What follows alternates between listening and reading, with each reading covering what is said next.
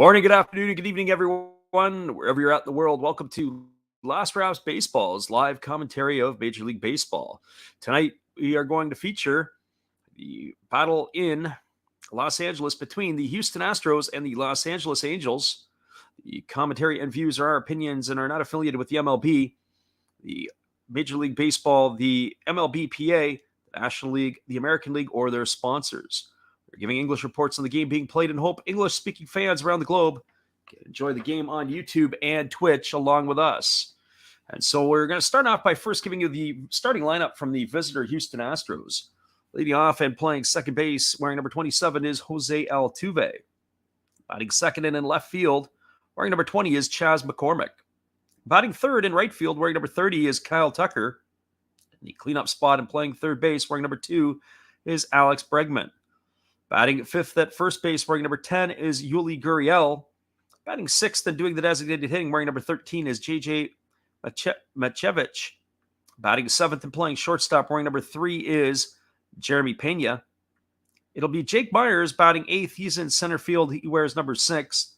And batting ninth, the catcher, wearing number 15, is Martin Maldonado. And they are going to be facing the right-hander, Shohei Ohtani, who is 8-4 on the season. He has worked 81 innings. He's allowed 60 hits, 23 runs, 22 of which have been earned. He's walked 20 and struck out 111. He's got an ERA of 2.44. Ohtani has been absolutely outstanding over his last 5 starts as he's got a microscopic ERA of 0.23. He is definitely in midseason form, the Japanese right-hander. And now the starting lineup for the home team from Los Angeles. Leading off and doing the pitching will be Shohei Ohtani. Batting second in center field, wearing number 3, is Taylor Ward.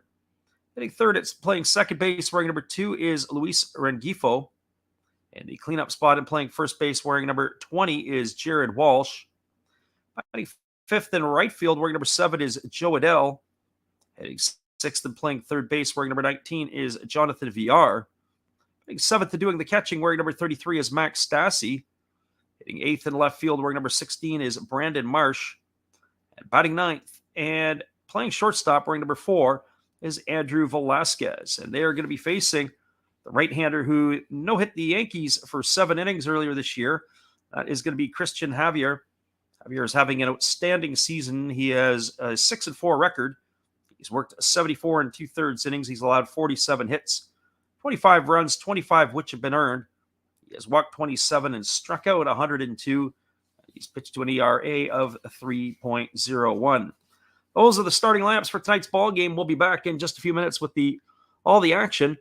We appreciate you guys for being here and checking us out, whether you listen live or on delay. Hang tight, everybody. We'll be back in just a moment after this from our friend Dave at Zero Fox Sports. Thanks for checking out Freddie and Last Raps Baseball. It's time to announce the winners of this month's mystery pack. Boom! Josh S., you're the winner. Congratulations. Enjoy the game, and remember to tell Steve Rademacher, take a haircut. Back to the game. Appreciate you there, Dave. And don't forget to enter the contest for Zero Fox Sports this month. Check it out with Dave again. Hey, everybody. Thanks for checking out the game and Last Raps Baseball. This is Dave, Zero Fox Sports Cards. If you like pack openings, baseball, all that good stuff, check us out. Drop a comment on our channel this month to win a mystery pack of cards. All you gotta do is say Last Rap sent you to be entered. And we'll drop a video later on this month announcing the winner. Enjoy the game.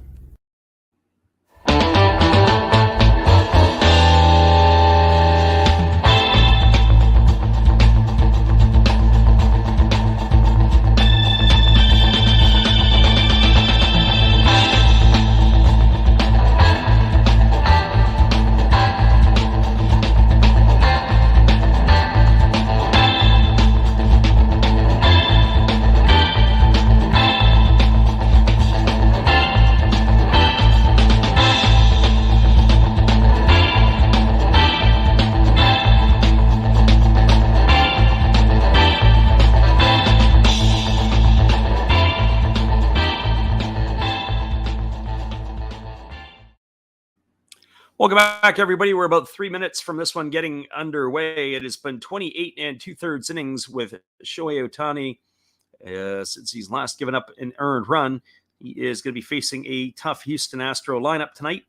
It's going to feature Jose Altuve, Tucker, Bregman. There's a couple players who aren't in the lineup tonight that they normally feature. Of course, Michael Brantley is out of the lineup tonight, and they are missing him, as is Yordan Alvarez. So a little bit of a thinner Houston lineup, but they are dangerous nonetheless.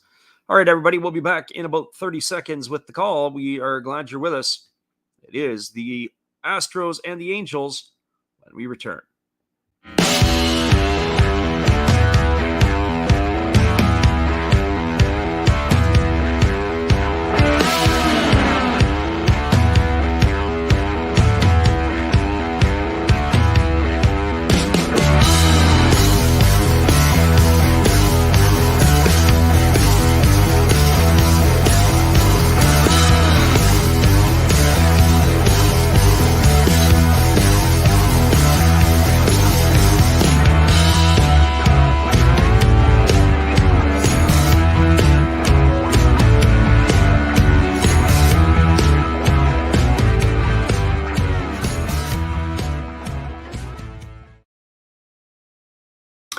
It is a beautiful night for baseball in Los Angeles, and it is going to be a beautiful day for a game. 77 degrees. The temperature, it is clear skies. The wind is blowing out to left field at 10 miles an hour. The home plate umpires for this one, behind the plate, it's going to be C.B. Buckner. Working at first base is Manny Gonzalez. Clint Vondrak is at second. And in the rocking chair at third base is Jeff Nelson. And those are going to be the umpires for this evening. We've got a full slate of games that have been going on across Major League Baseball. We will, throughout the game, give you those scores as well, as a lot of games were in today and our finals. There are games that are just wrapping up and completing right now. And really, there's only this game here. And, of course, the game that is just underway on the coast here, or at least in the West, is the Padres and the Rockies, who are in the third inning.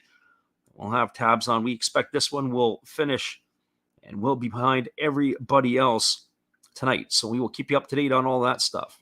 All right, everybody, we'll be back in just a couple moments with the first pitch of the ball game, because Ohtani is on the hill and he is completing his warm-up tosses. In 30 seconds, we'll be right back, and we'll get it on here. Hang tight.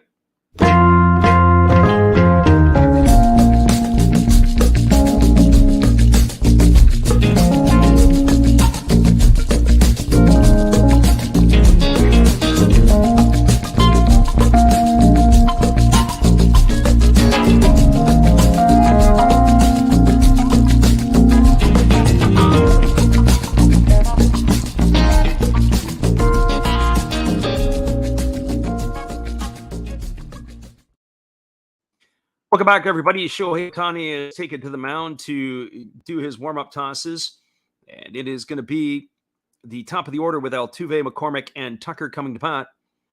Again, the right-hander. This game here is a battle in the American League West. The Houston Astros are perched atop the top spot. They are 57-29.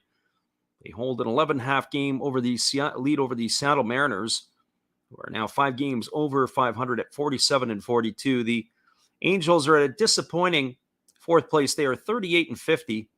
They are 20 games back of the leaders, and we're ready to get this one underway as Ohtani has completed his warm-up tosses. He'll be facing the diminutive Jose Altuve here to begin the first inning. And Ohtani working from the stretch position. He kicks and delivers. And the first pitch of the ball game is a breaking ball that drops in for a called strike, and the count is quickly 0-1.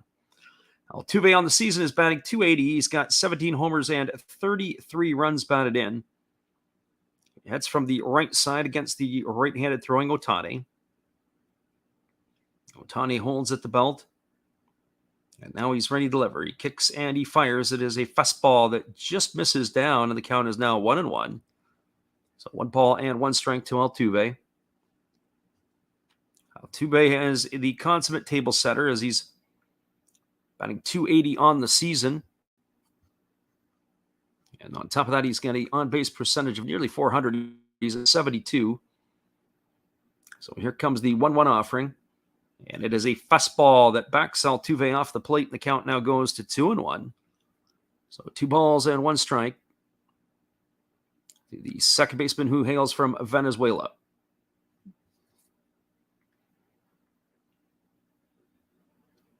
It'll be Altuve, then McCormick, and then Tucker here in the first. Ohtani holds at the belt. And now he kicks and delivers. It's a fastball swung on and missed at 97 miles an hour, and the count now goes even to 2-2. So 2 balls and 2 strikes.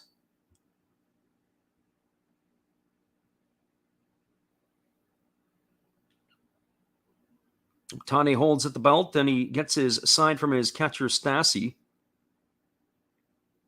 And now he's ready to work. He kicks and he delivers. It is a fastball that bounces in the dirt at 90 miles an hour, and the count is now 3-2 to Altuve.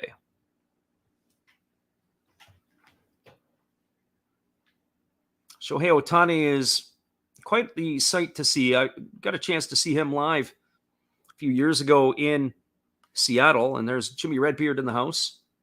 When I was in Seattle, he was pitching, he was warming up, and you had to be about 8 people deep just to watch him in the warm-up. I was fortunate enough to get a few pictures and so on and so forth, and a little bit of video, but nothing really up close.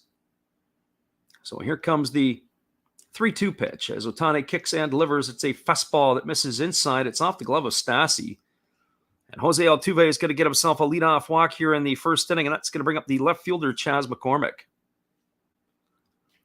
For McCormick on the season, he's batting .229. He's got 8 homers and 80 runs batted in. McCormick gets the start tonight in left field. He was originally taken in the 21st round of the 2017 draft from Millersville University in Pennsylvania. This is his second season now in an Astro uniform. Last year, had a pretty decent rookie campaign. In a part-time role, he hit 14 homers and drove in 50. There's a breaking ball that misses outside, and the count is 1-0. This year, though, his batting average has fallen off a bit. The teams have got him in their books. They're pitching him a little bit differently. This is McCormick now stepping into the plate. The 1-0 count. Ohtani holds at the belt. And now he kicks and delivers. It's a fastball that misses upstairs, and the count is now 2-0. So 2 balls and no strikes to McCormick.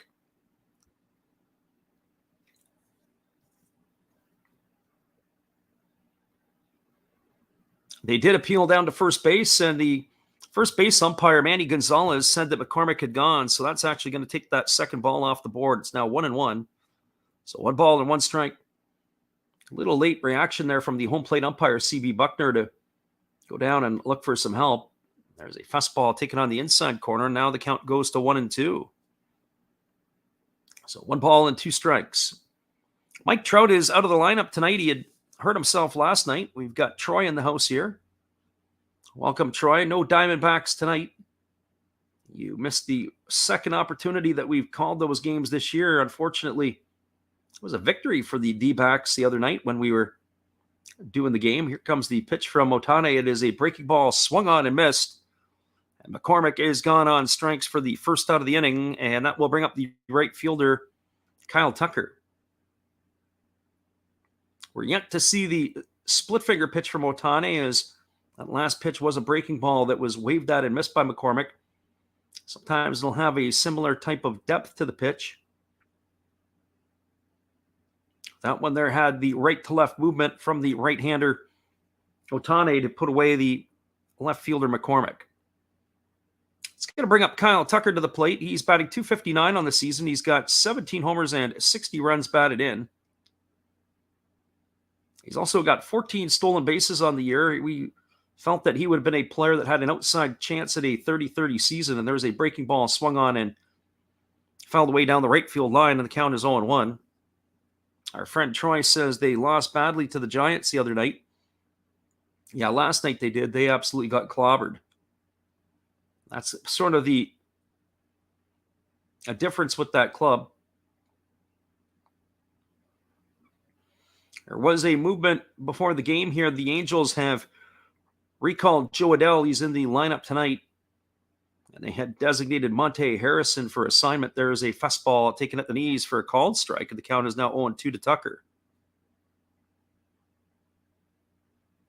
Right now, Shohei Ohtani has gone to 29 innings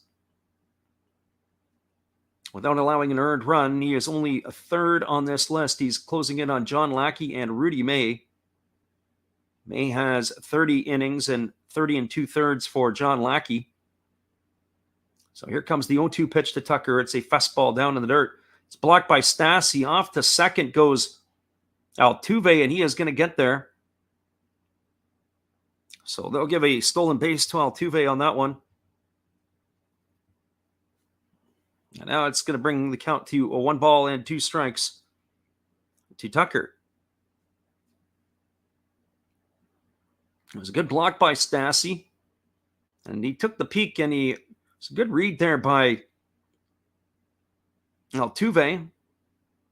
The batter, Tucker, basically held his ground, so it was a very difficult throw in which to make by Stassi, as the ball had taken him in almost behind the batter in the left-handed box. So time has been called as Tucker steps out, grabs some dirt, rubs it up on his hands, and now he's ready to dig in again to face the right-hander Ohtani. Ohtani checks the runner Altuve at second. He comes set at the belt.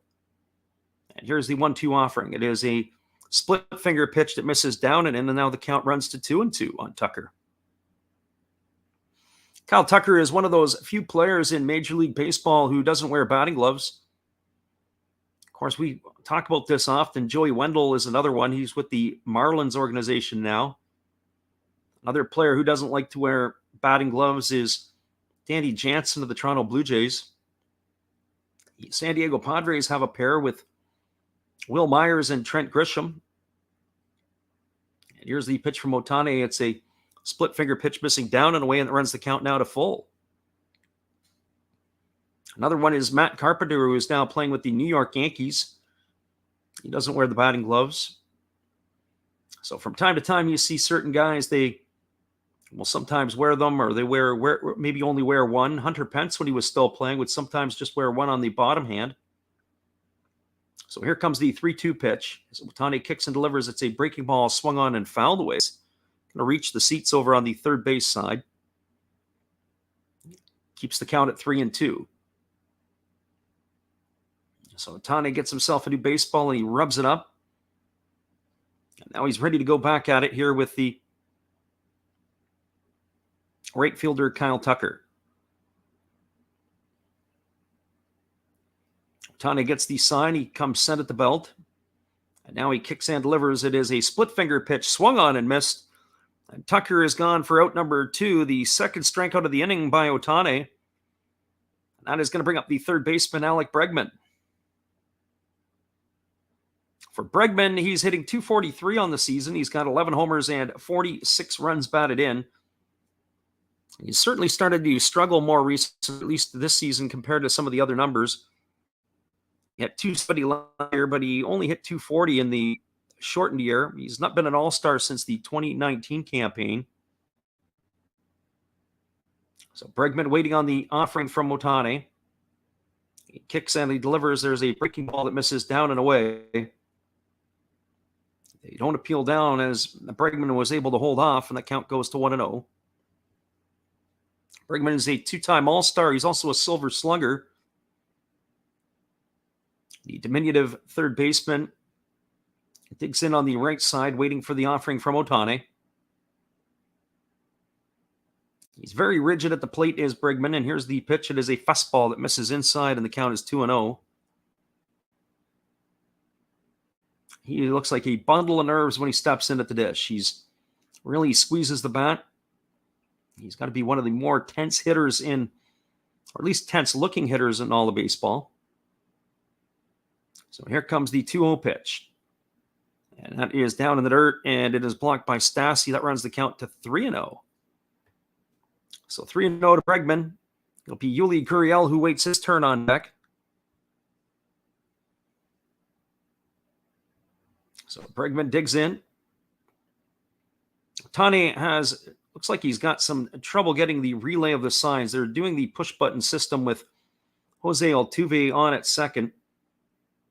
Ohtani usually brings the glove up to his ear so he can better hear.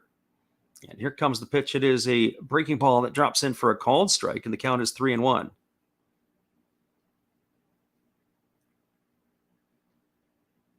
Troy says, you were talking Altuve earlier. So 3 balls and 1 strike. Again, Ohtani checks the runner Altuve at second. He kicks and delivers. It's a breaking ball swung on and missed, and now the count runs to 3-2 on Bregman.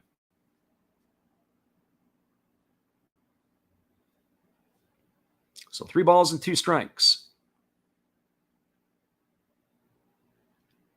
Ohtani holding at the belt, checking the runner at second, and now he delivers. It is a breaking ball swung on. It is grounded softly to short. It is fielded by Velasquez. He throws to first, and that is going to do it. It's a ground out 6-3 to retire the Astros in their half of the first inning. Hang tight, everybody. We'll be back in just a moment. They're already checking Ohtani's hands as he come off the field. There was no runs. There were no hits. There were no errors.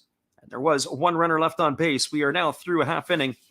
It is the Astros, nothing. The Angels coming to bat. Stick around, everybody. We'll be back in just a couple moments after this. We appreciate y'all being here with us. Here's our friend Dave.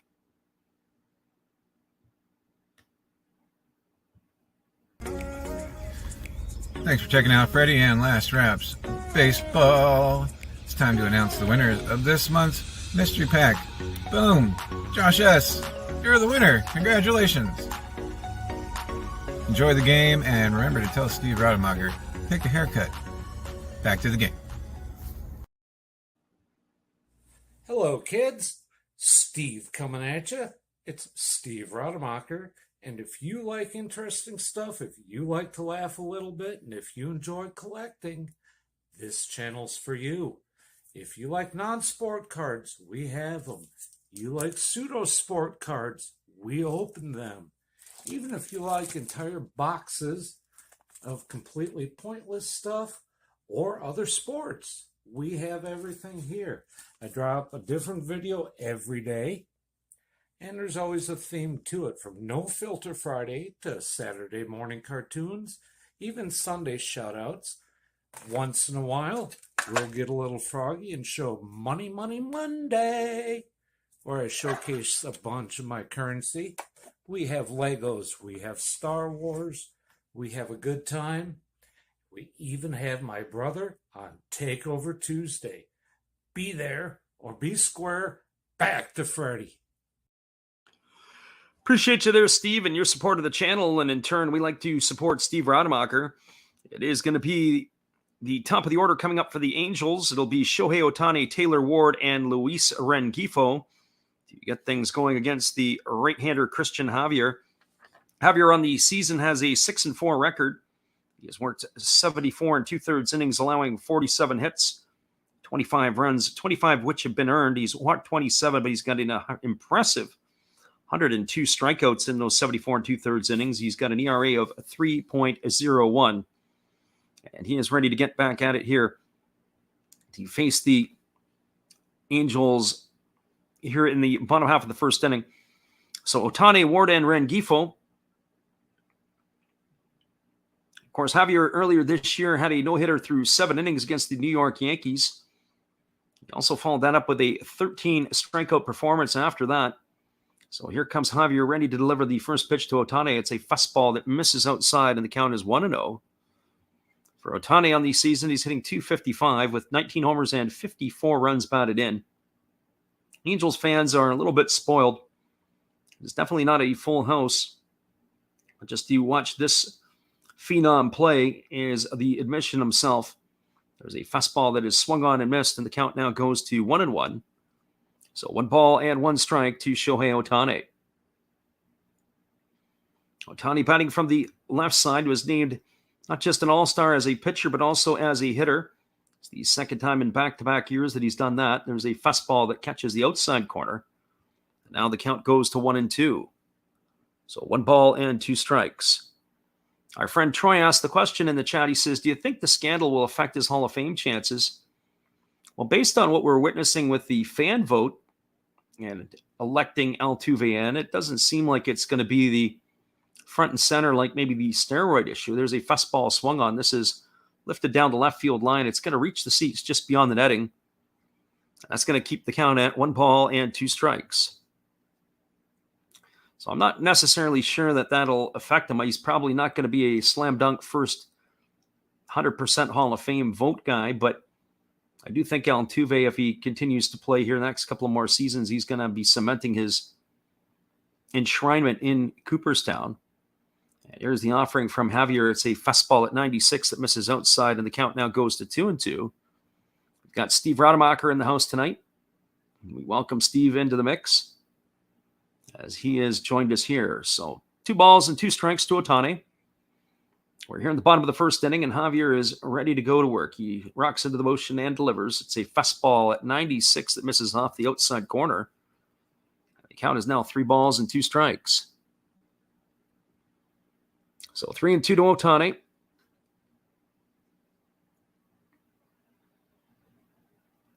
Ohtani steps out and waggles the bat, and now he's dug back in, ready to go. He's got his hands really high up over his head. Some hitters like to do that as they feel that they almost, if they start lower, they maybe takes away a bit of a hitch. And here comes the offering from Ohtani. It's a fastball swung on and missed. And he is retired on strikes for out number 1 here in the first inning. That's going to bring up the center fielder, Taylor Ward. For Taylor Ward, he's had a very strong season. He's batting .292. He's got 12 homers and 34 runs batted in. He's been almost a surprise for the Angels this year as he's in his 5th season with the club. By far the opportunity here, it's the 65th ball game tonight, which ties his career high. And there's a first pitch breaking ball that misses inside, and the count is 1-0 to Ward. Ward had never played in more than 65 games in his first 4 years with the club. Was originally a first-round pick of the Angels back in the 2015 draft out of Cal State University, Fresno. There is a fastball swung on and missed, and the count goes even to 1-1. He was taken out of high school by the Tampa Bay Rays, but chose to go to college instead and was redrafted 3 years later by the Angels. So Javier rocks into the motion, and he kicks and delivers. There's a fastball swung on. It's straight back off the catcher, Martin Maldonado, and the count is now 1-2. So 1 ball and 2 strikes. Just some programming notes. We'll be back on again the air tomorrow as we got the Brewers and the Giants from the City by the Bay. And then it is our bread and butter. We're going to be doing the Japanese games on the weekend. It'll be the Oryx Buffaloes and the Tohoku Rakuten Golden Eagles. There's a breaking ball that is waved at and missed. And Ward goes down on strikes for the second out of the inning. So 2 up and 2 away, both via the strikeout. And that's going to bring up the second baseman, Luis Rengifo. When I look at both of these lineups tonight, there are a lot of strikeout candidates in there for both of these 2 pitchers. This game could easily see both of the starters get into double digits. So Javier ready to go to work against Rengifo. Rengifo is batting .243 on the season. He's got 5 homers and 13 RBIs. It has been a bit of a revolving door at second base this year with David Fletcher being hurt. Last night there was Stefanik was the second baseman, and now tonight they've got Rengifo holding it down in one of the keystone positions as a breaking ball misses outside. The count is 1-0. So Rengifo waiting on the right-hander Javier, and there's a fastball that misses outside, and the count now goes to 2-0. Rengifo is pretty well put together. He's not a big fella, but he's got some solid pipes. They list him at 5'10 and 195.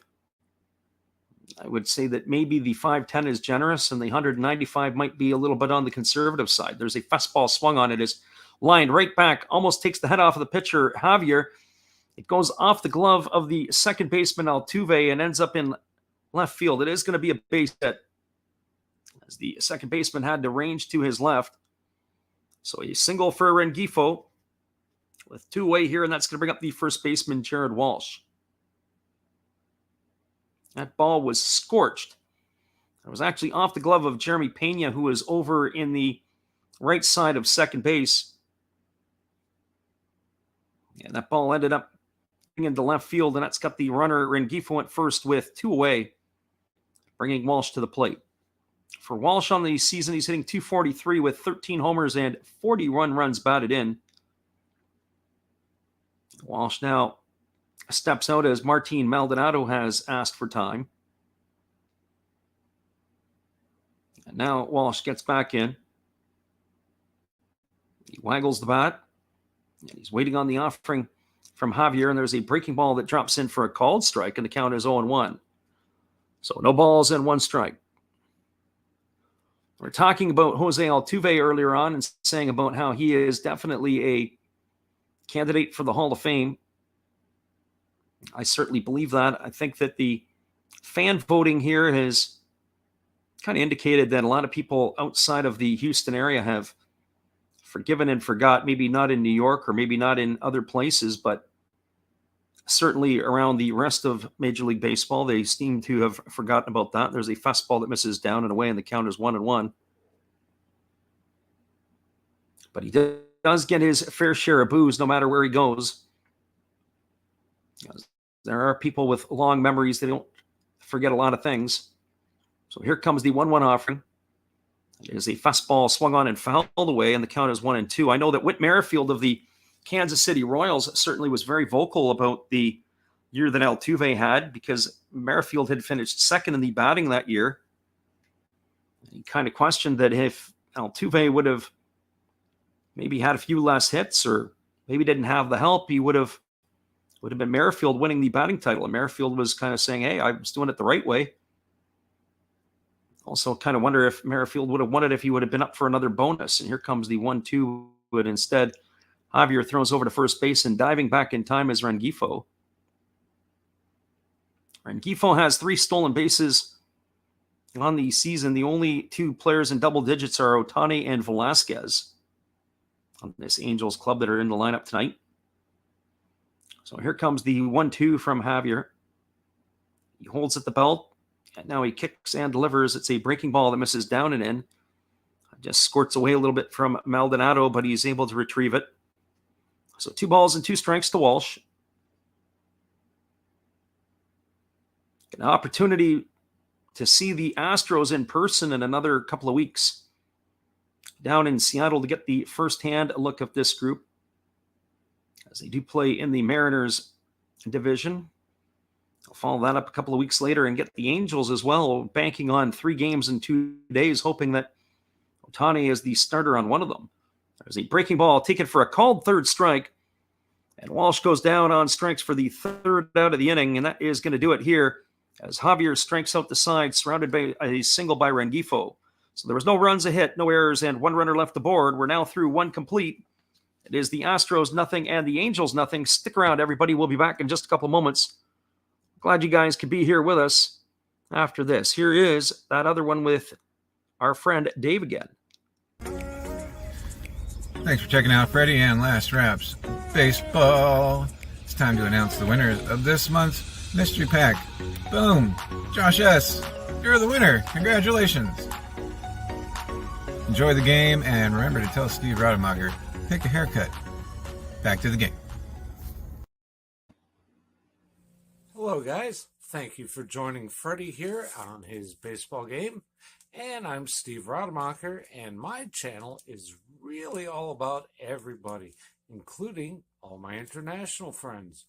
We have such stuff as non-sport packs from Canada, the OP Cheese. We have the Greek Freak. We have money from around the world. We have lira. We have yen. We have francs. We have pounds. We have Deutschmarks. We have all kinds of cool stuff like that. We even have some cooler things like Japanese women wrestlers and OPC baseball cards where I cannot read the back. We even have unopened material like the royal family, I know it's backwards, from London, England. Thank you for watching. Back to Freddie. Appreciate you there, Steve, and your support of our channel. And in turn, we like to support Steve Rademacher It is going to be the 5, 6, and 7 hitters coming up to bat here in the Houston Astros top of the second to face Ohtani. It'll be Gurriel, Machevich, and Jeremy Pena. For Gurriel, he is hitting .229 on the season with 7 homers and 25 runs batted in. Looks like his game has fallen off quite a bit, as he has been one of those kind of guys at the age of 38 years old, may have seen his peers in behind him. And here's the first offering. It's taken for a fastball for a called strike, and the count is 0-1. For Gurriel, he broke into the major leagues back in 2016 at the age of 32. He won a Gold Glove last year. Unfortunately, he came over from Cuba, and as most of us know, wasn't an easy thing to be able to get out of the country, and now he's playing in the major leagues as that fastball swung on and fouled away, and the count is 0-2. He and his younger brother, Lourdes, who is in the Toronto Blue Jay organization, getting to showcase their talents in Major League Baseball, but not necessarily with the blessing of the Cuban government. So here comes the 0-2 offering from Ohtani, who kicks and delivers. It is a fastball swung on and lifted foul. It's going to reach the seats on the first base side. That keeps the count at 1-2.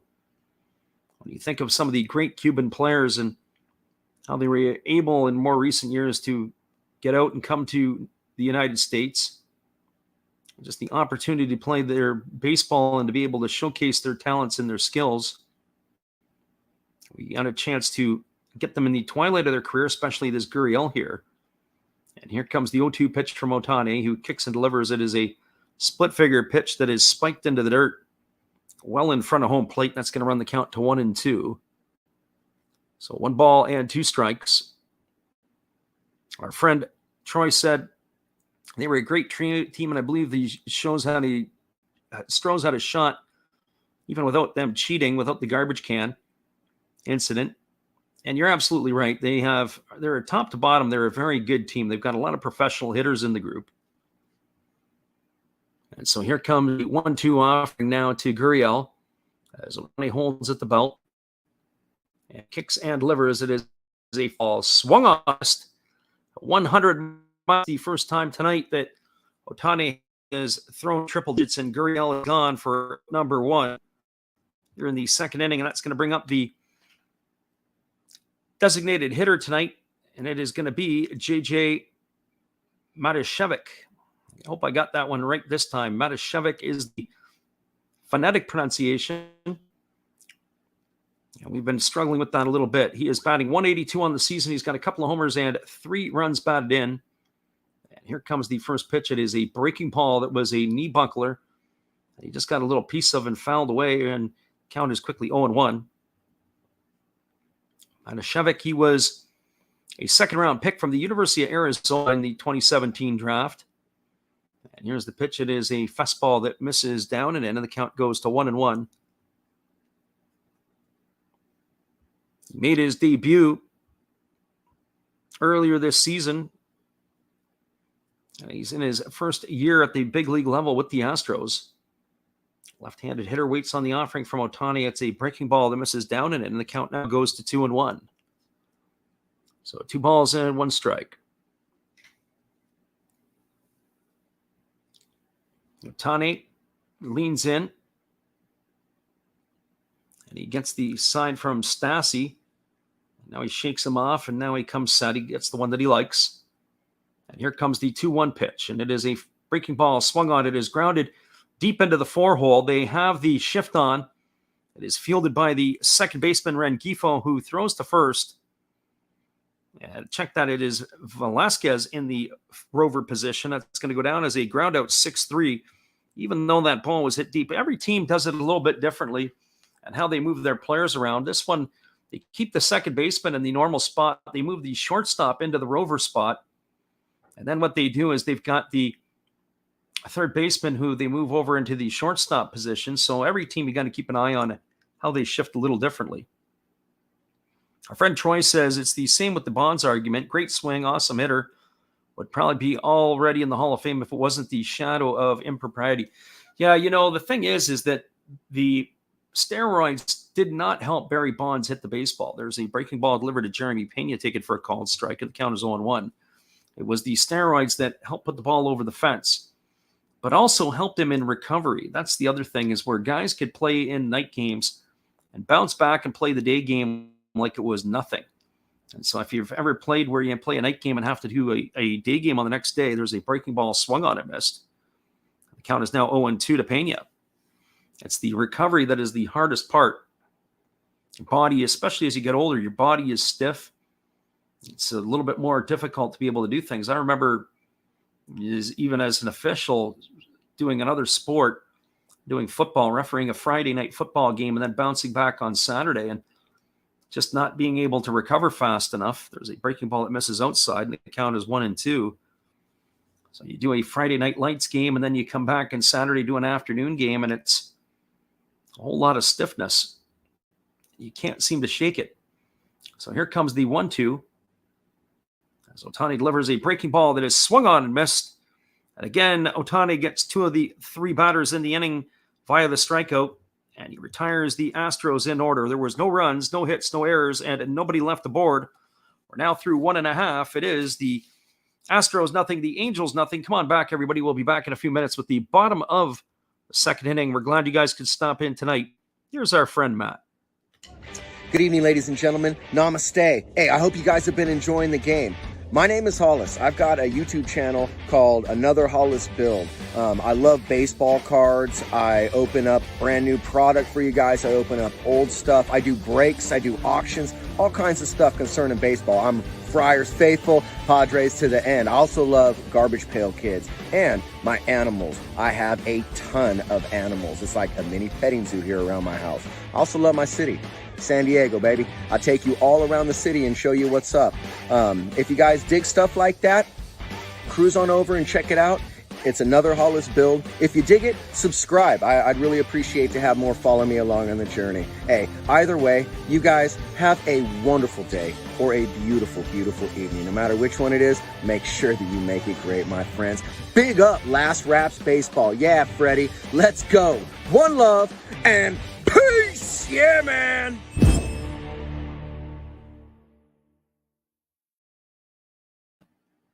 That's right, everybody. After the game, be sure to check out Matt Hollis and Another Hollis Build.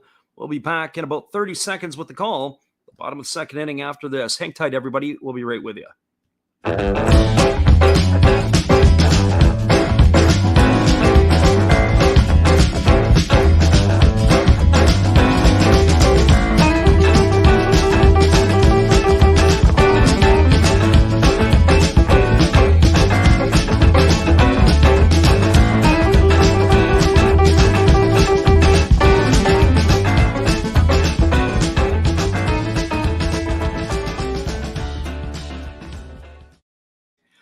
Welcome back, everybody. We are cruising to the bottom of the second inning. It is going to be Joe Adell, Jonathan Villar, and Max Stassi to come to bat to face the right-hander Christian Javier. Adell was recalled today as Monte Harrison was designated for assignment. He gets his recall again. He takes a first pitch fastball for a called strike, and the count is 0-1. For Adell on the year, he's batting .250. He's got 3 homers and 10 RBIs. The heralded young prospect in the Angels organization has yet to be able to find his sea legs at the big league level. There's a fastball swung on. It is popped foul. It's going to reach the seats behind home plate, and the count is going to go to 0-2. So no balls and 2 strikes to Adell. He was recalled, as we said today, from AAA. He had been up with the big club a couple of other occasions this year, but he has been getting his share of frequent flyer miles on the shuttle going up and down. There's a fastball that misses upstairs, and the count is 1-2. One of the knocks on the young right fielder has been his defense, or maybe lack thereof it. We did see the Angels play earlier this year, and they had him playing in left field, and he was able to gun a runner down at the plate. So maybe he is cleaning up his roots. There's a fastball swung on and fouled away, and the count remains at 1-2. A lot of promise in terms of power and speed at the minor league level, and he's not yet been able to translate that into the big league stage yet. So he is going to be playing for the manager, Phil Nevin, who obviously has replaced Joe Madden, so maybe Madden or maybe Nevin can get a spark out of Adele, and there's a breaking ball swung on and missed. And he has gone for the first out of the inning, and that's going to bring up the third baseman, Jonathan Villar. So for Javier, he has recorded all the outs so far today on the strikeout. That is the fourth of the ball game. For Villar, he has joined the club. He was let go by the Chicago Cubs after playing in 46 games for the Cubbies this year. He had a couple of homers and 15 RBIs. But he is now in his ninth game with the Angels. Villar had led the major league way back in 2016 with 62 stolen bases with the Brewers as a fastball swung on and fouled away. But he's really bounced around. He began his big league career with the Astros organization, and then he ended up in Milwaukee, then Baltimore. And he was with the Marlins and the Jays, the Mets and the Cubs. And now he finds himself in an Angel uniform. So here comes the offering from Javier. It's a fastball that goes all the way to the backstop. And the count is now even at 1-1.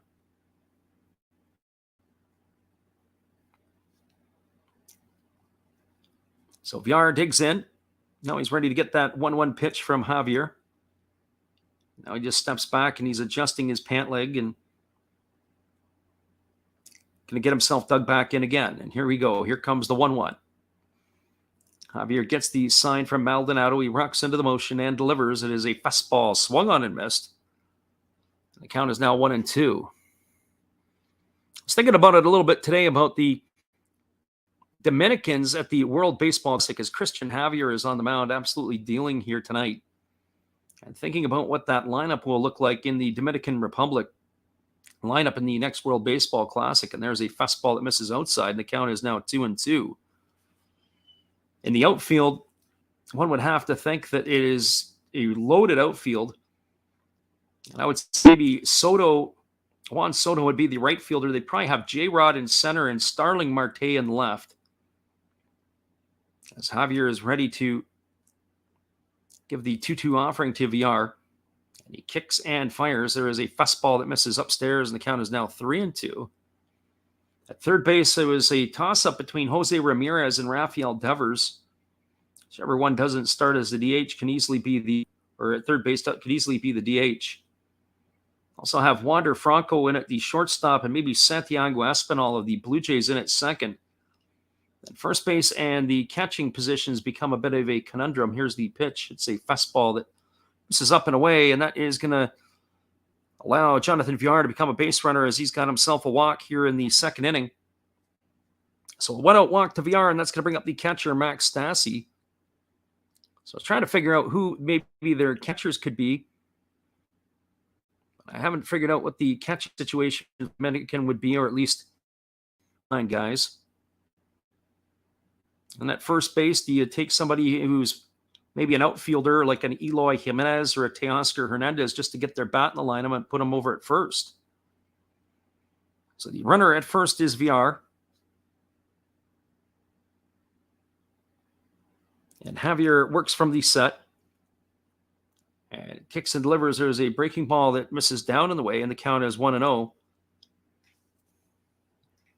So our friend Troy says, maybe we need to suggest that he starts doing some steroids.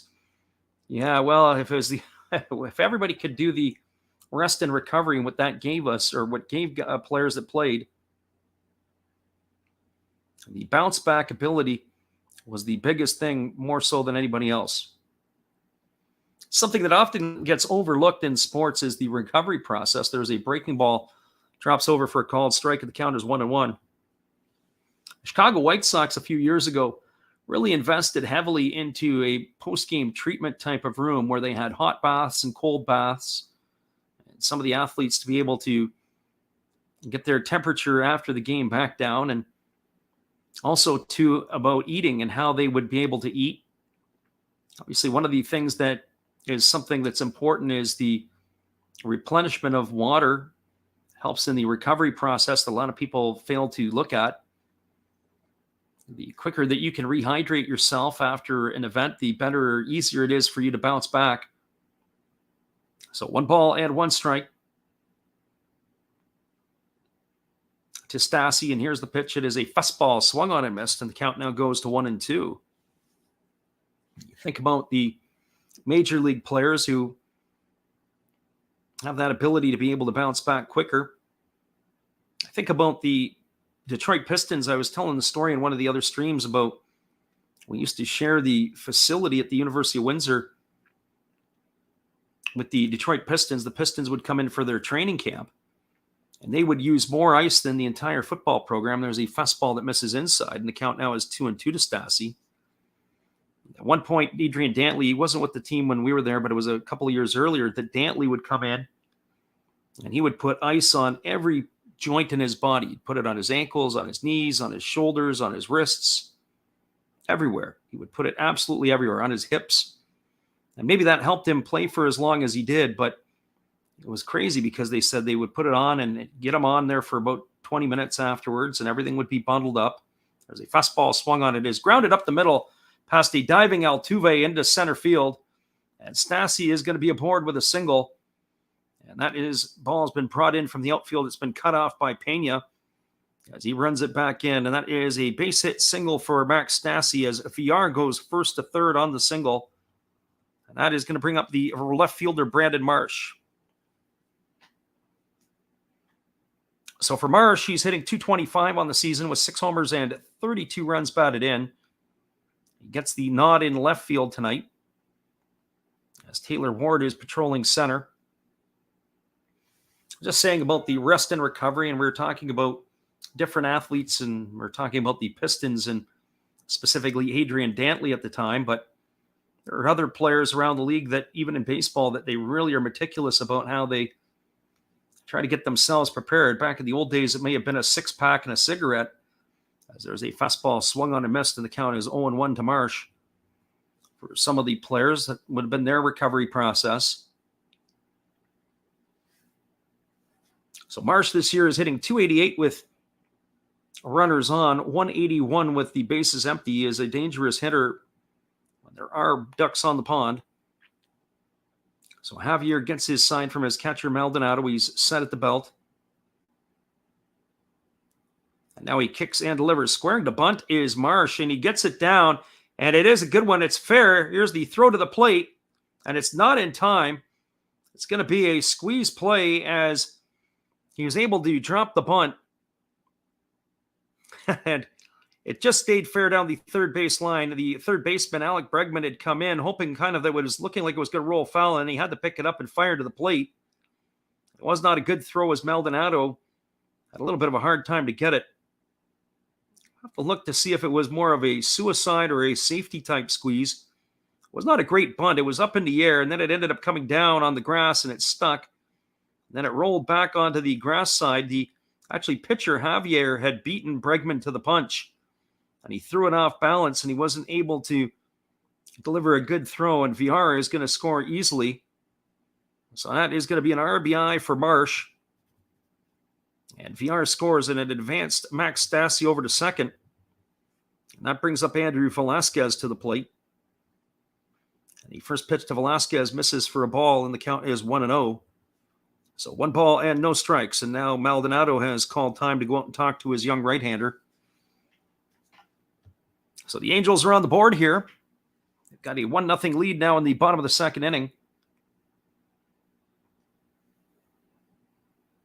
Marsh was able to get the job done, picking himself up an RBI. That was his 33rd RBI of the year. So Velasquez waggling the bat. Now he's ready on the offering from the right-hander Javier. Here's the 1-0. It's a breaking ball swung on and missed, and the count is 1-1. Velasquez really struggling at the plate this year. He's batting $164. He's got 5 homers and 20 RBIs. But he does have some impressive leather he's able to flash. He's slick fielding shortstop. Just needs to get his average up a little bit more and can have a longer productive stay in the big leagues. There's a fastball swung on and fouled away, and the count is 1-2. He's definitely all glove and no bat. He makes the former shortstop Edney Hechavarria look like a contact hitter. I say former big league shortstop as he's applying his trade in Japan with the Chipolote Marines. So 1 ball and 2 strikes. Javier Gets the sign from his catcher, Maldonado, and he comes set. He checks Stassi at second. And here comes the offering. It is a fastball that just misses off the outside corner. The count now runs even to 2-2. So 2 balls and 2 strikes to Velasquez. Shohei Ohtani is waiting his turn on deck.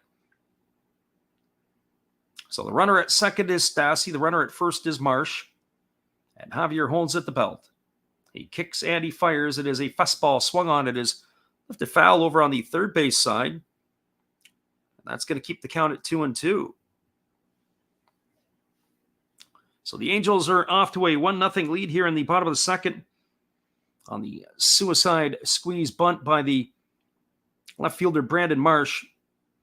That has put them out in front here 1-0.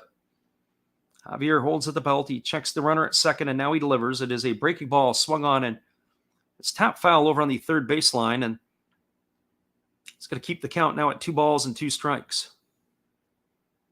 After a fairly efficient first inning, Javier has really had to work here in the second. He's up to 43 pitches now in the ball game here in the second inning.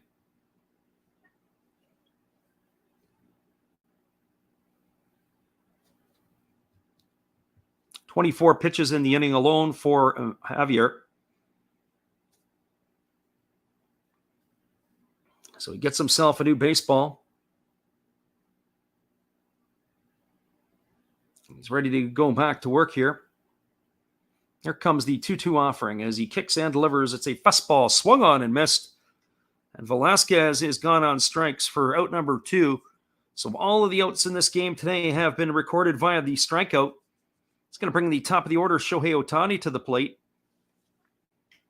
Ohtani is 0 for 1 today. Of course, he was retired via the strikeout to open the ball game. So they've got runners at first and second with 2 gone. Ohtani stepping to the plate. Opportunity here for the Angels to add runs to the board.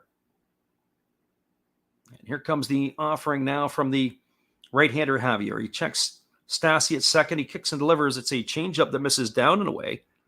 The count is 1-0. So 1 ball and no strikes. Tane getting the nod on the hill, and the leadoff spot here in the batting order. Javier working on the sign from the catcher, Maldonado. Now he kicks and delivers. It is a changeup swung on and missed, and the count goes even to 1-1. So 1 ball and 1 strike.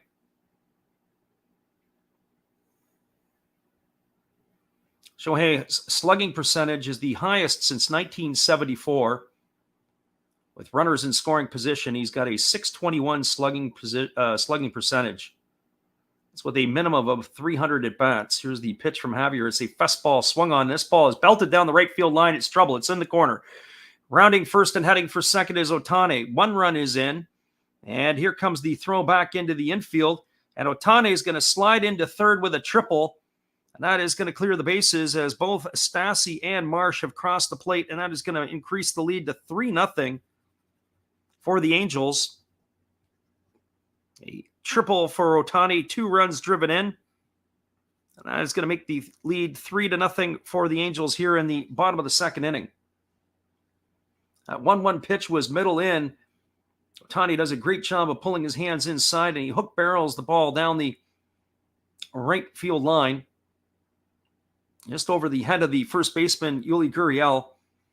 Ohtani hardly looked like he was moving, and then he turned on the jets once he got close to second base, and he was able to cruise into third safely. And so he is at third, and Taylor Ward now steps to the plate. And the first pitch to Ward is a fastball that misses upstairs for ball 1. The count is 1-0. So 3-0 for the Angels here as they're flexing their muscles in the bottom half of the inning. Ward now waiting on the 1-0 offering from Javier. And he kicks and delivers. It is a changeup that misses down, and the count is now 2-0. So 2 balls and no strikes.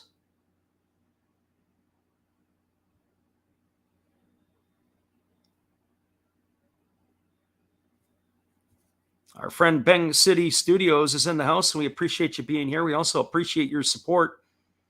We noticed that you have got the opportunity here to subscribe to our channel, and we appreciate that. There's a breaking ball that misses outside, and this count is now 3-0. Our friend The Living Room is also in the house. He says the Blitzball boys are here. They've had a few pops and are, after playing some darts at the Legion, he put $10 on the Angels, the Carp, and the Marines. And so here comes the 3-0 offering to Taylor Ward. As he kicks and delivers, there's a fastball swung on and fouled away just behind home plate. The count goes to 3-1. I can see why the drunk part came in. Doing it on the Angels, yeah, I can see that. I can see it on the Carp. But maybe putting it on the Marines is a little bit too far. That's where the alcohol has started talking. So 3 balls and 1 strike to the right-handed hitting Ward. Javier comes set at the belt. The runner at third is Ohtani. There's 2 away here in the bottom of the second. He kicks and delivers. There's a fastball swung on and missed. The count now runs full to Ward. Ward tonight is 0 for 1. He struck out his first time up. As we said, all of the outs so far in this game retired by Javier have come via the strikeout. There hasn't been a ball put in play that has been retired for an out yet. And here comes the 3-2 pitch. Holding at the belt is Javier, and he kicks and delivers. It is a breaking ball swung on and missed. And once again, Javier strikes out the side, but this time there was damage done. There were 3 runs in the inning. And there was 3 hits. There were no errors and 1 runner left aboard. We're now through 2 complete. It is the Los Angeles Angels 3, the Houston Astros nothing. Stick around, everybody. We'll be back with the call. The top of the 3rd inning after this. Appreciate you guys for being here. And here is our friend Steve Rademacher. Hello, kids. Steve coming at you. It's Steve Rademacher. And if you like interesting stuff, if you like to laugh a little bit, and if you enjoy collecting, this channel's for you. If you like non-sport cards, we have them. You like pseudo-sport cards, we open them. Even if you like entire boxes of completely pointless stuff or other sports, we have everything here. I drop a different video every day, and there's always a theme to it, from No Filter Friday to Saturday morning cartoons, even Sunday shoutouts. Once in a while, we'll get a little froggy and show Money Money Monday, where I showcase a bunch of my currency. We have Legos, we have Star Wars, we have a good time. We even have my brother on Takeover Tuesday. Be there or be square. Back to Freddy. Appreciate you there, Steve. We'll be back in just a couple moments with the call. At the top of the 3rd inning, it is 3-0 for the Angels. We're glad you all are with us.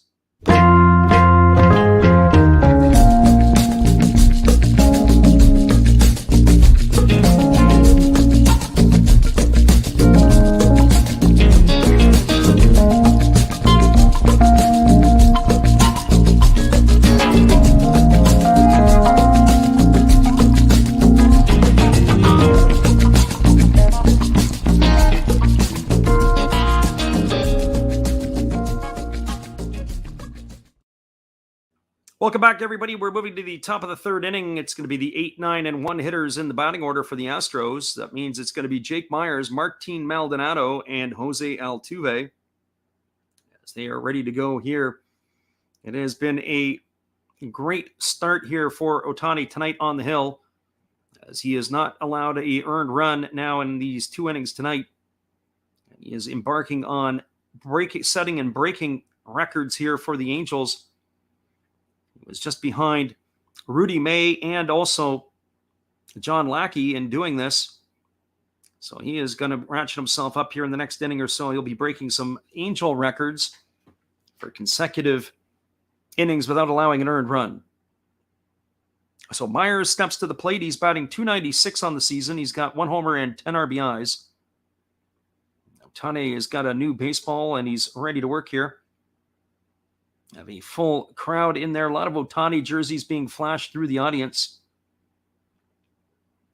As we said, it is not a full house in Los Angeles, which is disappointing. Every time this pitcher takes to the hill, it is an absolute treat. Here comes the first pitch. It's a fastball that misses outside, and the count is 1-0 to Myers. Myers batting from the right side against the right-handed throwing Ohtani. He digs into the batter's box. He waggles the bat. And now he's ready on the first offer, or the second offering, but Ohtani steps off the rubber and wants the catcher Stassi to flash through the signs again. Stassi uses the conventional method when there's nobody on. He gives the numbers down in the middle of his body. There's a breaking ball that just catches the outside corner, and CB Buckner calls it a strike. The batter, Myers, he looked back, asked if that was a swing or a called strike, and it was a called strike. That pitch looked like it was well off the outside corner. Ohtani getting a little home cooking here. So the count is 1-1 strike. That pitch, I can understand why the batter Myers was wondering if that was a strike or not. Here's the 1-1. There's a fastball that misses upstairs. The count is now 2-1. If I'm Ohtani, I want to go right back to that same spot. Good solid 6 inches off the outside plate. If that's what you're going to get to work with from CB Buckner, you might as well use it. We've got George in the house, George Snuffles. We appreciate you for being here. Ohtani checks the runner at second. He holds at the belt, and now he delivers. It is a fastball taken for a called strike. Counts 2-2.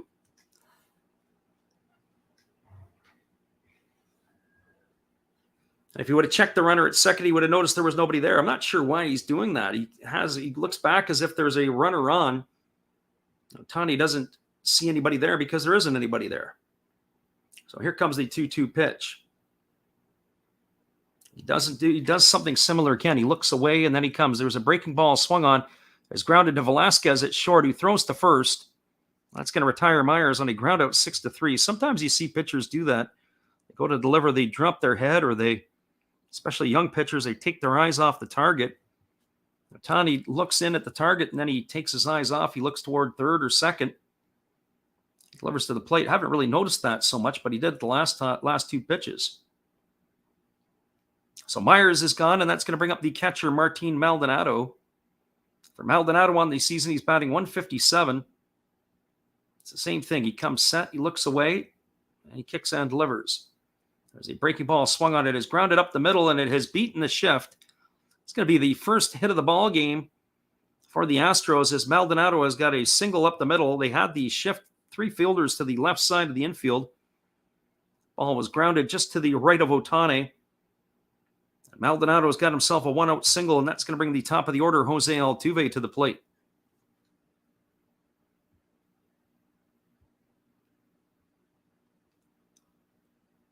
So for Altuve, he is looking for this is his first plate appearance of the ball game, or his second plate appearance, his first at bat, potentially, as he walked his first time. He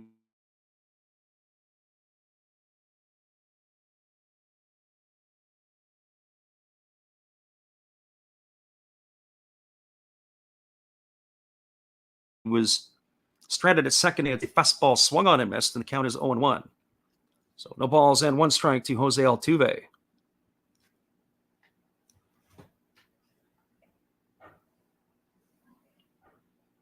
Altuve batting from the right side, voted in the All-Star game. We had our friend Troy in here earlier. We were talking about it. Have the fans forgiven Altuve? And I think outside of the market, based on the fan voting, I would say that probably nationally that Altuve, the scandal is behind him. There's a fastball that misses upstairs, and the count is 1-1. It's always good to have a scandal in the media. Anytime that you've got some sort of controversy, it always keeps the baseball in the forefront. Remember when George Steinbrenner was the owner of the New York Yankees, he used to say that any publicity was good publicity, even if it was negative publicity. You always had your name in the media. Here comes the pitch from Ohtani. It's a fastball taken for a called strike. The count is 1-2. So some people may not agree with it, but Steinbrenner was good with it. We appreciate you, George, for subbing to the channel. We thank you for being here. So 1 ball and 2 strikes it is to Altuve.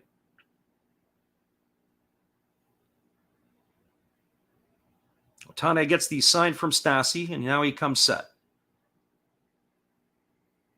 He checks the runner at first, which is Maldonado, and now he kicks and delivers. It is a fastball, swung on and missed. That was 101 miles an hour. That was the fastest pitch of the night by Ohtani. He blew that right by Altuve for the second out of the inning. And that is going to bring up the left fielder, Chas McCormick. So that's the second time tonight that we've seen Ohtani dial it up to 100-plus miles an hour. He may have more, but those are the only ones that we've seen. Back in the first inning, he set down Kyle Tucker, and now here in the third at 101 to blow away Jose Altuve. So that brings up Chas McCormick to the plate. He is 0 for 1 today. He struck out his first time up. And the first offering from Altuve is a breaking ball swung on and missed, and the count is 0-1. You have to wonder if the hitters come to the plate sometimes. Some guys will have to guess and anticipate where they think Altuve or where they think Ohtani is going to throw. Maybe go up and anticipate and figure, hey, we're going to get a fastball middle away. Let's just swing and hope we hit it.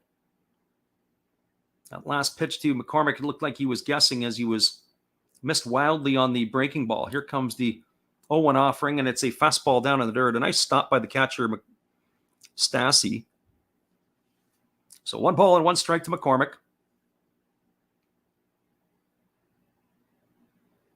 Ohtani's pitch mix. He's been using his slider, his four-seam. His curveball and his splitter have only been coming about 10% of the time. So really relying heavily on his fastball and slider tonight. He's already up to 48 pitches here in the top of the third inning. And here comes the pitch to McCormick. It is a fastball at 100 miles an hour, fouled away. The count now is 1-2. So seeing that last pitch was at 100, I'd be curious to see if Ohtani is going to snap something off soft here, or maybe come with the split finger pitch, trying to put McCormick away. So 1 ball and 2 strikes.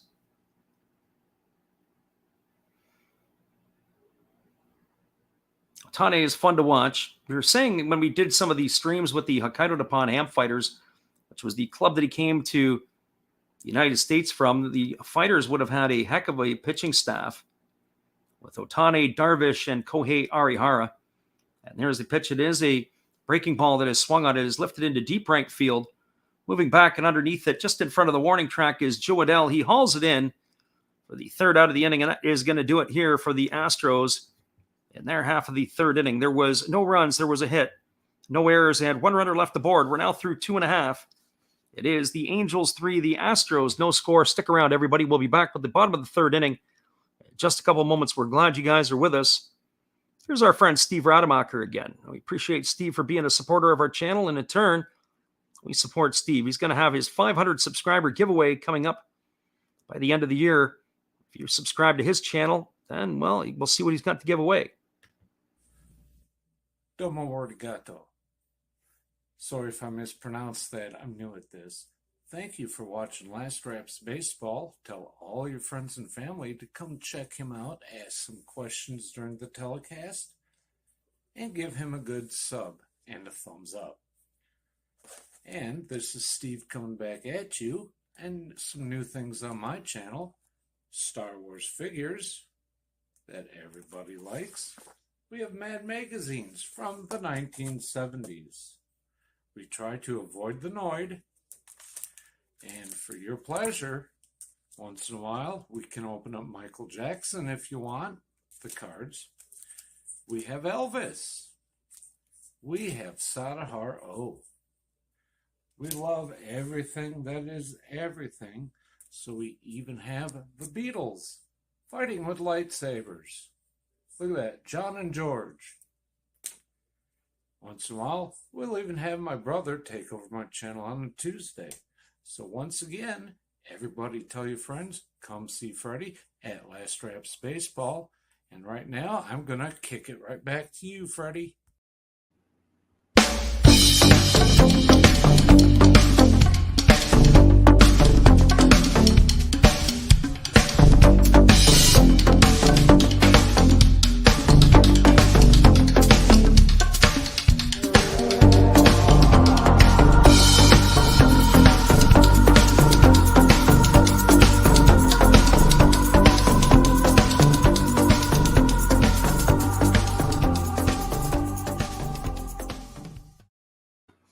Welcome back, everybody. It is going to be the 3, 4, and 5 hitters in the Astros batting order. It'll be Luis Rengifo, Jared Walsh, and Joe Adell. Face the right-hander Christian Javier. Breaking news just in, Jose Ramirez is going to be in his first home run derby in the All-Star game. So Jose Ramirez is the latest to be announced. There were 5 National Leaguers to be announced, and earlier today, Julio Rodriguez had entered the fray, the first American leaguer.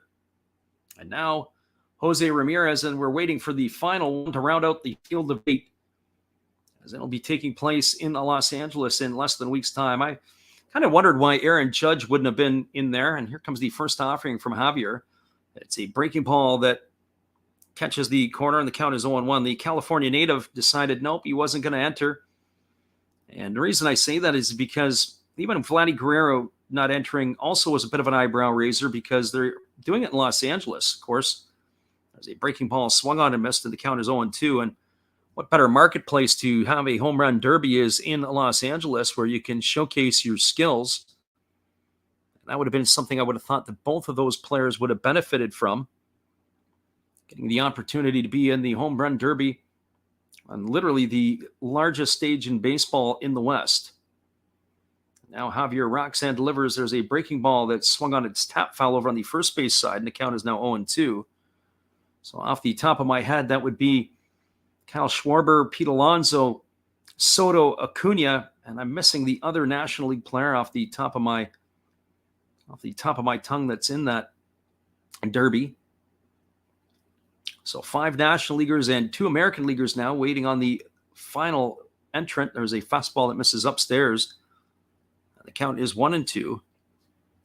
Certainly getting an opportunity to be in the derby in LA.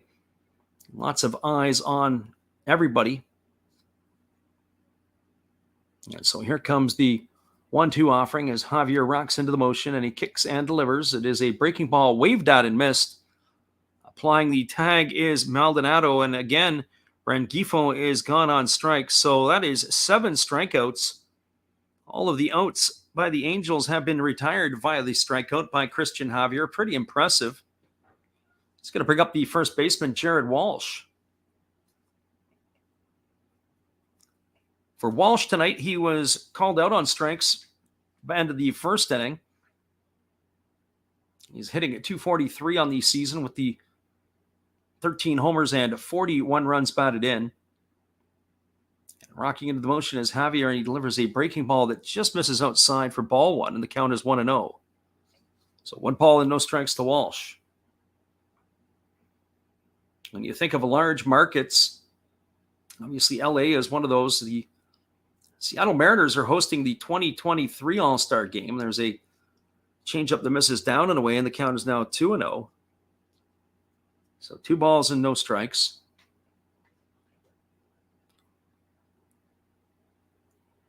Mariners have really been pumping and pushing their all-star packages.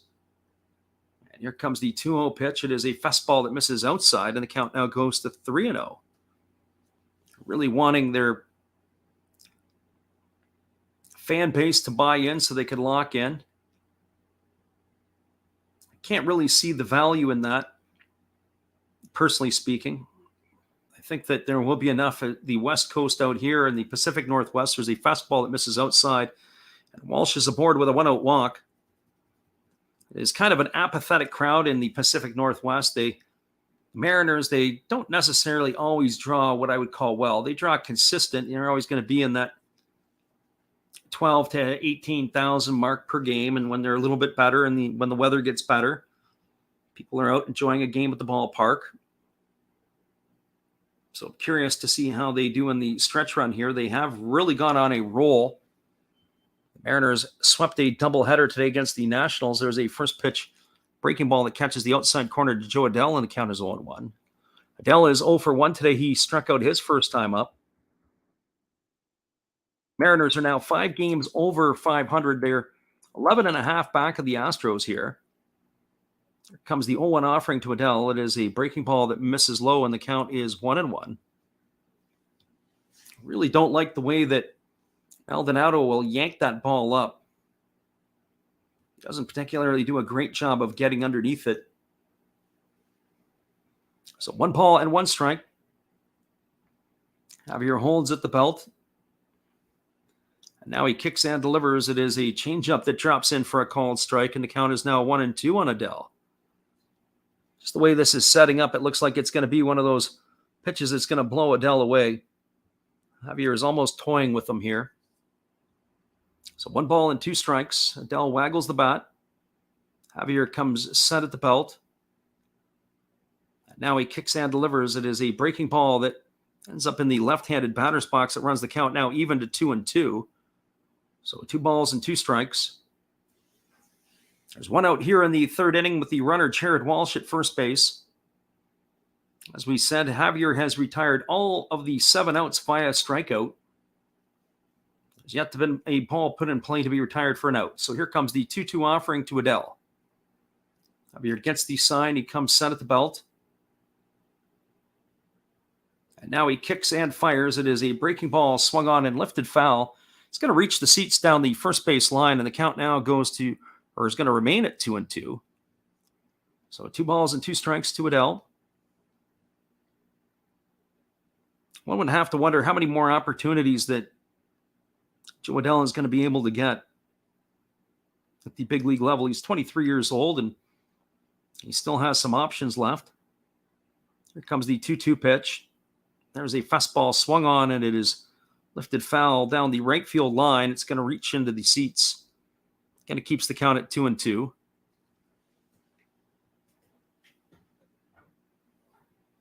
Adell has been given a pile of opportunities already in his young career.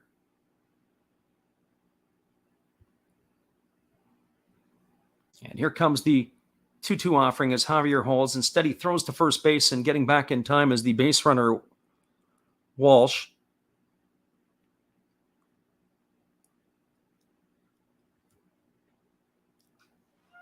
So again, Adell digs himself in.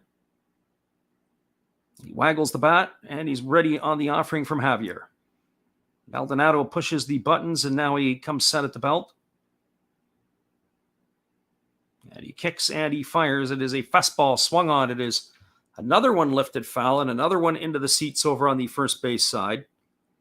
And the battle continues. This is going to be the 8th pitch of the at-bat for Joe Adell. You've really had to make Javier work. This is going to be the 70th pitch of the ball game. We're only here in the 3rd innings.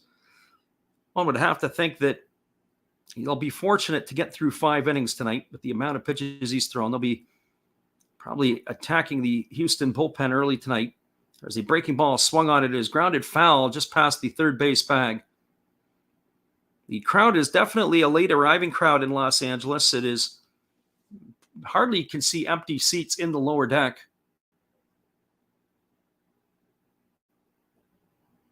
The upper deck, you can see that down the left field and the right field line towards the end of the upper deck that they are got their empty seats.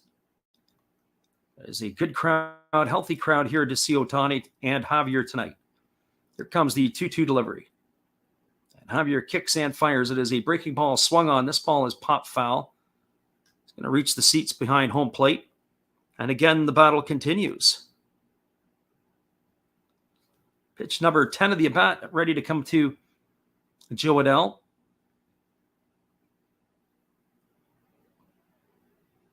Again, he digs in. And here comes the 2-2 offering. Javier gets the sign from Martin Maldonado, and he works set. And here comes the pitch. It is a fastball that is taken for a called 3rd strike. And Adell, I don't think he necessarily liked that call. It wasn't necessarily received the best by the catcher, Maldonado. But he stood there like the house by the side of the road and watched him by for out number 2. And that is going to bring up the catcher, Max Stassi. I'm not sure Adell was particularly sold on it, but that was a pretty good pitch. That is now 8 strikeouts. All 8 outs in the ballgame retired via the strikeout. Max Stassi comes to the plate. Stassi tonight is 1 for 1. He singled his first time up, and he came around and scored the run on the triple by Shohei Ohtani. Sorry, check that. That's Jonathan Villar stepping up to the plate. VR actually walked and scored the run. He got home the first run of the ball game on the squeeze by Marsh. He takes a first pitch breaking ball outside, and the count is 1-0. So 1 ball and no strikes. VR able to reach base. And he used to be able to move around quite a bit. We said early in his career, he led the league in stolen bases when he was with the Brewers. There's a fastball swung on and missed. A snap throw down to first base, and it's just a little bit into foul territory as Gurriel had picked it up. Nice throw by Maldonado. Trying to keep the runner, Jared Walsh, honest. It was a pretty big lead. He got back to first base. The tag, if the throw was decent, they probably would have had him. It was in the foul territory side. And Gurriel had to reach back, and getting in safely was the base runner, Walsh. Now here comes the 1-1 offering to VR. It's a fastball that misses up and away, and the count is now 2-1. So 2 balls and 1 strike. As we said, just a couple of programming notes. We'll be back on the airwaves again tomorrow with the Brewers and the Giants, so hopefully everybody can make it back in, whether you listen live or on delay. Look forward to bringing that one to you as well.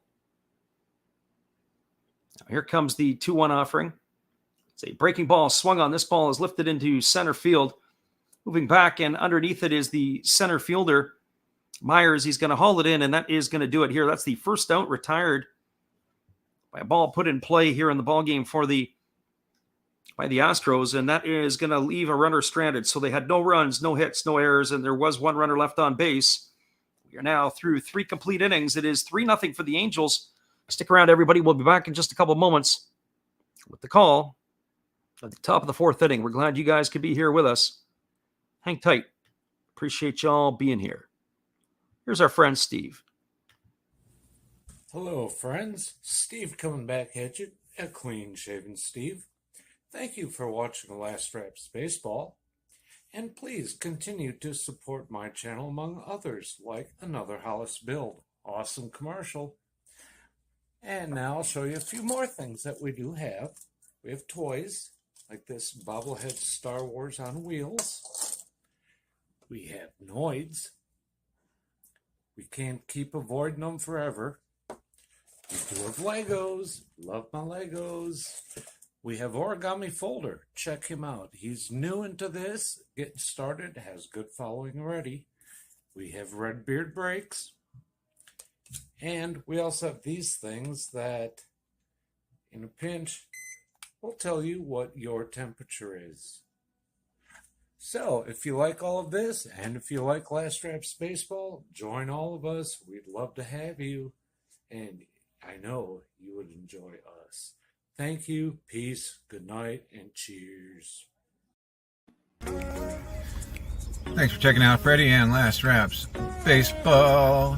It's time to announce the winners of this month's mystery pack. Boom! Josh S., you're the winner. Congratulations. Enjoy the game, and remember to tell Steve Rademacher, pick a haircut.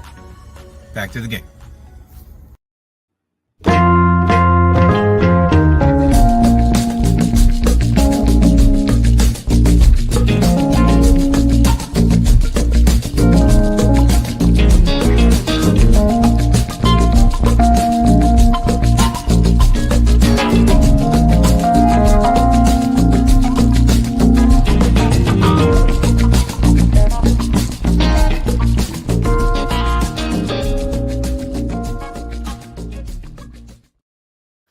Welcome back, everybody. It is the top of the 4th inning, and we're going to have Kyle Tucker, Alex Bregman, and Yuli Gurriel come to the plate to face Shohei Ohtani. And the first offering to Kyle Tucker is a fastball that misses under the hands, and the count is 1-0. For Ohtani, he has now got the all-time Angels record for most consecutive innings without allowing an earned run. He is now at 31 2/3. And that record used to be held by John Lackey, and of course, he passed Lackey and Rudy May tonight, 2 former Angel greats. And here comes the 1-0 pitch to Tucker. As he kicks and delivers, it's a breaking ball that misses outside, and the count is now 2-0. There's only been 2 runners tonight in the first 3 innings who've Reached base against Altuve. It was a leadoff walk to begin the ball game, against Ohtani. It was a leadoff walk to Altuve to begin the ball game. And Martin Maldonado singled in the top of the third inning. That has been it. There has not been anybody past second base. There's a fastball that catches the inside corner for a called strike. A late call by C.B. Buckner, and the count goes to 2-1. So 2 balls and 1 strike. It is 5 strikeouts here for Ohtani. 8 for his counterpart, Javier. So 2 balls and 1 strike. And Ohtani ready to go back to work. Our friend, the living room, says new commercials. Yeah, keep you guys on your toes. There's a breaking ball that misses upstairs. The count is now 3-1. I think Ohtani might be just as confused as the hitter Tucker. That last pitch looked pretty good. The one before did not look as good. That had Tucker wondering. I'm not sure what that pitch had to do to become a strike. Ohtani took both of his hands and put them on his hat. So here comes the 3-1. There is a fastball swung on and tapped foul just behind home plate. And the count goes to 3-2 on Tucker. Something you see in the Japanese league quite regular is the players don't do a lot of talking with their mouths. They do a lot of talking with their body and their language. They let the whole stadium and the umpire know that they're not happy, but they don't say much verbally. They'll do a lot of leaning, a lot of pausing, a lot of hands on their heads, a lot of theatrical type stuff. There's a fastball that misses outside. That's going to be ball 4. As Tucker's got himself a leadoff walk here in the 4th inning, and that's going to bring up the third baseman, Alex Bregman. Tomoyuki Sugano, the ace of the Yomiuri Giants, is a master at that. He always seems to have all kinds of theatrics when he's not getting the call. So the runner at first is Tucker. Alex Bregman steps to the plate. He's 0 for 1 tonight. He grounded to the shortstop his first time up. And here comes the first offering from Ohtani. It's a breaking ball that misses down and away, and the count is 1-0. So 1 ball and no strikes. Bregman's average has slipped to 242 on the season. As we said, his first time up, he's really wired. He looks like a kind of guy that is just ready to explode at any moment. They talk about hitters wanting to be loose and easy, and that is definitely not Alex Bregman. He is wound tighter than a corkscrew. There's a breaking ball that drops in for a called strike, and the count is now 1-1. So 1 ball and 1 strike to Alex Bregman.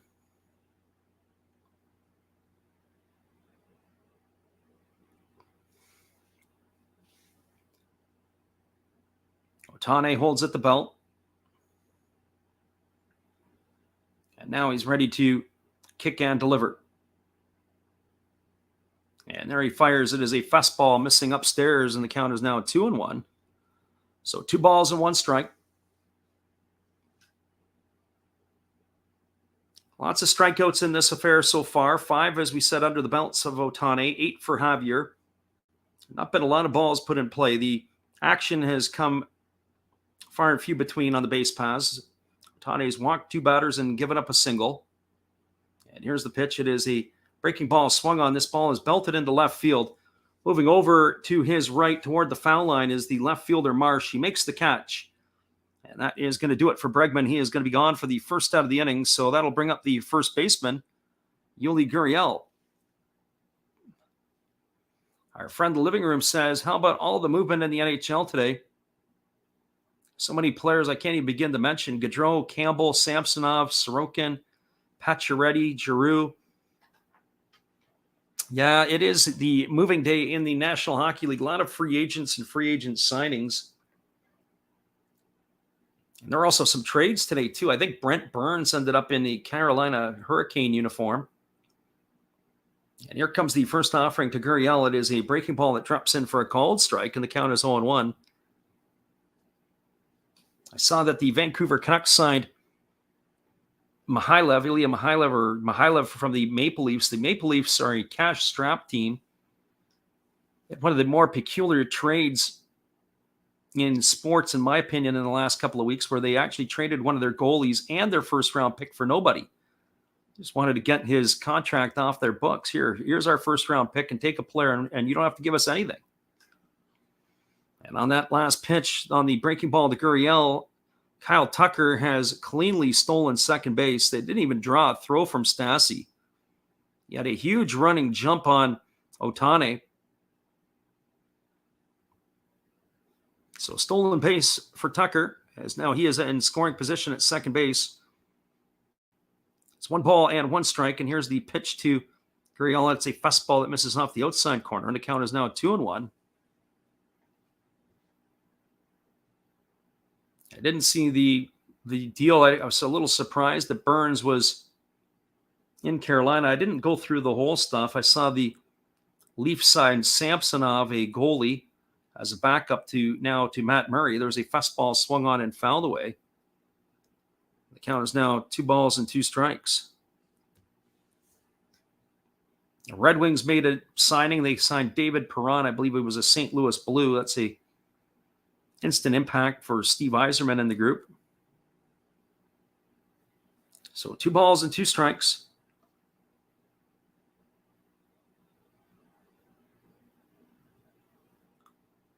And here comes the pitch from Ohtani. It's a fastball swung on. It is grounded through the 4-hole into right field. And that is going to score Tucker all the way from second. That's going to be the first run of the ball game. So a base hit and an RBI for Gurriel. Tucker is coming around to score. And that is now going to cut into the Angels' lead at 3-1. That's the first run given up by Ohtani in 32 innings. That streak is now over. Nice piece by Gurriel going the other way, hitting it through the 4-hole. As they were jockeying with the runners, Rengifo was holding the runner at second. And then that ball was punched through the right side of the infield, and that is going to cut the score to 3-1 now. That's going to bring up the designated hitter, J.J. Michevich. I hope I can get this guy's name right. I do apologize to him here because it is one of those ones they say Michevich is how you technically pronounce it, but that's not how it looks. So here's the first pitch. It is a fastball that misses upstairs. The count is 1-0 to Michevich. As we mentioned, his first time he graduated of the University of Arizona. He was picked in the second round of the 2017 draft. He's now made his way up to the big leagues for the first time. He stands at 6 foot, 206 pounds. Here's the offering from Ohtani. It's a fastball swung on and missed, and the count goes even at 1-1. So 1 strike.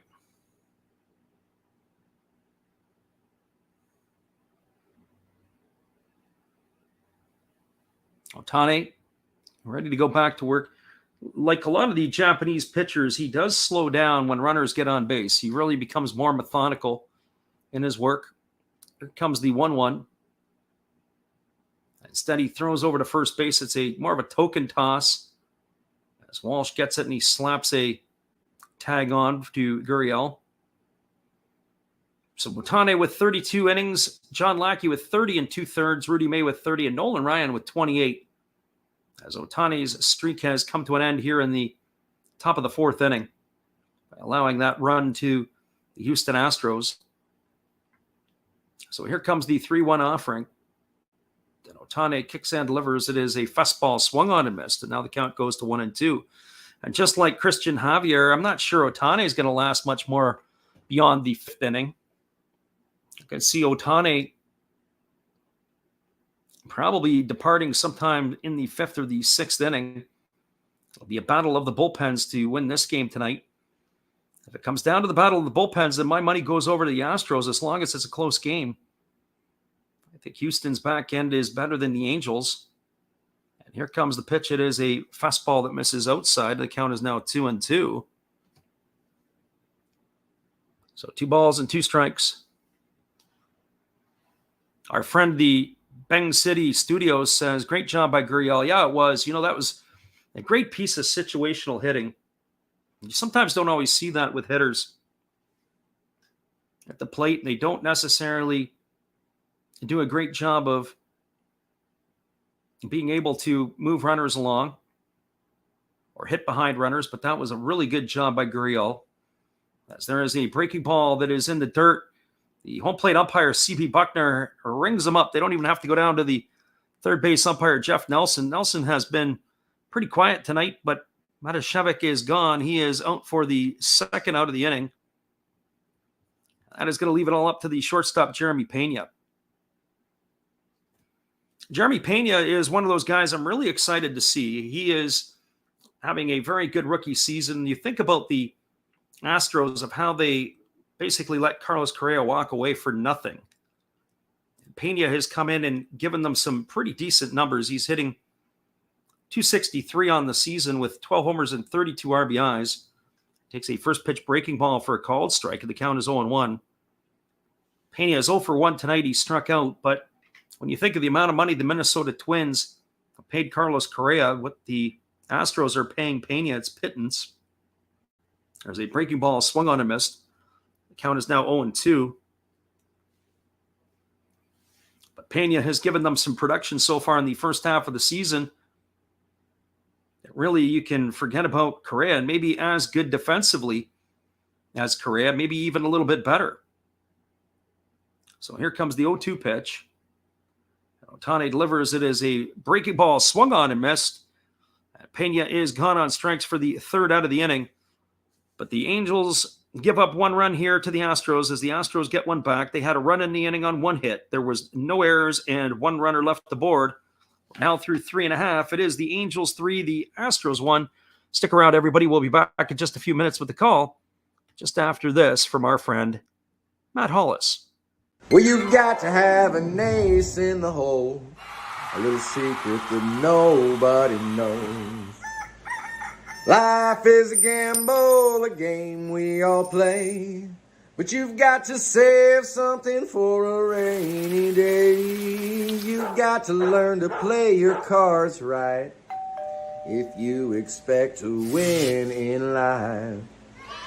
Don't put it all on the line for just one roll. You've got to have an ace in the hole. Yeah. Welcome back, everybody. Don't forget to check out Matt Hollis's channel after the game. He's a friend and supporter of ours. In turn, we like to support Matt. That is another Hollis build. We'll be right back, everybody, after this from our musical library.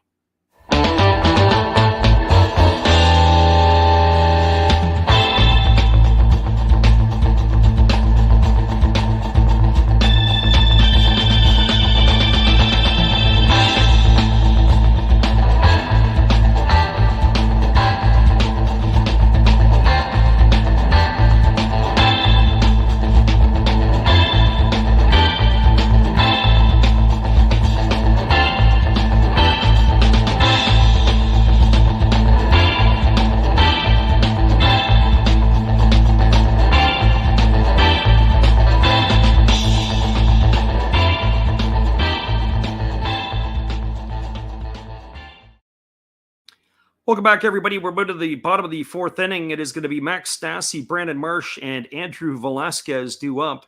It is the 7, 8, and 9 hitters in the Angels batting order to face Christian Javier. Javier is working on 76 pitches through the first 3 innings. We're saying he has been a very tough pitcher to hit. He's got 8 of the 9 outs have been recorded by strikeouts. The first pitch is a breaking ball that drops in for a called strike, and the count is 0-1. Javier has got some electric stuff, but he's not the most economical in his pitching, that's for sure. There's a breaking ball that misses down and away, and the count is now 1-1. Tonight, so far in this ball game, in the 3 innings, he has gone to full counts on 5 hitters so far out of the 15 that he's faced, including that marathon at bat to Joe Adell when he took him to 10 pitches. Here's the pitch from Javier. It's a fastball swung on and fouled away. And the count is 1-2. So 1 ball and 2 strikes. It is to Max Stassi.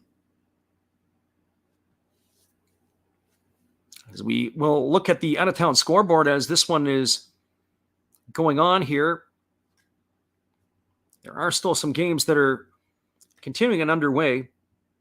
There's a breaking ball swung on and missed, and Stassi is retired on strikes. That's strikeout number 9 for Javier. And that is going to bring up the left fielder, Brandon Marsh. There was a doubleheader today in Washington, and the Mariners swept the Nationals. It was in the first game. Chris Flexen got his 6th win of the year. Josiah Gray took the loss. He drops to 7-6. Paul Sewald got his 11th save. It was a 6-4 Mariner victory over the Nats. The second game was a makeup of the game from yesterday. The Mariners knocked off the Nationals 2-1. And here comes the offering from Javier. It's a breaking ball that just misses upstairs to Marsh for ball 1, and the count is 1-0. It was a 2-1 final for the Mariners. Tommy Malone got the win. Eric Fetty took the loss. And Paul Sewald came in for his 2nd save of the day, pitching the 9th inning to get that save. There's a breaking ball delivered that swung on and fouled away, and the count is 1-1 to Marsh. And a battle of two teams that we would expect to take it right down to the wire, the Mets and the Braves. The Mets won 7-3 in Atlanta. Bassett picked up his 7th win. He's 7-6. Charlie Morton took the loss. He's 5-4. Javier rocks into the motion, and he delivers here, and there's a breaking ball that misses. Whoa. It looked like it missed down and away, but CB Buckner, again, with the slow right hand, comes up with the called strike, and the count is 1-2. We really have to hold in here for CB Buckner because he is very late with the calls sometimes, and that one there was as late as it comes. There's a breaking ball, and that pitch looked a whole lot better than the one before, and that pitch was taken for a ball inside, and the count goes to 2-2. Get the replay on that one. Javier has had his problem. CB Buckner tonight, probably of the games that we've done more recently, there was a game by Chad Fairchild the other night where he seemed to struggle behind the dish, and there's a fastball swung on and missed. And Brandon Marsh is retired. That's strikeout number 10 for Javier on the evening. 10 of the 11 outs by strikeout. That's going to leave it all up to Andrew Velasquez. We were saying about Chad Fairchild the other night when he did the Yankees and the Red Sox game. That game was tough because Fairchild was a bit all over the map with his balls and strikes. And the same can be said about Buckner here tonight. He is a little bit inconsistent on how he's calling this one. And here comes Javier back to work. He delivers a breaking ball that is waved at and missed by Velasquez, and the count is 0-1. You know, it's really hard for umpires. They work every 4th day on the plate. And, you know, with the rotation, I say it's hard because in the minor leagues in the low level, you only have a 2-umpire system in A ball and in certainly in low A, high A, and also in rookie ball. You get to double A and they go to a 3-man crew and double and triple A. So you're working every 3rd day behind the plate. And you get to the big leagues and you're working every 4th day. So when you're calling balls and strikes and you're getting a chance to work every single day or every other day, and there's a fastball delivered, it's bunted down the first base line. It is fielded by Gurriel. He flips it over to Javier, but he's not going to win the foot race. It's going to be an infield single on the bunt by Velasquez as he drags it down the first base line. Velasquez is aboard with a single here. That is going to bring up Shohei Ohtani. It's a nice job by Velasquez. We didn't see that coming on the 0-1 pitch. The first baseman, Gurriel, was deep, and Javier had no chance to get this speedy Velasquez down the line, as Gurriel had to come in and be able to field that, but he gets himself aboard. That brings up Shohei Ohtani to the plate. For Ohtani tonight, he is 1 for 2. He tripled home 2 runs back in the 2nd inning. He had 8 triples in 2021. He led all the majors. And here comes the offering from Javier, but instead he throws over to first base, and diving back in time is the base runner, Velasquez.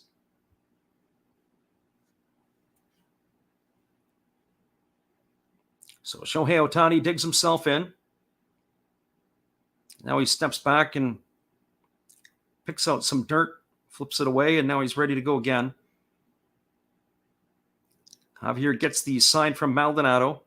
So it's going to be the 89th pitch of the ball game. Instead, they throw over to first base, and diving back in time is Velasquez.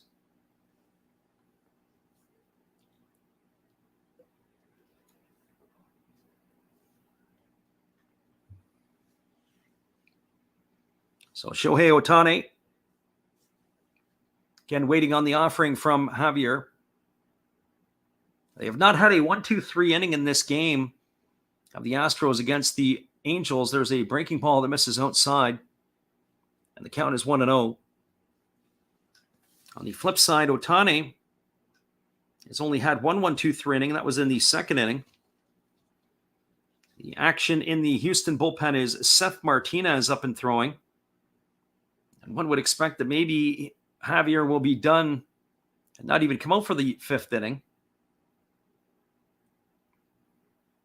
The way Martinez is getting warm. Here comes the offering now from Javier, who kicks and delivers.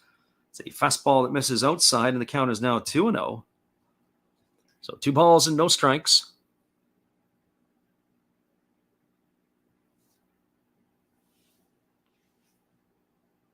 Javier leans in. He gets the sign from Maldonado. Maldonado is using the computer, the transmitter system, even when there's runners on base or when there's no runners on base. And now we've got time called here. And something's going on as CB Buckner is making his way out. He's called the other umpires in. And so something has happened down here as Jeff Nelson has come in. The first base umpire also has come in. That's Manny Gonzalez. I don't know what they're talking about here. So Buckner that's actually the second base umpire. That was Clint Vondrek, and also now the first base umpire. Everybody's in. I'm not sure who he's talking to, but he was kind of animated here. So we've got something going on over at first base. So there may be an explanation needed.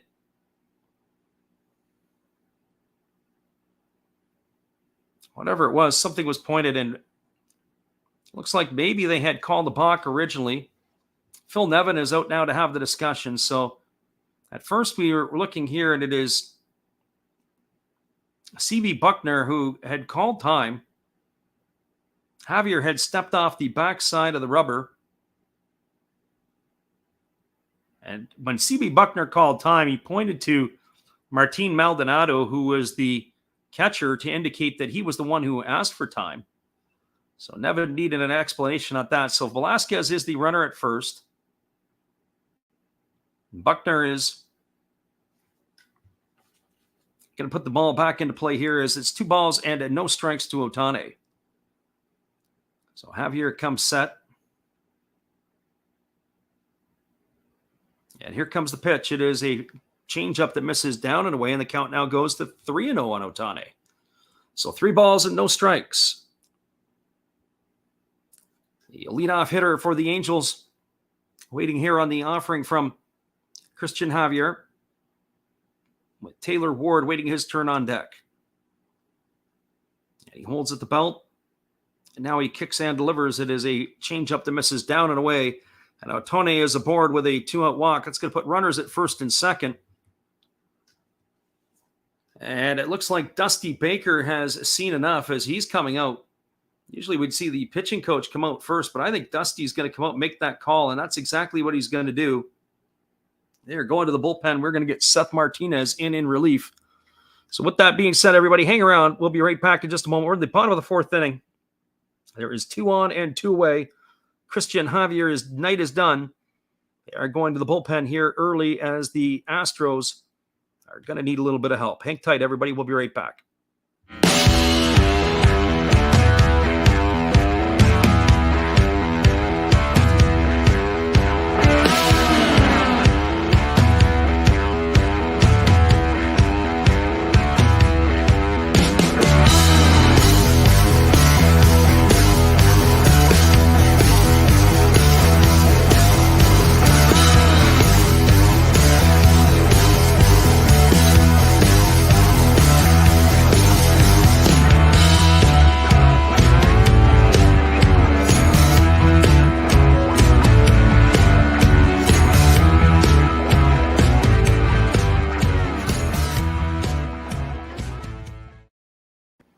Welcome back, everybody. It is going to be Seth Martinez coming into the ballgame in relief of Christian Javier. Martinez on the season is going to be working in his 16th game. It's his second year that he's spent time at the big level with the Astros. Has 22 and a third innings under his belt. He has allowed 9 hits, 3 runs, 2 of which have been earned. He has walked 8 and struck out 21. He's got a microscopic ERA of 0.79. And he is going to be taking over here in the bottom of the 4th inning as Javier's night is done. We'll be back in just a couple of moments, everybody, as he is going to get his tune-up tosses. As we are in the bottom of the 4th inning, 3-1 for the Angels. Hang tight. We'll be right back after this. Would you like to support Last Raps Baseball? We would appreciate it if you did. Be sure to check out our eBay page where we have baseball merchandise. We also have stuff from the Japanese League for those who listen from Japan. But we also do other sports like football and basketball as well.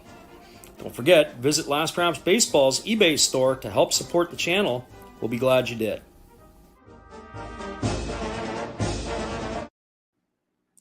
Welcome back, everybody. We have a pitching change. As we said, Seth Martinez is now on the bump, and he is going to be facing the right-handed hitting Taylor Ward. Ward is 0 for 2 tonight. He has struck out both his times to the plate, and that was against Christian Javier. As night is finished, Javier was able to punch out 10 batters tonight, or 10 of the outs have come via the strikeout. Of the 11 outs in the ball game, only the fly ball to center field by Jonathan Villar was an out recorded in play. So impressive in some ways, but a tough night at the office and another for the right-hander Javier. And the first pitch is a changeup delivered to Taylor Ward that drops in for a called strike, and the count is 0-1. Ward batting from the right side. Our friend in the living room says, rock on stock music. Yeah, we've been picking off some pretty good stuff lately, or at least in our opinion. You got to like it. There's been some pretty good things that are out there floating about. To mix it up a little bit here. Here comes the 0-1 offering now to Taylor Ward. He kicks and delivers. It is a fastball swung on and fouled away. It's going to reach the seats down the right field line, and the count now goes to 0-2. So no balls and 2 strikes.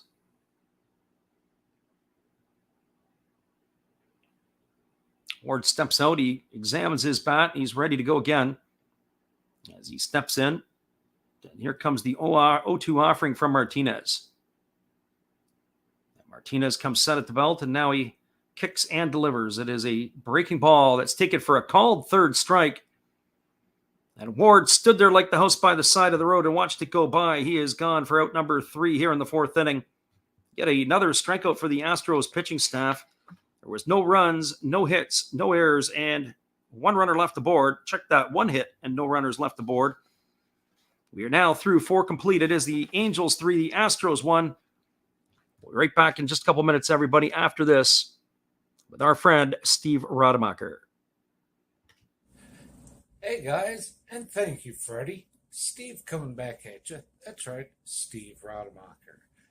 I would like to thank each and every one of you that is tuned into my channel. And today, let's do a little shout out for some other great channels you should be watching. There is WVlogs 18. There's Big D's Sports and Collectibles. You all know another Hollis build. Why not Like Father, Like Son? That's a great duo that does some great stuff. It shows some great cards. And of course, the one and only Bud Stoney, creators of One of Ones, a creator of One of Ones, and they're all signed on the back. Bud Stoney, One of One, like this beautiful Robin Yount that he made for me. He made me another Robin Yount, this time mini, and a Christian Yelich mini.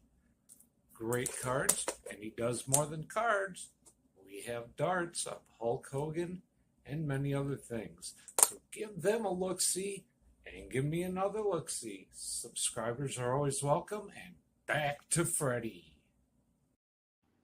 Appreciate you there, Steve, and your support of the channel. And in turn, we like to support Steve Rademacher. Be sure to check out his video, what it will do with the 500 subscriber giveaway. If you can get there by the end of the calendar year, Steve is on the assault. He's only got about 180 to go. And be sure to give him your support. Hang tight, everybody.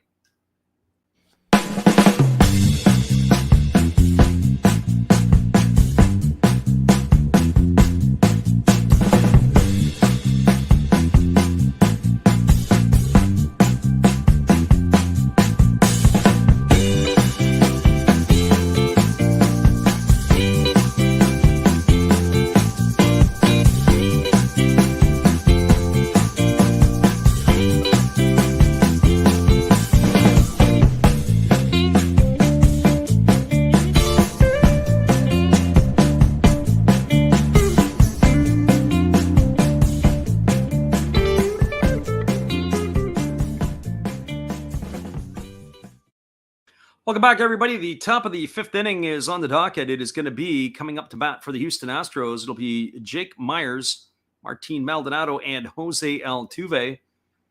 Shohei Ohtani is on for his fifth inning of work.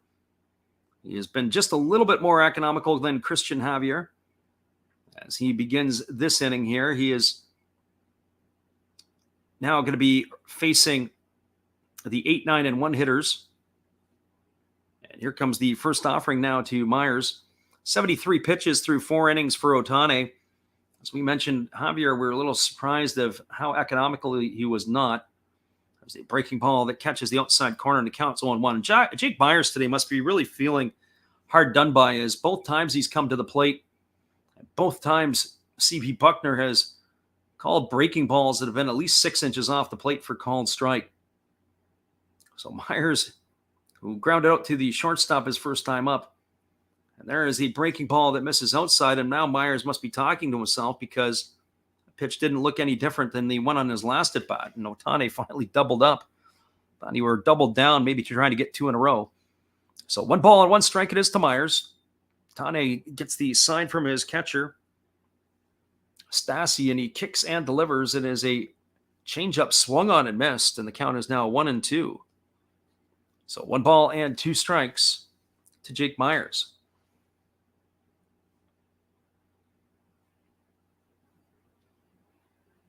Ohtani gets the sign from his catcher.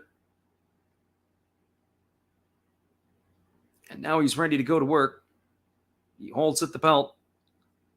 And now he kicks and delivers. It is a breaking ball swung on and missed. And Myers is down on strikes for the first out of the inning. That is going to be in the books for Ohtani, number 8 on the evening. So 1 up and 1 away, and that brings up Martin Maldonado. For Maldonado, he's got 1 of the 2 hits off of Ohtani tonight. It was a single back in the 3rd inning. They have Maldonado shifted over to the left side, and he was able to stay inside the ball and hit it to the right of second base and got himself a base hit. So here's the first offering to Maldonado. It's a breaking ball that drops in for a called strike, and the count is 0-1. We were giving a look at that out-of-town scoreboard a little bit ago, and we were running through some of these scores. The Minnesota Twins knocked off the Milwaukee Brewers tonight 4-1. It was relief pitcher Duran got the win. Josh Hader took the loss in relief. There's a breaking ball that misses outside, and the count is 1-1. It was Hader's 3rd loss of the year. The Giants beat the Diamondbacks 4-3. Duvall got the win in relief for the D-backs, and it was Melanson taking the loss. He falls to 3-8. The closer for the Diamondbacks has had his struggles this year. Here's the 1-1 pitch to Maldonado. There's a breaking ball swung on. It is lifted into center field, and racing in is the center fielder Ward. He dives. He can't get it. He squirts away from him. Digging hard for second is Maldonado, and he is going to get himself a double. It's a good effort by the center fielder who was racing hard to his left. He flat out dove, and he wasn't able to make the catch. It squirted away and was picked up by Joe Adell. Adell had fired it in, but it was a hustle double as Maldonado was running hard out of the box. And so he is aboard at second base with 1 out, and that's going to bring the top of the order, Jose Altuve, to the bats.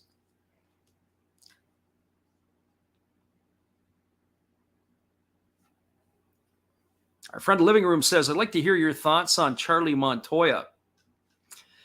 Yeah, that's a good. I think it's a good firing for the Blue Jays. I think the Blue Jays need to go in a different direction. I don't think I can ever say I was a fan of Montoya's with regards to this, that I didn't think he was going to be able to take them to another level when they needed to start the win. There's a breaking ball that misses inside to Altuve, and the count's 1-0. You never like to say, hey, I think it's a good firing, because you never want to see guys lose their jobs. But unfortunately, the Blue Jays remind me of this. They are a team that does not conduct themselves in a more professional manner. They need to conduct themselves professionally as a group. There's a breaking ball that drops in for a called strike. Count is 1-1. And I'll use a story. When Kirk Gibson was with the Detroit Tigers, he left the Tigers after the 87 season, and he signed as a free agent with the Los Angeles Dodgers for 1988. That was the year that the Dodgers won the World Series. And, of course, the famous walk-off home run by, or the home run off of Eckersley to win the World Series by Gibson.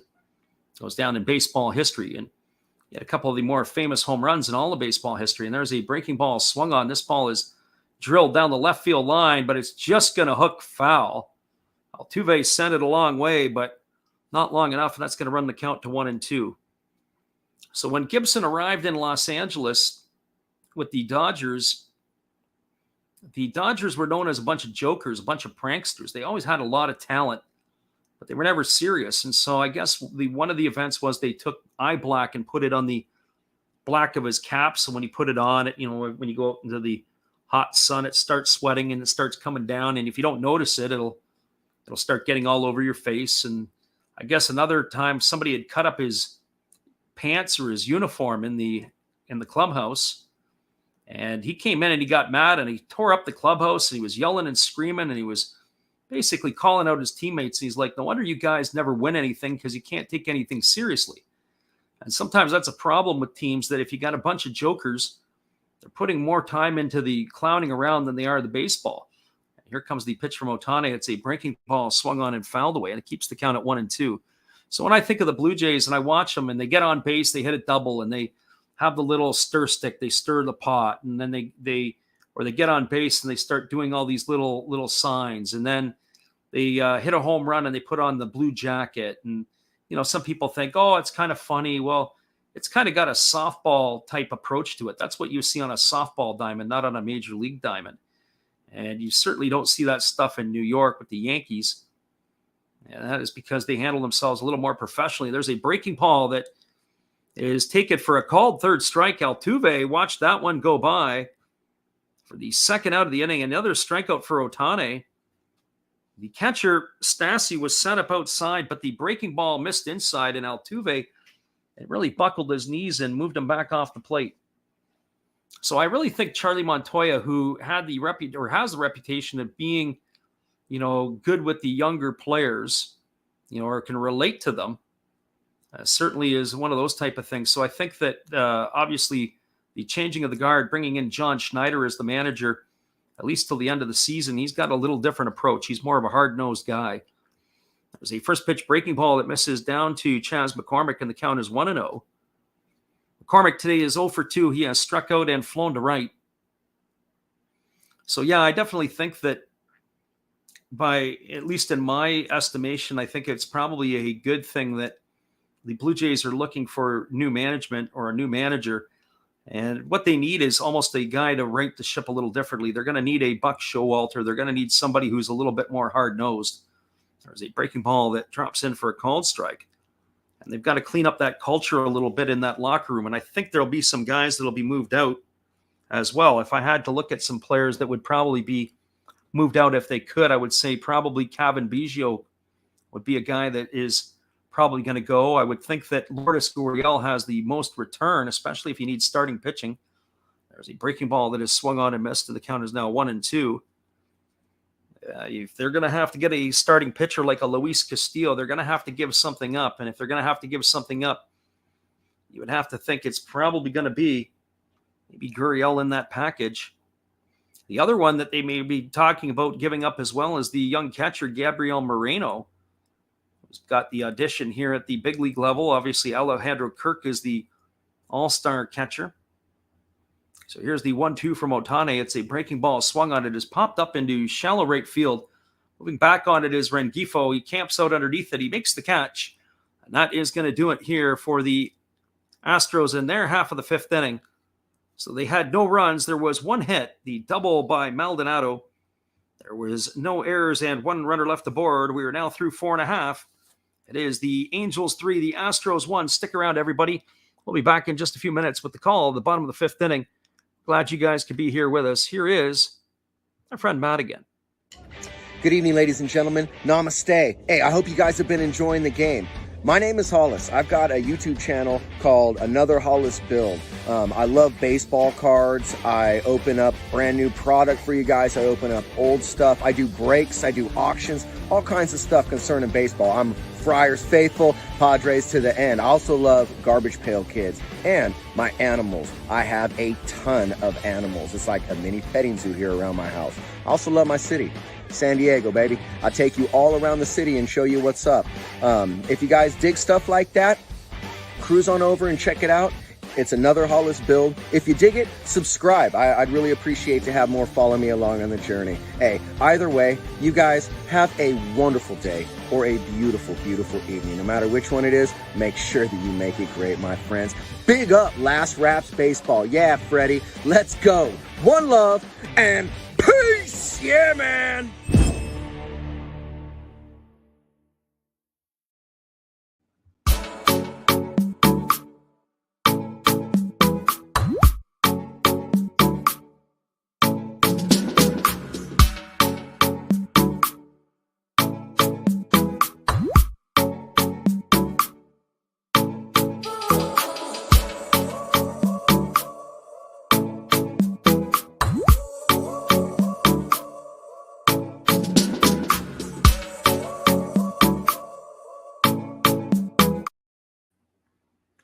Welcome back, everybody. We are moving now to the bottom half of the fifth inning. It's going to be the 3, 4, and 5 hitters in the Angels order.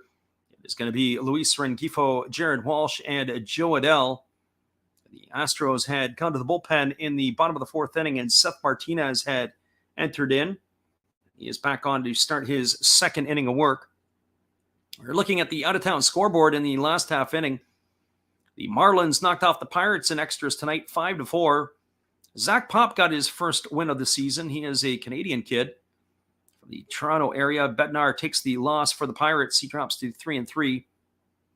The Yankees knocked off the Cincinnati Reds in 10 innings. King got the win. He goes to 6-1.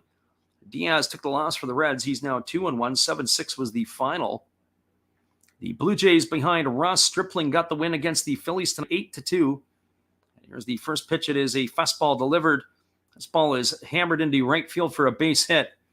And on the first pitch that Luis Rengifo sees, he's hammered it into right field for a single, and he is aboard. That's going to bring up the first baseman, Jared Walsh. Zach Wheeler took the loss. It was a two-hitter that the Stripling had combined with to shut down the Phillies. Some interesting notes. There were 4 Philly players. They announced that they're not making the trip because they were not vaccinated getting into Canada, but the Kansas City Royals are going to be going into Toronto next, and they've got 10 players on their active roster that have not received vaccination, won't be making the journey. One of them is Brady Singer, but he has just pitched. The other was Andrew Benintendi, so he's going to miss some games. There's a fastball swung on and fouled away. The count is 0-1. I do wonder, though, and this is something that I'm not saying bothers me, but I talk a little bit about the Privacy Act, about people's privacy, and you can't have things. But yet here, when the guys aren't getting shots, it gets all over the airwaves of who's been vaccinated and who hasn't been.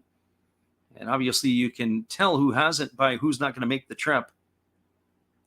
That's something for another topic for another day, but it is something that kind of gets on my nerves a little bit, where some people will get privacy and other people won't. They'll get it flashed all over. There's a 93-mile-an-hour fastball that misses outside to Walsh, and the count's 1-1. So 1 ball and 1 strike. So that is where it stands. 10 Kansas City Royals not going to be able to make the trip to Toronto. They'll be placed on the restricted list. So waggling the bat is the batter, Walsh. And here's the pitch. It is a breaking ball that misses outside, and the count is 2-1. I mean, you can kind of figure it out. If I'm flying into the States or flying from the States, that, yeah, you can enter and exit out of the country. But some guys, they aren't going to be able to enter because they haven't got some of that stuff. But I'm not necessarily sure that needs to be broadcasted all the time through the media. Throwing over to first base is Martinez, and diving back is the base runner Rengifo. And certainly the way it's portrayed is it's a huge negative. I don't want to say if it's negative or positive, that's somebody else's choice, but how ironic it is that there's a change up that misses outside for 3-1. Without getting too political on us, the Roe versus Wade case in the United States about my body, my choice was overturned at the same time about how shots are being administered. So maybe I guess we don't have a choice anymore. So stay tuned on that one. That is a deeper topic than what we have. Our friend Bang City Studio says he worked in the COVID unit in the military. The continued hysteria is criminal. And I'd have to agree in a lot of cases that there's the fastball that is swung on and lifted into center field. And it is caught, and that is going to keep the runner at first base. So Welsh is going to be gone for the first out of the inning. But I will say this, and I will say it in as we talk about this a little bit. The virus is real. There's no doubt about it. We had family members that had gone through it. But when you look at who it is attacking, who it is unfortunately, who we're losing, it's the elderly people in our community that were the ones that were the worst affected. And that is something that we definitely don't want to lose those folks. But that is really, in some ways, the reality of what it is. The true numbers, I don't know if we'll ever know. I think we have a better chance of finding out how Kennedy was truly assassinated than we do knowing the COVID stuff. And there's a fastball that misses out or catches the outside corner, and the count is 0-1.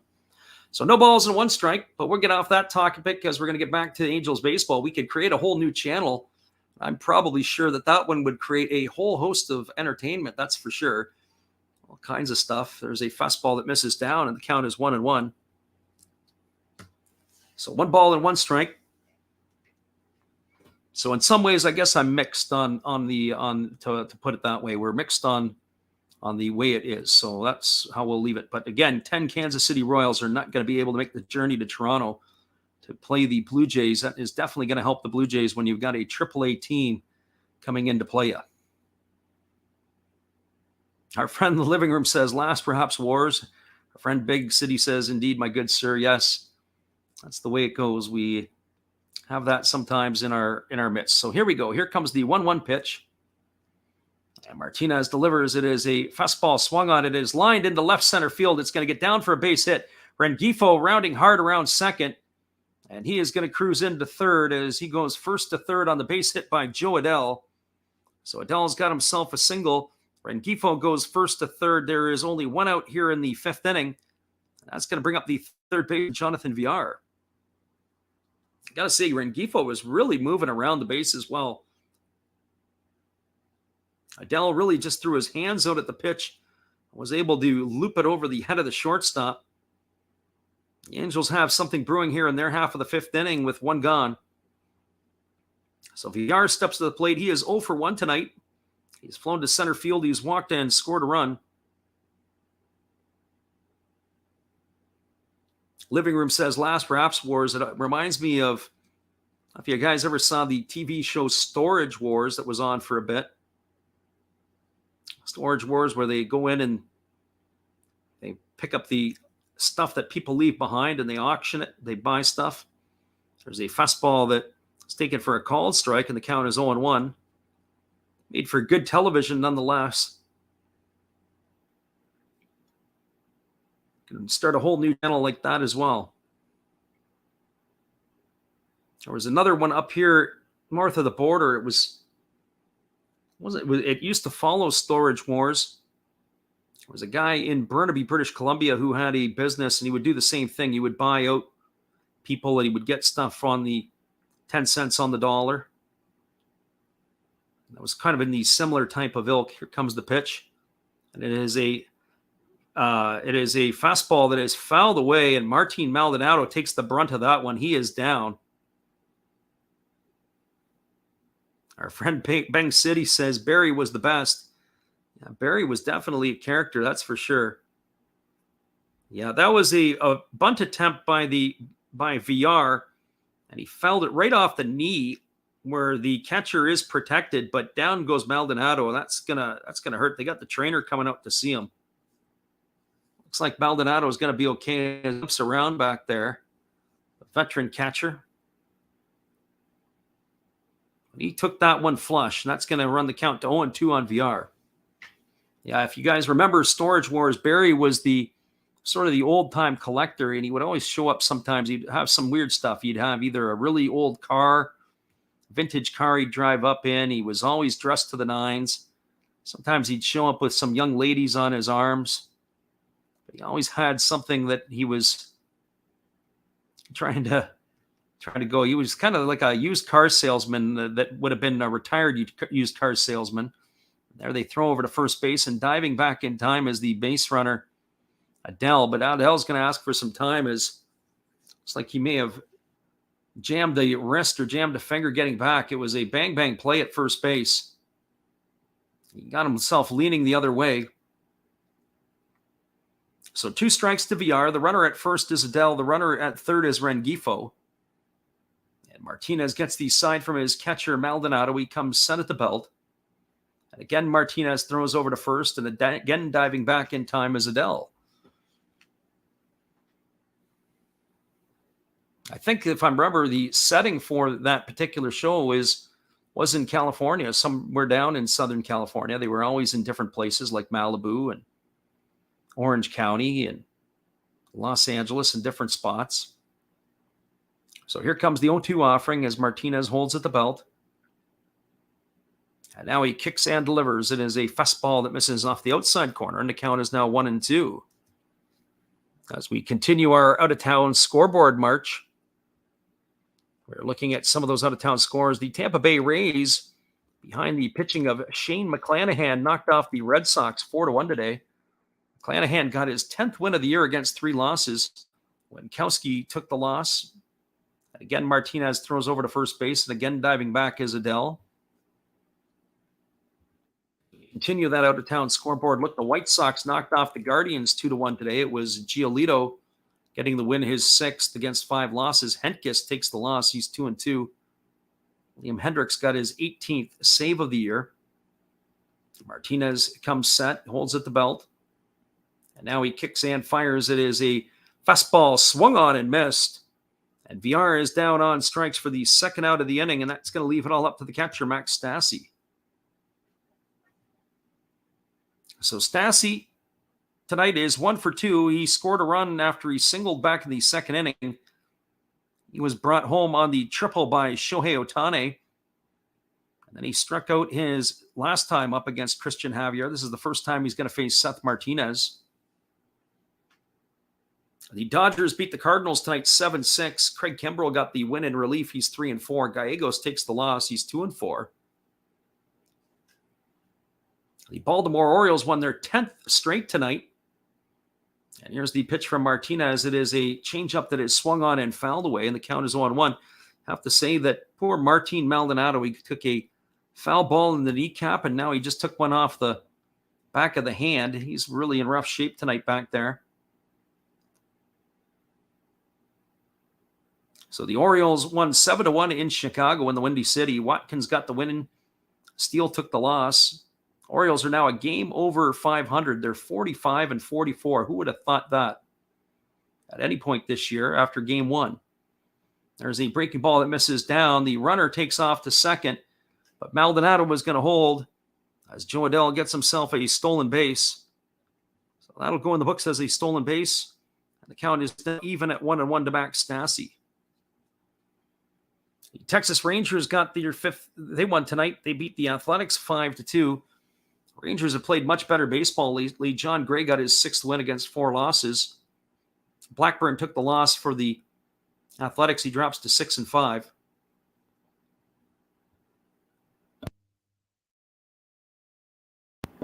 There's a changeup that misses down to Stassi, and the count now goes to 2-1. Final score was the Rangers 5-2 over the Athletics. The Athletics have been stinking it up. They're 30 wins and 60 losses on the season. The only other game going on in Major League Baseball right now, the Rockies are beating the Padres 9-6. There's a fastball that misses inside to Stassi, and the count is 3-1. And of course, the Kansas City Royals knocked off the Tigers today 5-2. Brady Singer, who was another one of those guys that's going to be on the restricted list, he pitched today, got the win. He's 4-3, so it doesn't matter if he makes the trip. Skubal and Barlow are the other ones. Skubal took the loss. Barlow got the save, and there's a breaking ball. It's taken for a called strike. And Stassi has to come back as the count is now 3-2. So 3 balls and 2 strikes. Looks like our friend Steve Rademacher is busy in the creative sense tonight. We'll be adding some more content to our channel for him. We Appreciate you there, Steve, if you're still listening in. And here comes the pitch. It is a breaking ball, swung on and missed. And Stassi has gone on strikes for the third out of the inning, and Seth Martinez does his job as he pitches out of a jam. There was no runs in the inning. There were 2 hits. There were no errors and 2 runners left aboard. We are now through 5 complete. It is the Angels 3, the Astros 1. Everybody will be back with the call at the top of the 6th in just a couple moments. We're glad you guys could be here with us. And we appreciate you all for being here. Hang tight, everybody. We'll be right back after this from our friend Steve. Hello, guys. Thank you for joining Freddie here on his baseball game. And I'm Steve Rademacher, and my channel is really all about everybody, including all my international friends. We have such stuff as non-sport packs from Canada, the OP Cheese. We have the Greek Freak. We have money from around the world. We have lira. We have yen. We have francs. We have pounds. We have Deutschmarks. We have all kinds of cool stuff like that. We even have some cooler things like Japanese women wrestlers and OP-Chi baseball cards where I cannot read the back. We even have unopened material like the royal family, I know it's backwards, from London, England. Thank you for watching. Back to Freddie. Appreciate you there, Steve, and the support you give to our channel. And in turn, don't forget to check out Steve's 500 subscriber giveaway. And we are hoping he can get there by the end of the calendar year. Hang tight, everybody. We'll be right back after this.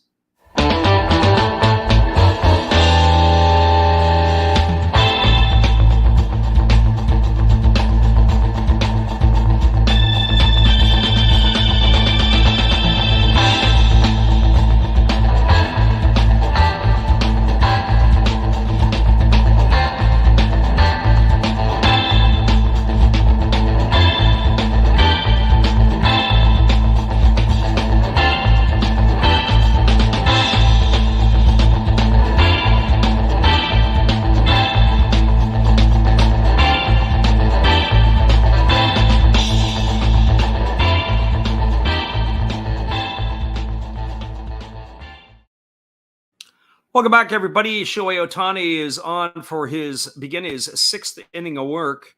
He is at 89 pitches through the first 5 innings, and the first pitch is a breaking ball that is swung on and missed by Kyle Tucker. The count is 0-1. Tucker tonight is 0 for 1. He has walked and stole a base. He's also scored the only run for the Astros. He is got his average at 258. He's got 17 homers and 60 RBIs. There's a breaking ball that just misses, and the count is now 1-1. I really didn't like the way that Stassi received that pitch. That pitch was on the inside corner, and he yanked the ball back. I'm not sure I really am a big fan of the way that the catchers have been receiving the baseballs here at the big level the last couple of years. I thought one of the positions over the last 30 years that made huge strides, in fact, maybe even the last 35 years, were the catchers on the way that they received. And I feel in the last couple of years with them dropping down to one knee as there's a fastball swung on and grounded foul. The count is 1-2. Some of these guys dropping to one knee, the way that they're yanking the ball up from the bottom, it's not any different than somebody who's trying to pull the window shade down to try to frame a pitch when it's up top.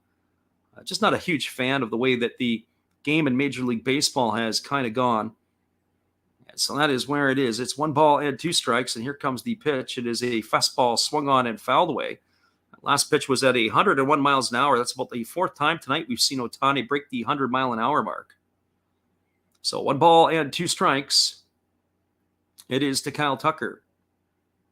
The catcher is working off of the one leg as they have Quijada is up and throwing in the bullpen, the left-hander for the Angels. So here comes the 1-2 pitch from Ohtani. There's a breaking ball that's taken for a called third strike.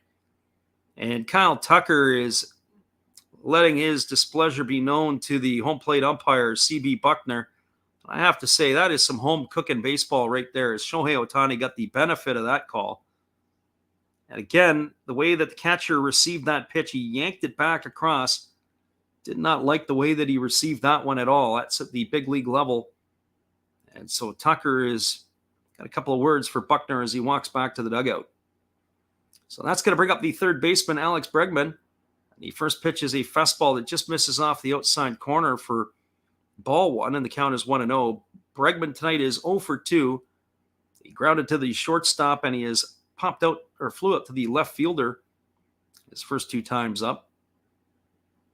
And here Ohtani holds at the belt, and now he kicks and delivers. It is a fastball swung on and fouled away. It's going to reach the seats down the right field line, and the count goes even at 1-1.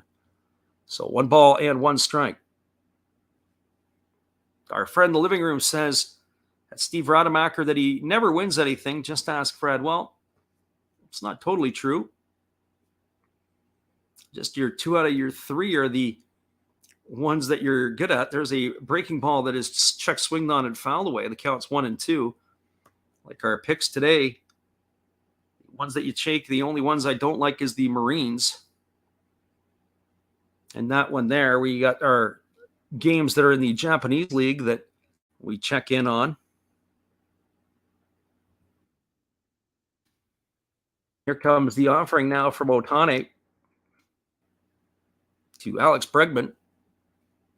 And here's the pitch. It is a breaking ball swung on. It is grounded through the 4-hole into right field. And Bregman's got himself a 1-out single.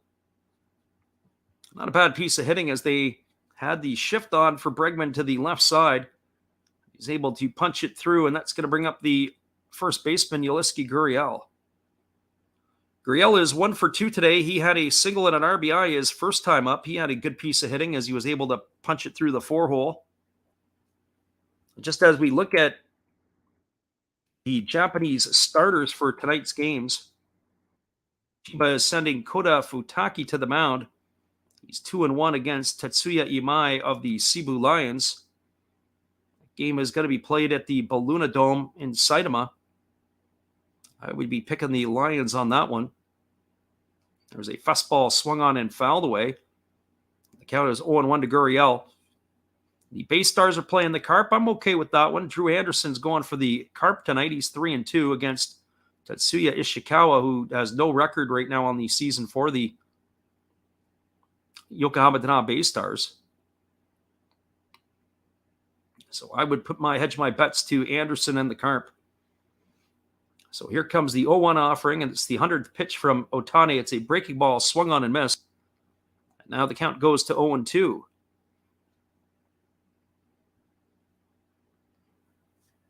Living room says Cebu is rid with COVID. I haven't seen that. You might be right on that one. I know that the Yakult Swallows had a number of players and coaches that were out of action because of it. It went rife through their locker room. There is a breaking ball that is waved at and missed. And Gurriel is down on strikes for the second out of the inning. Ohtani is continuing to rack up the strikeouts. That's number 11 on the ball game. That's going to leave it up to J.J. Matashevich. So Matashevich comes to the plate. He is 0 for 2 tonight. He is grounded to short, and he has struck out in his 2 trips to the plate. And here comes the offering to Matashevich. It's a breaking ball that drops in for a called strike, and the count is 0-1. One would have to think this is probably going to be the last hitter of the evening that Shohei Ohtani will face. And here comes the 0-1 offering to Matashevich. He holds set at the belt. And now he kicks and delivers. It's a breaking ball that is swung on and missed, and the count is now 0-2. So no balls and 2 strikes.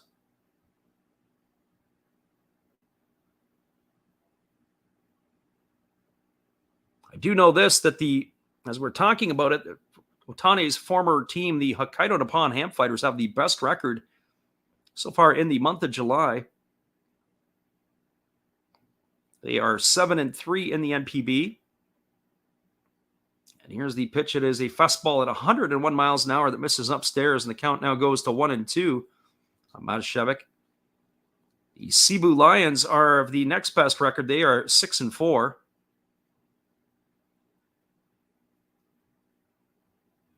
Right now in the Central League, there really isn't anybody, although Yokohama is 5-3, so are the Tigers.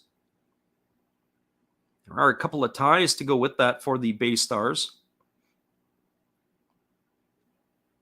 Now here comes the 1-2 offering. It is a breaking ball that is taken for a called third strike.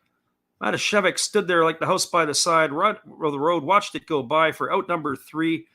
And Otani strikes out the side here in the 6th inning. There was no runs, 1 hit, no errors, and nobody left the board. If you're a Houston Astro fan, you're probably breathing a sigh of relief. That'll probably be the last one there for Otani, as one would think they're going to be going to the bullpen. So we're moving now to the top of the 6th inning. The score is 3-1. Hang tight, everybody. We'll be back in just a few after this. And it'll be Steve Rademacher with another one of his great commercial efforts. Here he is, everybody. Here's Steve. This is Steve Rademacher, and I'd like to introduce you to my channel if you haven't seen it before. These are all the things I enjoy: sports, autographs, relics, non-sports Hall of Famers, pseudo-sports, Star Wars. That's my channel name and my name, and I would really appreciate it if you would come check me out and maybe even subscribe if you like it. Thank you for that for now, and back to your ball game.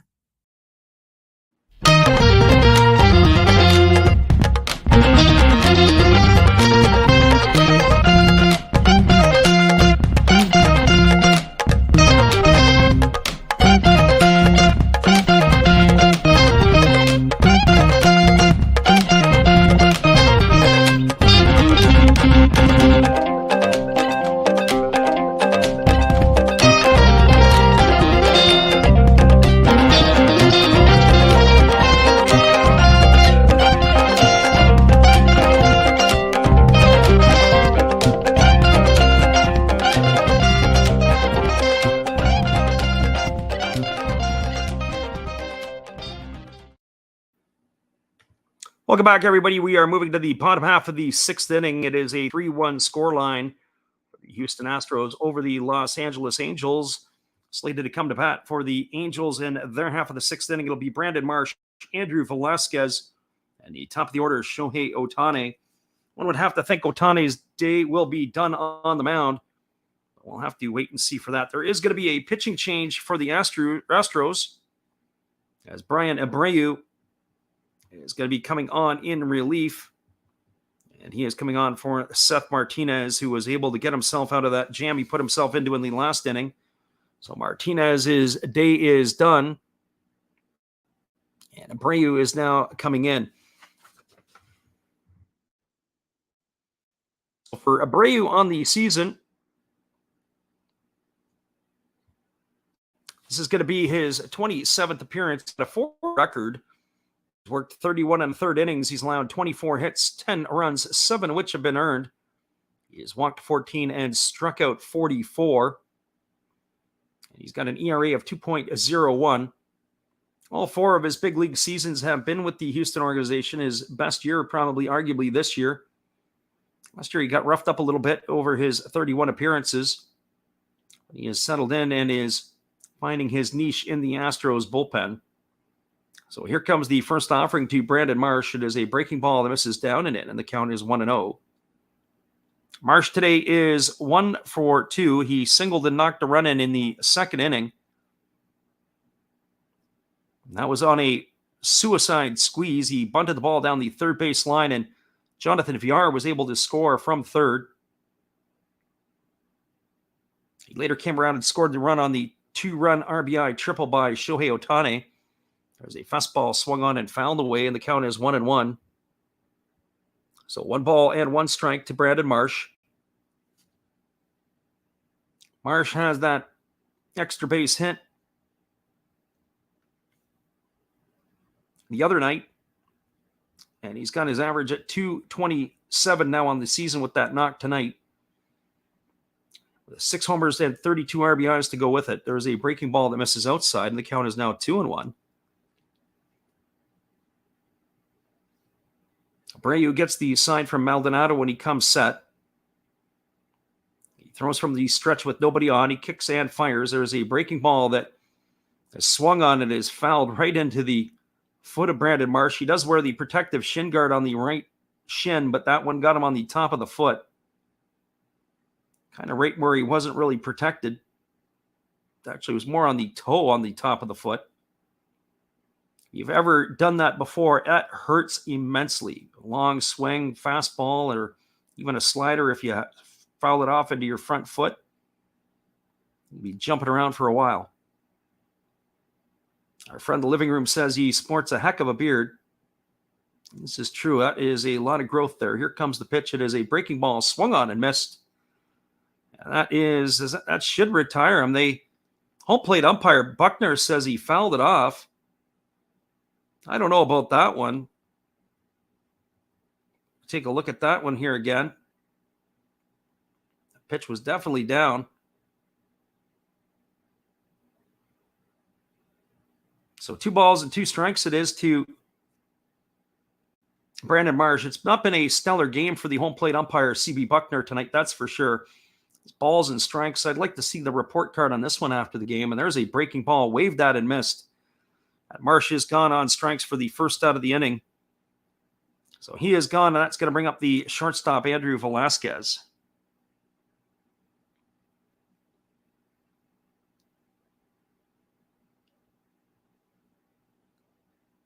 That's the 14th strikeout tonight so far by the Angels. They have really had a hard time with the Astros pitching. The reliever Seth Martinez had come into the ball game, and he had struck out the 3 of the 4 outs he got. That is the first one here by Abreu. There's a breaking ball swung on and missed, and the count is 0-1. 10 strikeouts by Christian Javier. Steve Rademacher says the umpire report card might be better than any of his old report cards. That could be true. I remember Steve Rademacher once said that when he left the state of Wisconsin, as there's a breaking ball that is missed down and count goes to 1-1, that the IQ of the state of Wisconsin went up. But when he moved to the state of Kansas, the IQ of the state of Kansas also went up. Interesting fact about Steve Rademacher, improving both states where he used to and currently lives. So 1 ball and 1 strike to Velasquez. Abreu waiting on the signals from the catcher Maldonado. And here comes the pitch. It is a breaking ball that catches the outside corner, and the count is 1-2. The problem for the Angels hitters tonight and for the Astros hitters is just the confusion of what a strike is and what isn't. CB Buckner is definitely having his challenges tonight. So 1 ball and 2 strikes. And Abreu delivers. It is a fastball swung on and fouled away. It's going to reach the seats down the third base line. The count remains at 1-2. So 1 ball and 2 strikes to Velasquez. Of course, Shohei Ohtani is engaging a little bit with the fans who are seated down below. He's kind of entertained by those folks who are in the luxury box area. They're chatting with him there as he's on deck. Here comes the pitch from Abreu. There's a fastball that swung on and fouled away. Count remains at 1-2. I always remember they used to talk about Alcides Escobar. Escobar used to play in the Milwaukee organization. And when he was in the Milwaukee organization, they used to say about how he would stand and look in the minor leagues up at the stands. He wouldn't even be looking at the pitcher while the game was going on. There's a fastball swung on and it was tapped foul over on the first base side. Count remains at 1-2 to Velasquez. So as I'm watching Ohtani here, he's kind of having a little bit of a joke, or at least they're having a little bit of a laugh with the fans who are sitting in the luxury box area, as they're kind of seated below there on the third base side. There's a young lady in between, probably a couple older gentlemen there, and they probably teasing Ohtani and her about her. And here comes the pitch. It is a fastball that swung on and fouled straight back. The count remains at 1-2. But with Alcides Escobar, he would stand in the on-deck circle. He wouldn't be watching the pitcher, wouldn't be timing it up, but he'd be just staring off into the stands and looking at something else, and wasn't really preparing for his at-bats. And When you watch him swing at the big league level, you can understand why. He's all glove and no bat. And here's the 1-2 pitch, and there's a fastball swung on. This ball is grounded into left field for a base hit. It's going to get through past the third baseman, Alex Bregman, who is well off the line. And Velasquez has got himself a single. It's his second hit of the evening. It's going to bring up the top of the order, Shohei Ohtani. So for Ohtani tonight, as he steps to the plate, he is officially 1 for 2. He tripled home a couple of runs back in the second inning. He struck out and he has walked. He has raised his average on the season to 256. So 1 for 2 tonight.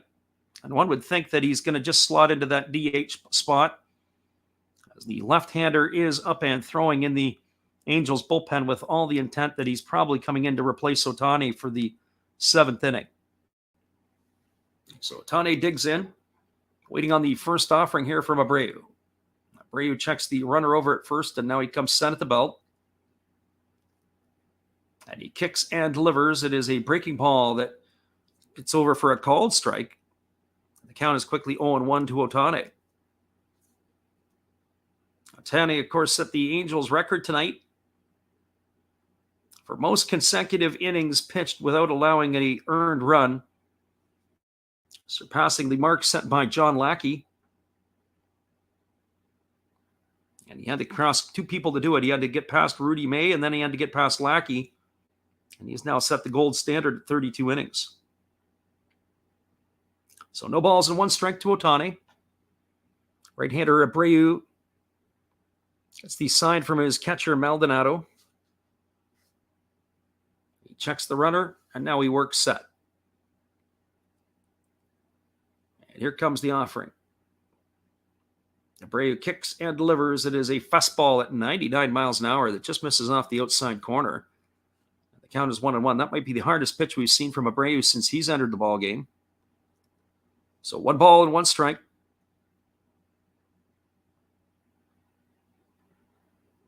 When Ohtani steps to the plate, he is in somewhat scoring position. He's one of the more feared hitters in all of baseball.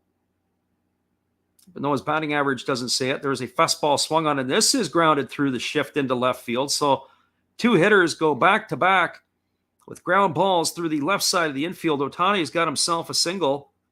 Velasquez advances to second, and that's going to bring up Taylor Ward. So we always talk about, or we see how the shift is successful, and they talk about the success rate of the shift. Well, we've got back-to-back at-bats here by the Angels that have beaten the shift. Ground ball right where a third baseman may have been able to cut it off. I'm not sure. Certainly the Velasquez one would have been one play where they would have been able to make it. I'm not sure if they would have got Ohtani. That one was more into the 6-hole. So here comes the first pitch to Ward. It's a breaking ball that misses down, and the count is 1-0. For Ward tonight, he has struck out 3 times, all against the starter Vasquez. Or check that, twice against the starter Javier and once against Martinez. He struck out looking against Martinez to end the 4th inning. So 3 strikeouts in the ball game for Ward. His average has slipped to 288. And here comes the pitch. It is a fastball that misses up and in, and the count is now 2-1. So 2 balls and 1 strike.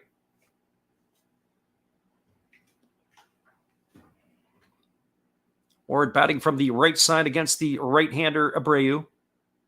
It's not been an easy inning for Abreu so far. He's only recorded the 1 out. This is going to be his 20th pitch of the inning. And there's a fastball swung through and missed, and the count now goes to 2-1 on Taylor Ward.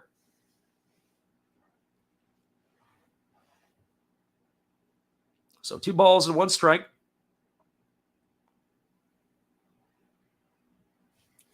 The catcher Maldonado flashes his signs to the pitcher Abreu, and here we go. Here's the pitch. It is a fastball that misses in, and the count now goes to 3-1 on Ward. I'd said when they got into the bullpens, my money was on the Astros.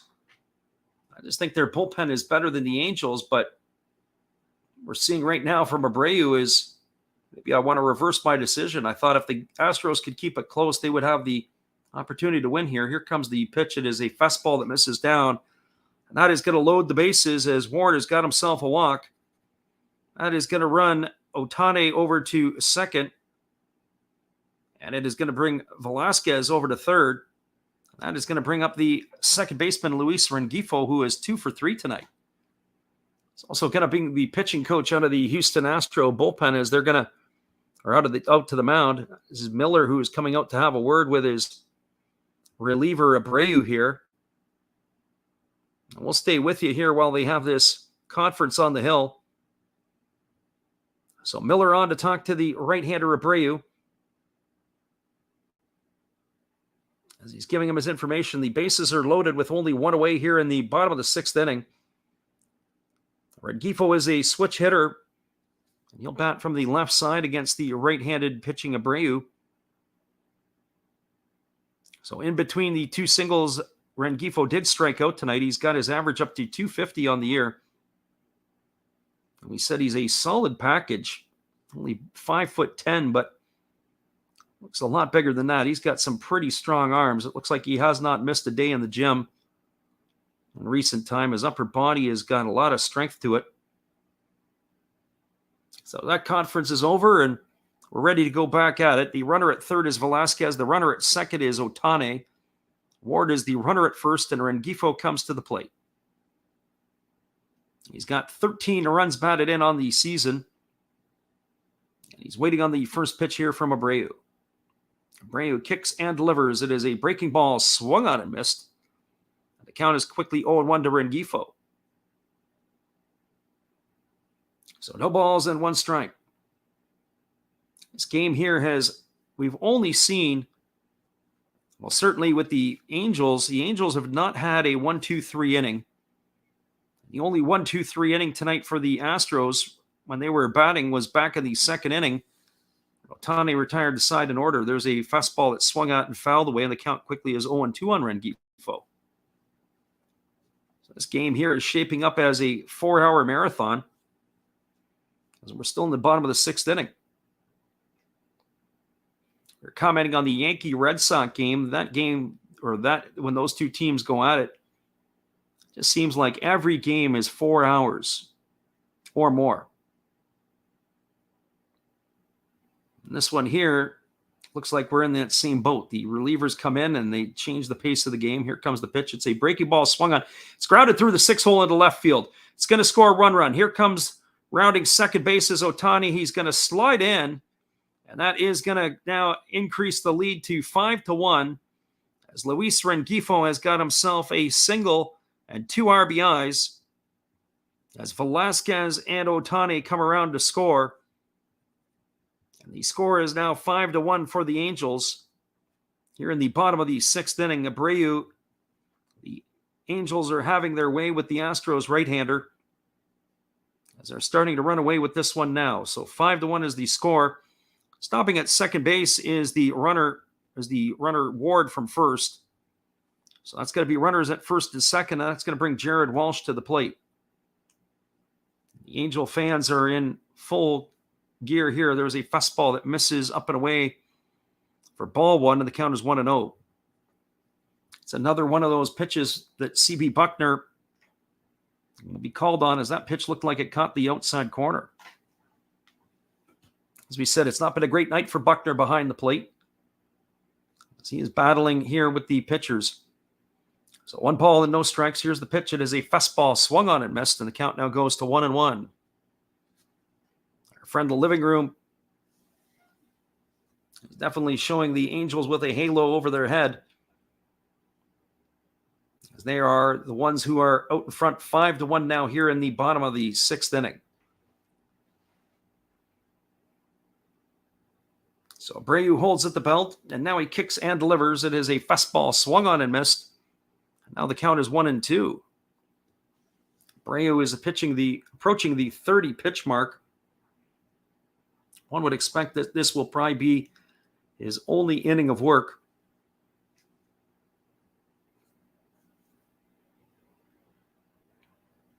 So here comes the 1-2 offering to Jared Walsh. He kicks and delivers. It's a 100-mile-an-hour fastball that misses down, and the count is now 2-2. So 2 balls and 2 strikes.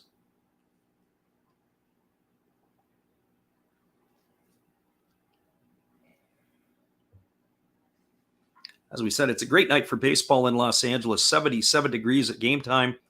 Clear skies. Ohtani and Javier, what a sexy pitching matchup that was. Here's the pitch. It is a breaking ball swung on and missed. And Walsh is gone for out number 2. So 2 strikeouts here for Abreu, and that's going to leave it all up to the right fielder, Joe Adell. For Adell tonight, he is 1 for 3. He has a single and 2 strikeouts. He's also stolen a base.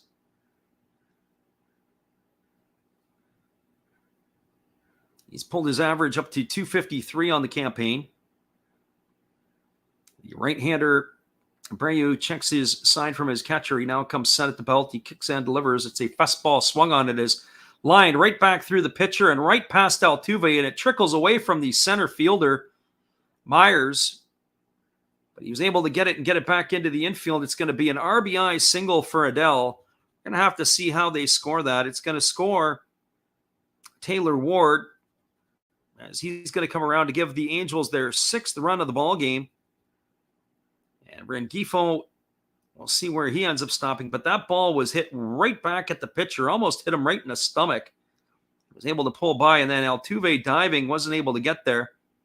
Rengifo is going to stop at third. So they got runners on the corners, do the Angels. They've got 3 in so far. It is now a 6-1 ball game. And that is going to bring up Jonathan Villar.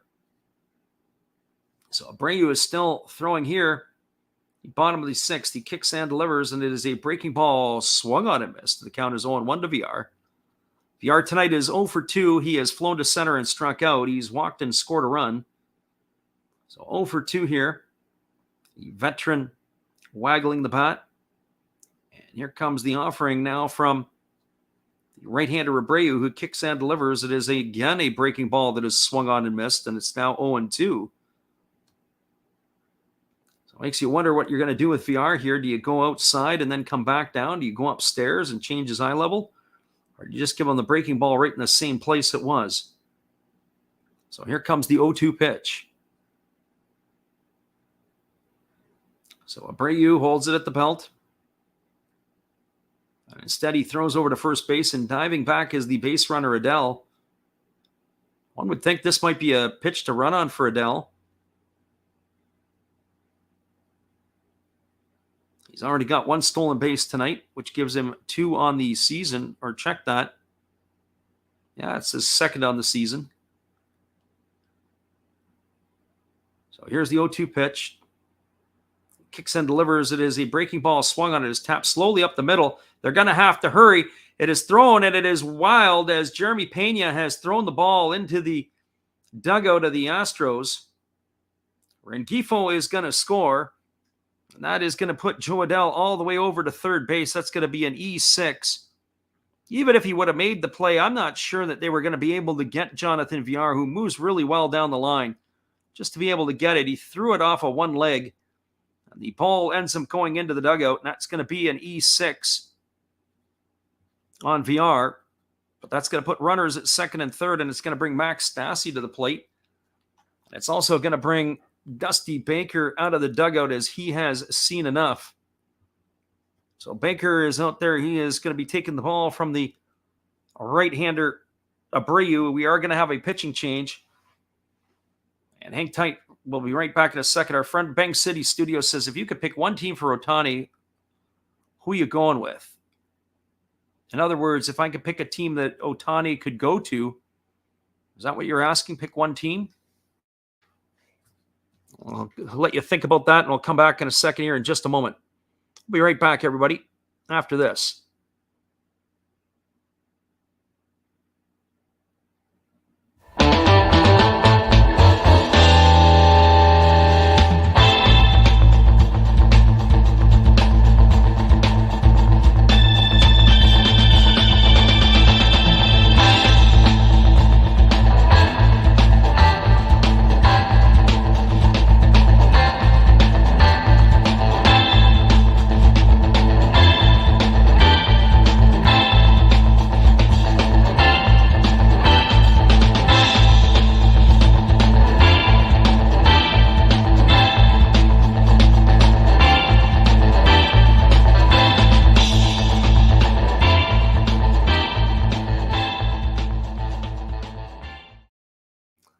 Welcome back, everybody. It is a pitching change here, and our friend Bank City Studios asked the question. He says, if you could pick a team for Ohtani to be traded to, where do you think he would be best suited to? Well, originally when Ohtani first came over to the big leagues, I was thinking that a natural choice would have been him to follow in Seattle, as the Mariners have had a history of pretty good Japanese players. When you think of, obviously, Ichiro is the first one that comes to mind. But they had a pitcher, Iwakuma, who was pretty good for a little bit. They also had the catcher there, Kenji Jojima, who was pretty good. They've also had some other closers and relievers of Japanese ties. So I thought that would have been the natural one. When he was signed by the Angels, of course, Artie Moreno throwing a lot of money around there for sure. San Francisco is another location because there is an Asian population, and a lot of Japanese on the West Coast would have really supported Ohtani there as well. But I think if the Angels decided to have to offload Ohtani and send him somewhere, obviously the New York Yankees would probably be the team that would eat a contract like that. And on top of it, they would also have a number of prospects to be able to give back to the Angels. But I really don't see that happening in the near future at this point. They certainly got a lot more ticket sales and a lot more jersey sales to make right now. But him going to a team like the Yankees, just in jersey sales alone, they would be cashing in on a lot of millions of dollars just on some of that stuff. So we have the fourth pitcher of the night now for the Astros. It is Ryan Stanek who is taking over. He is on in relief of Brian Abreu. And so it is going to be Max Stassi who is stepping to the plate. And he first pitches a breaking ball that misses down and away, and the count is 1-0.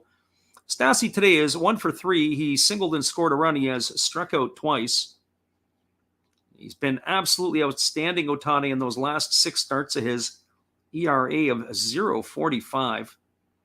He's back into the form that they were at. As I was saying, I'm going to try to get down to see Ohtani in Seattle when the Angels come to town in about 3 weeks' time. I'm banking on one of those 3 games he's going to be pitching in. There's a breaking ball that misses upstairs, and the count is now 2 balls and no strikes to Stassi. I hope he makes it into one of those 3 games. You got to figure in a 5-man rotation, he's going to be in one of them. And just hope it's not the Friday night, because I know in Seattle, I've already seen him before in Seattle, and the crowd comes out in force to watch him. And there's a fastball swung on it. It's hit up the middle. It's fielded by Altuve. He throws to first. And Stassi is going to be retired on a ground out 4-3 to end the inning for out number 3. But there was damage done, and lots of it here in the 6th inning. The Angels got 4 runs in the inning. They put up a crooked number on the board. They do that on 4 hits. There was an error, and there were 2 runners left aboard. We are now through 6 complete. It is the Angels 7, the Astros 1. Stick around, everybody. We'll be back with the call at the top of the 7th inning in just a moment. Just a reminder, tomorrow we're going to be back on the air again for the San Francisco Giants and the Milwaukee Brewers. Hopefully you guys can make it in for that one. We'll be right back after this from our friend Steve Rademacher. Hello, guys. Thank you for joining Freddie here on his baseball game. And I'm Steve Rademacher, and my channel is really all about everybody, including all my international friends. We have such stuff as non-sport packs from Canada, the OP Cheese. We have the Greek Freak. We have money from around the world. We have Lira. We have Yen. We have francs, we have pounds, we have Deutschmarks, we have all kinds of cool stuff like that. We even have some cooler things like Japanese women wrestlers and OPC baseball cards where I cannot read the back. We even have unopened material like the royal family, I know it's backwards, from London, England. Thank you for watching. Back to Freddie. Appreciate you there, Steve, and your support of our channel. And in turn, we like to support Steve Rademacher. Remember, after the game, be sure to go check out his channel. We'll be back in just a couple moments with the call of the top of the 7th inning. We're glad you're here.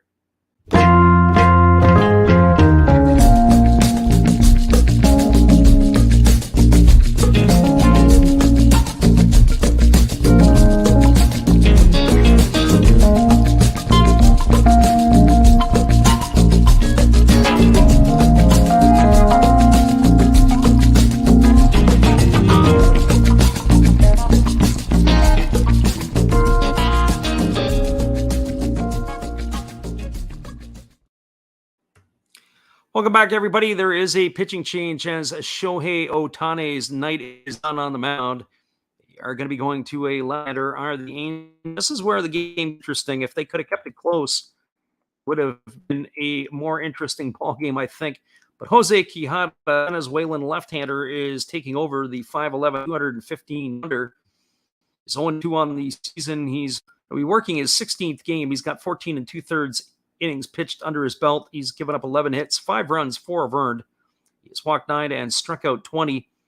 He's got an ERA of 2.45.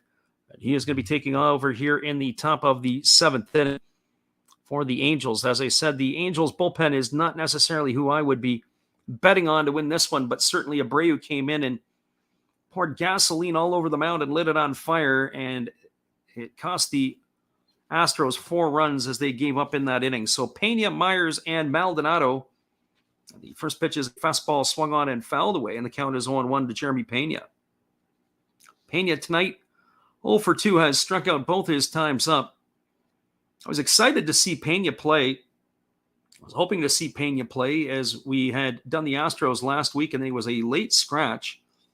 But Pena, as we were saying earlier, has given the Astros about as much value as Carlos Correa would have given them. There was a fastball swung on and fouled away. I would say as much, maybe a little less offensively, but maybe you pick up defensively, and he's doing it at a margin of the cost. He is basically getting first-year player money, whereas Correa picked up that $30-some-odd million a year deal in Minnesota, and the Astros have not skipped a beat with Pena as their shortstop. So here comes the 0-2 offering. As Quijada now kicks and delivers, it is a fastball that just misses off the outside corner, and the count is 1-2. So 1 ball and 2 strikes. You think about hypothetical trades. As I say, I don't see Ohtani going anywhere for at least another 3 or 4 more seasons. Now, I can probably see if I'm going to make a type of a trade or which ones are going to be the big splash. I keep your eye on the Cincinnati Reds. There's a fastball that misses upstairs. The count's now 2-2. The Cincinnati Reds are definitely a team that is going to be making moves. As I would think that Luis Castillo is all but gone somewhere. The question will be is what type of package can they get in return for the hard-throwing right-hander? And here's the pitch. It's a fastball taken for a called third strike. And Quijada has got Pena down looking here for out number 1 in the 7th inning, and that is going to bring up the center fielder, Jake Myers. And Quijada with a little hop in the step after catching the outside corner. Myers comes to the plate. He is 0-for-2. He has struck out and grounded to short. And just as Ohtani had 12 strikeouts tonight, Quijada keeps the ball rolling here with strikeout number 1 of the 7th inning. And here comes the pitch. It is a fastball that misses upstairs, and the count is 1 ball and no strikes. Myers on the season has seen his average slip to 286. He digs in. He's waiting on the offering from the left-hander, Quijada, who kicks and delivers. It is a fastball swung on its line right back off the pitcher. Quijada fields it. He throws to first. It's in the dirt. And beating it out is going to be Myers. We're going to have to take a look at Quijada to see where he was hit. He's a little bit ticked off because he wasn't able to make that play, but we're going to see where that actually hit him. They're going to have a visit here. Looks like he may have been able to get his glove up. That ball was a line shot right back. It was coming right back at his chest. I think he got the back of the glove up on it to be able to protect himself. Well, maybe not. Maybe a little bit, and it deflected off his legs. When he picked it up, he fired it into the dirt. But it was not able to be hung on to by the first baseman for the Angels, Jared Walsh. We're going to see how they're going to score that one, as the trainer is out to have a look at him. They have a injuring delay. The scoring is pending on that one. I think the first baseman should have had that one there, as he looked like he had the ball, but he ended up dropping it. So Quijada says he's all right after throwing a couple of tune-up tosses on the in-between. We're still waiting on the official scoring on that one. They haven't yet announced it yet, but we'll let you know what they have to say as soon as that comes available. We are going to have a pinch hitter for Maldonado. That's what you get for having a couple of hits today, but Maldonado's been beat up behind the plate. It's going to be Corey Lee coming up to bat. So Corey Lee will be taking over behind the plate, one would expect as well. So as we're waiting on the lefty Quijada,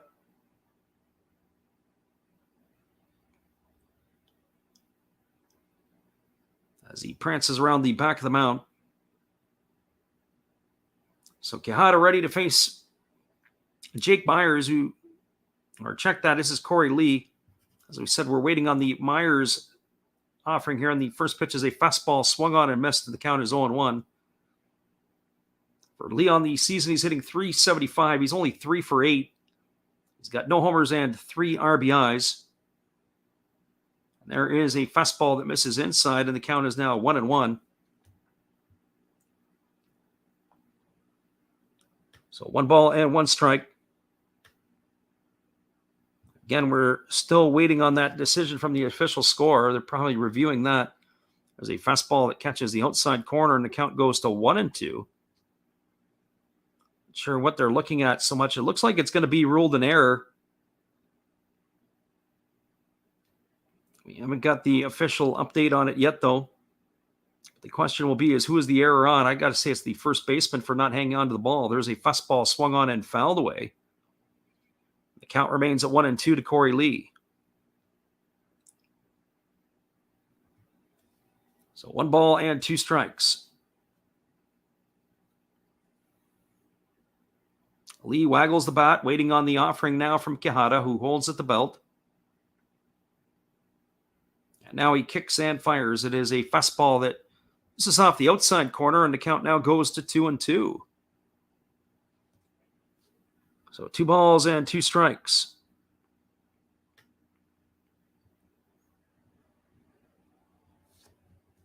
Again, Quijada holding at the belt.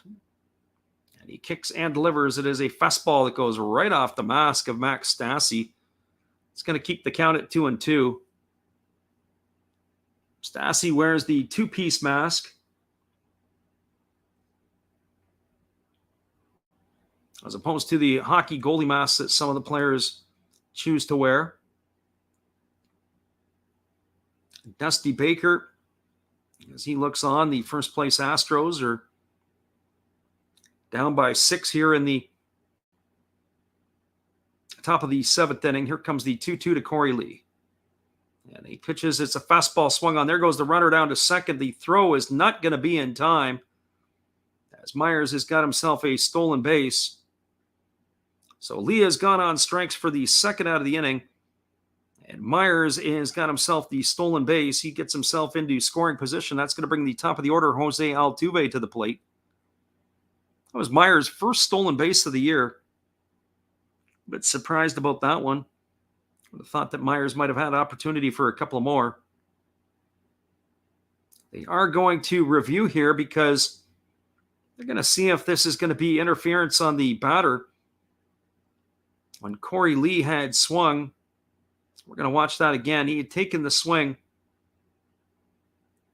and he had come across. Did he come across the plate and interfere with the throw from the catcher? And they may have an argument on their hand, depending on the angle that you see. The angle that we're witnessing here, it may have interfered with the throw. I think if the catcher would have hit the batter on the throw, because Lee started to walk across the plate, the pitcher hit the deck, but did it actually interfere? If I'm the umpires, let's go up with the right hand and get this game going, because it'll only be the second time that the Astros would have been retired in order tonight.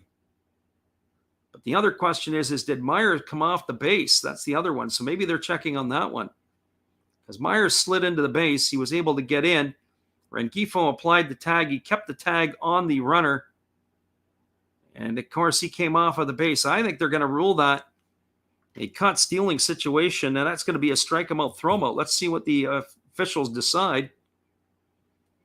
They're waiting on New York. This may be a quicker decision than we anticipated.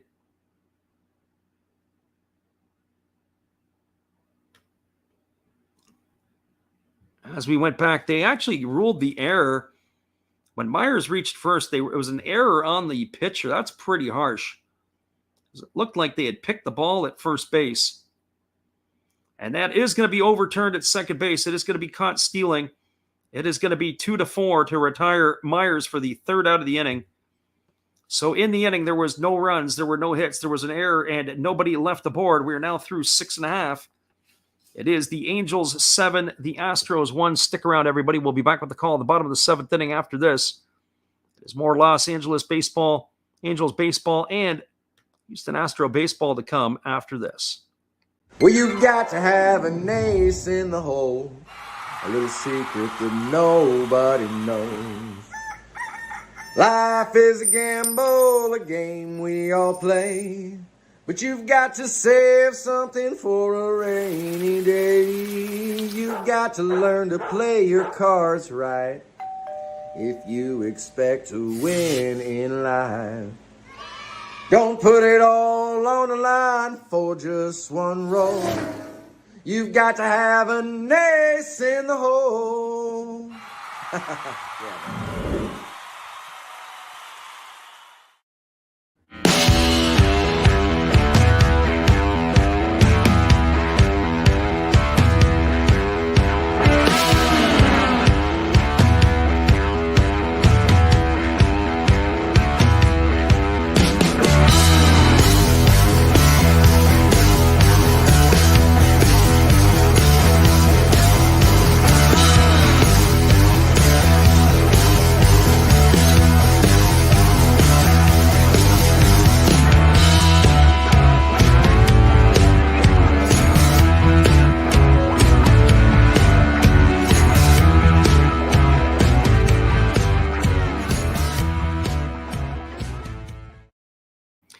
Welcome back, everybody. We are moving to the bottom of the 7th inning.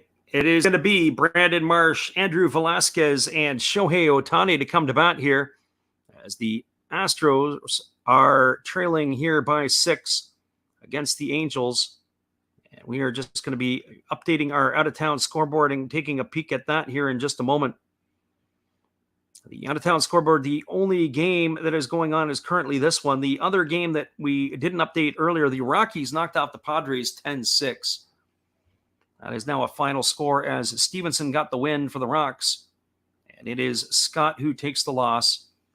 Stanek is still on the mound here for the Astros. He delivers a first pitch fastball outside to Brandon Marsh for ball 1, and the count is 1-0. Marsh tonight is 1 for 3. He's got a single and an RBI. He has also struck out twice. And here comes the offering from Stanek. Kicks and delivers. It is a fastball that misses down, and the count is 2-1. 2-0. Check that. 2 balls and no strikes.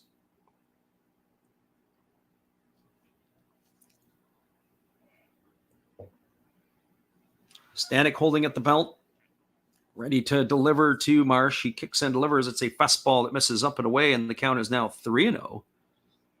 So 3 balls and no strikes.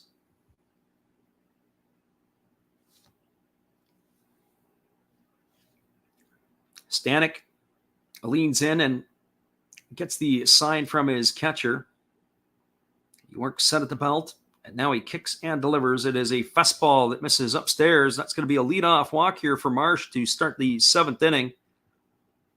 So he is aboard with a walk, and that's going to bring Andrew Velasquez to the plate. For the Velasquez tonight, he is 2 for 3. He has singled twice, scored a run, and he's also struck out. He's raised his season average up to 171. The Angels have 12 hits tonight off of the Astros pitching. Astros have only 4 hits off of Ohtani and Quijada. So here comes the first offering to Velasquez. He squares the bunt. But a 97-mile-an-hour fastball backs him off the plate, and the count is 1-0. So 1 ball and no strikes to Velasquez.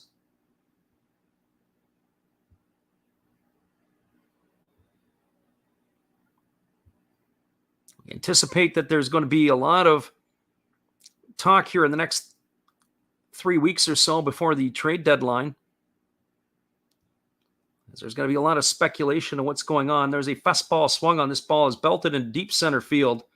Moving back just in front of the warning track is Myers. He makes the catch. It's going to retire Velasquez for the first out of the inning. That's going to bring up the designated hitter, Shohei Ohtani. There's a lot of different rules that have come into play on what the rules have become. I have to say that one of the rules I do like is if Ohtani starts as a pitcher or anybody does, that he can stay in the game as a DH, as opposed to coming in as the pitcher and then having to be taken away. I think that is something that is a pretty cool decision. That's just in my opinion. And here comes the offering from Stanek. It's a fastball that misses down, and the count is 1-0 to Ohtani. Ohtani tonight is 2 for 3. He's got a triple, a single, a couple RBIs. He's also walked and struck out. He's got his average up to 259 now on the season. Thought a bit ago that there would have been an outside shot early in the season for Ohtani to be a 30-30 guy. I think that's in jeopardy. 2020, he's going to have to pick up the stolen base pace. There's a fastball swung on and missed. The count is 1-1. As we look across the standings in Major League Baseball, the Yankees are in the top spot in the American League East, a healthy 14-game lead over Tampa Bay. A colossal collapse would have to take place for them not to finish in first place. And here comes the pitch. It is a fastball that catches the outside corner, and the count goes to 1-2 on Ohtani. Minnesota Twins have a 4.5-game lead over the Cleveland Guardians. The Twins are the only team with a 500 or better record in the Central Division. It is a very weak, probably the weakest division in all of baseball. Here comes the 1-2 offering now to Ohtani. Stanek kicks and delivers. It's a fastball down in the dirt. It's blocked by the catcher. That's going to allow the runner to get to second base as Marsh is now on at second. So we're going to see how they're going to score that, if that's going to be a wild pitch or if he was moving on the pitch. We'll look to see how they do that. It is a wild pitch. That's going to allow Marsh to get to second. So the count is 2-2 to Ohtani. Right-hander Stanek checks the runner Marsh at second, who establishes his lead. There's a fastball swung on it. It is tap foul behind home plate. Ohtani does a good job of just flinging the bat out at it. So 2 balls and 2 strikes.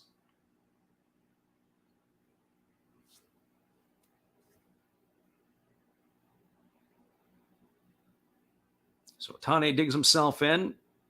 Stanek checks the sign from his catcher, Maldonado. He comes set at the belt. Now he kicks and delivers. It's a fastball swung on and fouled away. That was a 100-mile-an-hour fastball from Stanek. It's going to reach the seats down on the third base side. Ohtani is shaking off his hand. Wonder where he got that one. You can see he was definitely, the hand was ringing on that one. He certainly didn't get it on the sweet spot.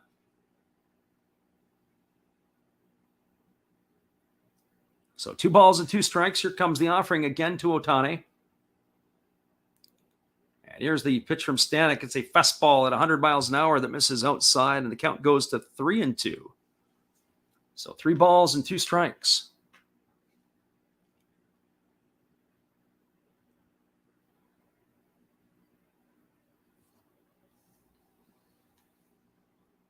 So again, Stanek ready to give the offering to Ohtani. He looks in, and now he holds at the belt. He checks the runner at second, which is Marsh.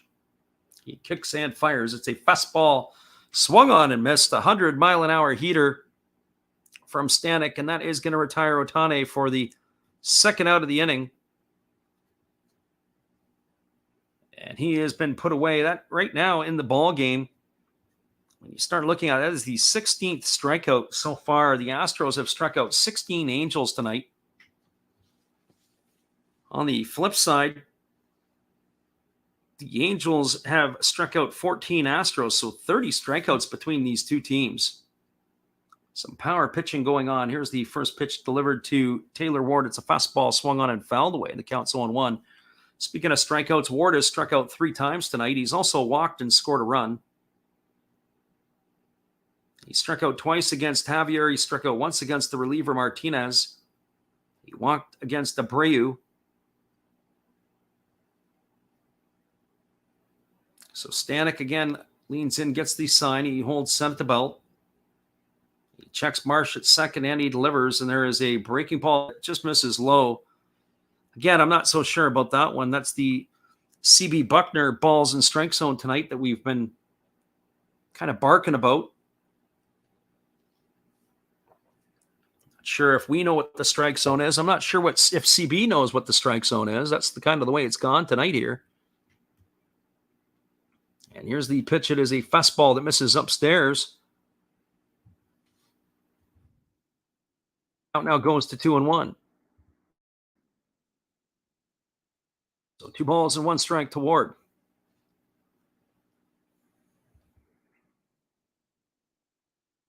Stanek looks in. He checks the runner at second base. Now he kicks and delivers. It's a fastball that misses down.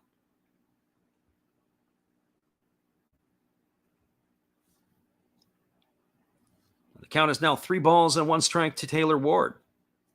Ward will be followed by the second baseman, Luis Rengifo, if he's able to get on. Ohtani is having a conversation with his teammates. Interesting to hear how this conversation goes. You got Ohtani with the interpreter. You got Velasquez, who speaks some English and Spanish. One of his other teammates down there who is speaking English. So you got 3 different languages all trying to communicate with one another.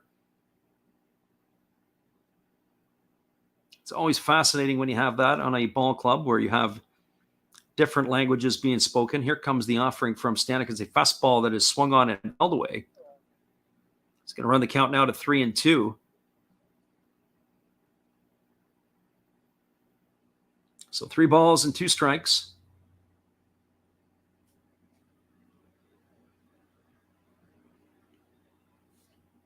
Stanek again ready to go back to work against the right-handed hitting Taylor Ward. We're here in the bottom of the 7th inning. It's a 7-1 lead for the Angels. Stanek kicks and delivers. It's a fastball that misses upstairs, and Ward's going to get himself his second walk of the ball game. It's going to put runners at first and second, and it's going to bring Luis Rengifo to the plate. Rengifo has been all over the stat sheet offensively tonight. He is 3 for 4. He's having himself a ball game. He's got himself a couple RBIs. That all of the hits he's had have been singles. He's also scored a run.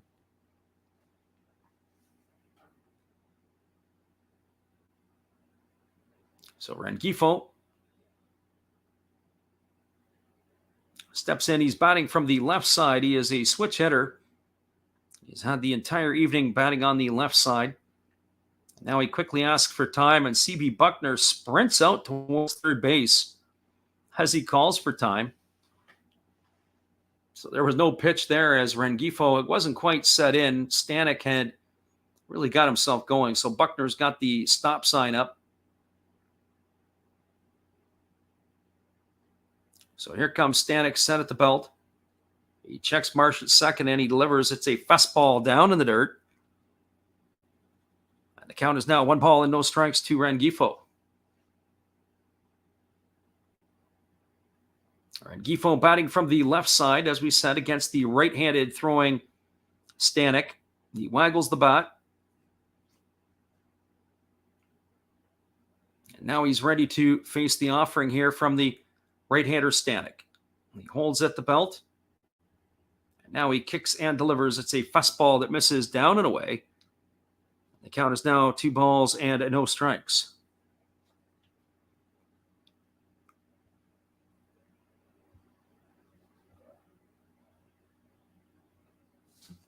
So 2 balls and no strikes to Rengifo.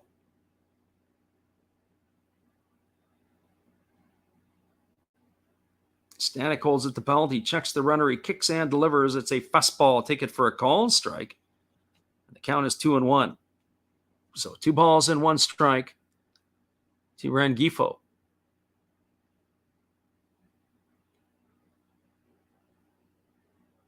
Again, waggling the bat is Rengifo, and he's waiting now on the offering from Stanek. This is going to be one of the lesser performances I've seen from the Astros. There's a fastball taken for a called strike, and the count is now 2-2. Astros bullpen has been shaky, as other than Seth Martinez, who came in. Abreu not so hot. Stanek has really struggled here. His full inning work. This is going to be the 28th pitch since he's come in the game. He did retire the batter Stassi in the bottom of the 6th inning. He's really laboring here to try to finish off this bottom of the 7th. And here comes the pitch. It is a fastball swung on and missed, and Rengifo has gone on strikes. That is going to do it here for the Angels in their half of the inning. That is 17 times the Angels have struck out tonight of their 21 outs. They haven't put that ball in play. So in the inning, there was no runs, there were no hits, there was no errors, and there were 2 runners left aboard. We are now through 7 complete. It is the Angels 7, the Astros 1. Stick around, everybody. We'll be back in just a few minutes with the call of the top of the 8th inning. We're glad you guys could be here with us. We appreciate y'all for being here. Hang tight. We'll be right back after this from Steve. Hello, kids. Steve coming at you. It's Steve Rademacher. And if you like interesting stuff, if you like to laugh a little bit, and if you enjoy collecting, this channel's for you. If you like non-sport cards, we have them. You like pseudo-sport cards, we open them. Even if you like entire boxes of completely pointless stuff or other sports, we have everything here. I drop a different video every day, and there's always a theme to it, from No Filter Friday to Saturday morning cartoons, even Sunday shoutouts. Once in a while, we'll get a little froggy and show Money Money Monday, where I showcase a bunch of my currency. We have Legos, we have Star Wars, we have a good time. We even have my brother on Takeover Tuesday. Be there or be square. Back to Freddy. Appreciate you there, Steve, and your support of our channel. In turn, we like to support Steve Rademacher. We'll be back in just a couple moments with the call at the top of the 8th inning. Stay tuned, everybody. We'll be right back after this.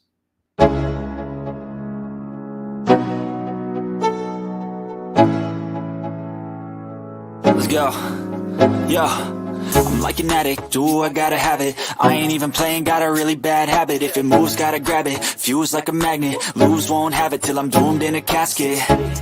I ain't playing, got a weird mind. If you work 8 hours, I'ma work 9. If the shit tastes sour, you should taste mine. I'ma stay in power for a long time. Get up, nah, I ain't a quitter. Toss me the ball, I'm a really big hitter.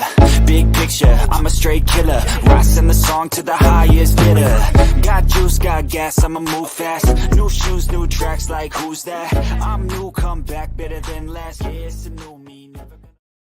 Welcome back, everybody. Is going to be Elvis Peguero coming out to work the 8th inning. Has really struggled this year for the Angels. We're talking about issues in the bullpen.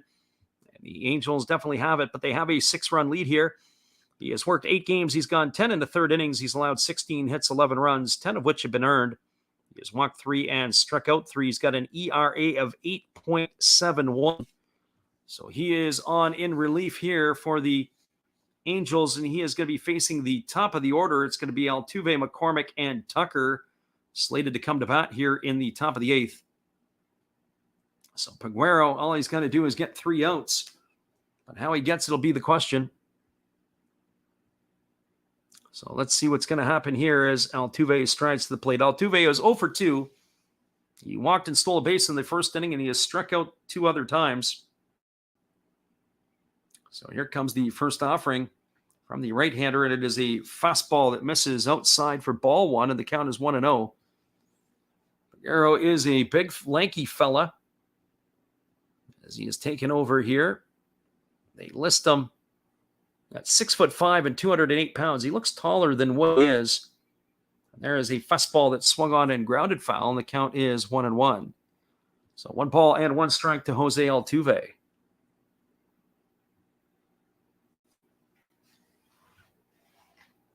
We do appreciate people who come in and listen, whether they listen live or on delay. We do get people that bounce in and listen to the delay feed. There's a fastball that is swung on. It is grounded foul over on the third base side. The count is 1-2. So we do appreciate those folks who come in and listen. We know we get some out-of-country viewership, or I say out-of-North America viewership, that come and listen to the ball games. We thank people for doing that as well. Here comes the 1-2 offering as Peguero holds at the belt, and he kicks and delivers. It is a fastball that misses outside. The count goes to 2-2. Just a couple of programming reminders. We are going to be doing the game between the Giants and the Brewers tomorrow night. And then on Friday, Saturday, and Sunday evening, yes, Sunday evening, we're going to be doing our NPB games. It'll be the Tohoku Rakuten Golden Eagles and the Oryx Buffaloes. A rare Friday off in the Japanese League, and they're going to be playing on Saturday, Sunday, and Monday. There's a fastball swung on and it is fouled away. And the count remains at 2 balls and 2 strikes. This is the only game left going on in Major League Baseball right now. It's a 7-1 lead for the Angels here in the top of the 8th inning. All the rest of the games around the MLB have been completed.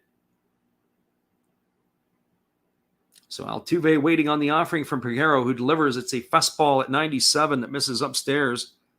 And the count is now 3-2. This is what the Angels sure don't want. They got a 6-run lead in the 8th inning. They got to find a way to be able to close it off. They got to get their relievers to come in and throw strikes. They're almost better off, maybe in some sense, bringing in an infielder and throwing muffins. So here comes the 3-2 offering. As Peguero delivers, it is a fastball swung on. It is grounded over to the 6 hole. It's fielded by Velasquez. He throws to first. That's going to be a ground out 6-3 to retire Altuve for the first out of the inning. And that's going to bring up Chas McCormick. For McCormick, he is 0 for 3 tonight. He has struck out. He's flown to right and popped to second. But it looks like we are... Nope, it is going to be McCormick. We're going to stay with him here. He's got the body armor on the left side. He's got the shin guard on the left leg. And here comes the first offering. It is a fastball taken for a called strike. And the count is 0-1 to McCormick. So Peguero leans in. He gets the sign from Stassi. He holds set at the belt, and now he delivers. It is a fastball that misses down. They appeal over to the first base umpire, and there's the action that we haven't seen tonight as Manny Gonzalez goes up with the right hand. It's going to be 0-2 now to McCormick. Haven't seen Manny Gonzalez much tonight. Very few times that they've had to appeal. So now 0-2 to Chas McCormick. Here comes the offering, and that is a fastball swung on. It is lifted into right field. And coming in on it is Joe Adell, and he's going to make the catch down at his knees. A real adventure for the right fielder there. And he has made that catch for out number 2. I don't know what Adell was doing. It was a sinking line drive. He had sort of come in, and the next thing you know, the ball was right at his knee. Not sure what he was thinking of. But that is going to retire Adell retire McCormick for the second out of the inning on a fly ball to Joe Adell. And the pitcher, Peguero, he was kind of had a really strange look. It's going to bring up Kyle Tucker, who is 0 for 2 tonight. He's walked, stolen a base, scored a run. But he's also struck out twice, and he swings through at a fastball, and the count is 0-1. The Astros have not gone down conventionally 1-2-3 since the second inning. They did go out in order in the 7th, but it was a caught stealing of Jake Myers. There is a fastball ticket for a called strike, and the count now is 0-2. So no balls and 2 strikes to Tucker. Tucker is waggling the bat, waiting on the offering from the right-hander Peguero. He kicks and delivers. It is a split finger pitch that misses down, and the count is now 1-2. So 1 ball and 2 strikes.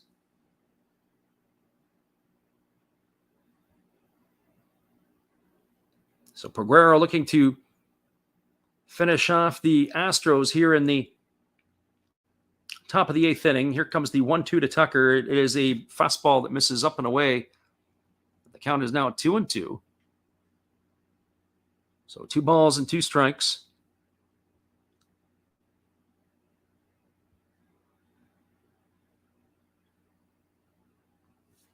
Again, Peguero gets his sign from his catcher, and he's holding set at the belt. He kicks and delivers. It is a fastball swung on and missed. And Tucker is down on strikes for the 3rd time tonight. He is the 3rd out of the inning. And so we are now going to the bottom of the 8th inning. There were no runs, no hits, no errors, and nobody left the board. That's 15 strikeouts in the books of Astros players tonight.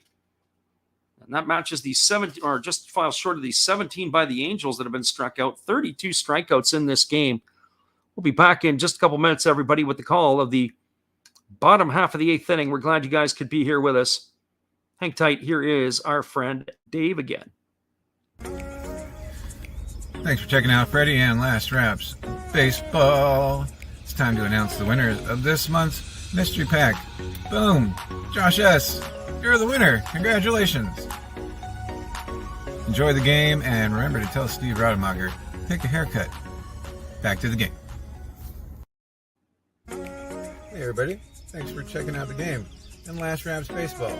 It's today's Zero Thought Sports Cards. If you like pack openings, baseball, all that good stuff, check us out. Drop a comment on our channel this month to win a mystery pack of cards. All you gotta do is say Last Wrap sent you to be entered. And we'll drop a video later on this month announcing the winner. Enjoy the game.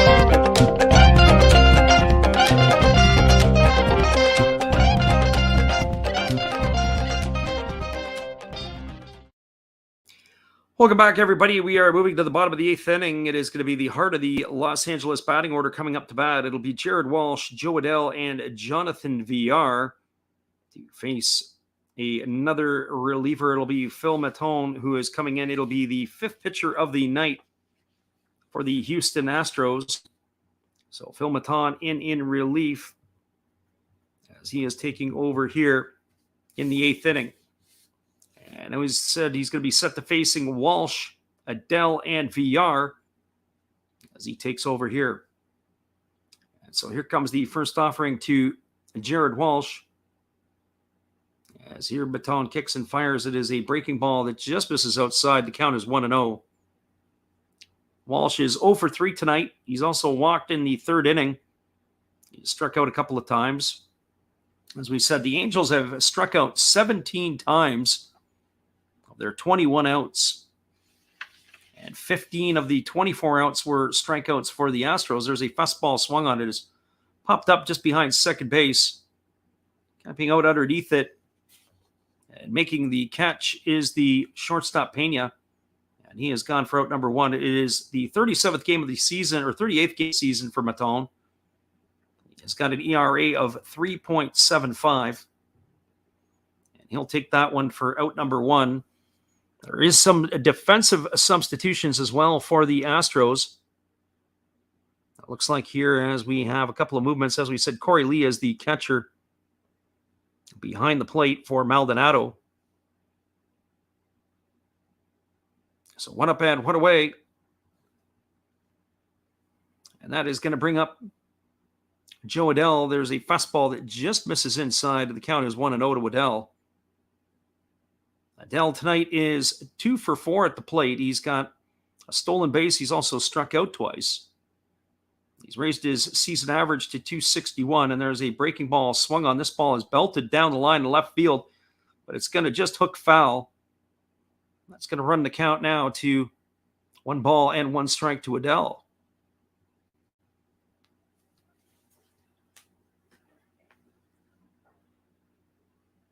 Did not miss by much, that's for sure. As that ball was hooked, they had to stay and watch it as CB Buckner was looking for the best view there.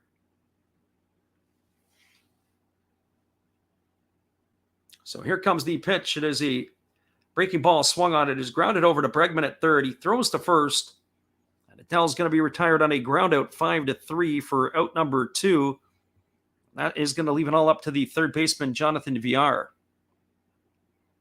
Villar has been on twice today. He has walked and scored a run. He has also reached base on an error his last time up. He's flown out to center, and he has struck out, so he is officially 0 for 3 on the evening. Or they got him at 1 for 3. That may have changed. I wonder if they've moved that as a different look. I don't know why Villar has the hit. They originally had awarded that as an error on the shortstop. But they have maybe reversed that because the error had come a little bit later on after that. And here comes the first pitch. It is a fastball that misses inside, and the count is 1-0. So we'll have to get some confirmation on that if what has they actually done to the batter Villar. So they do have him listed at 1 for 3. So they must have awarded that as a single. His last time up in the throw was after. And there's a ground ball to second. And that is fielded by Altuve. He throws to first, and the Angels go quietly in their half of the 8th inning. There was no runs, no hits, no errors, and nobody left the board.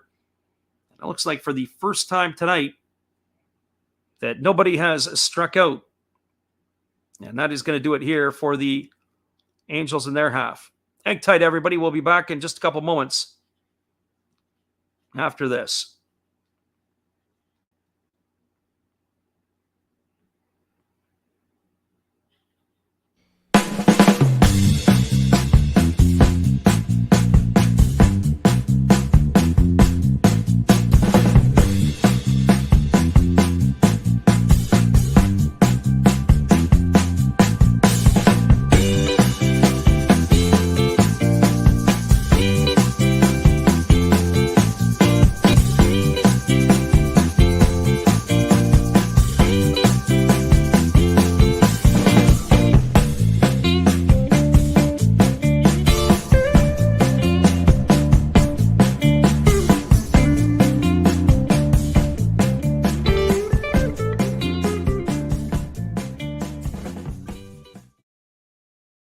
We'll be right back in just a moment, everybody, with the call after this. Hang tight. Here is our friend Steve again.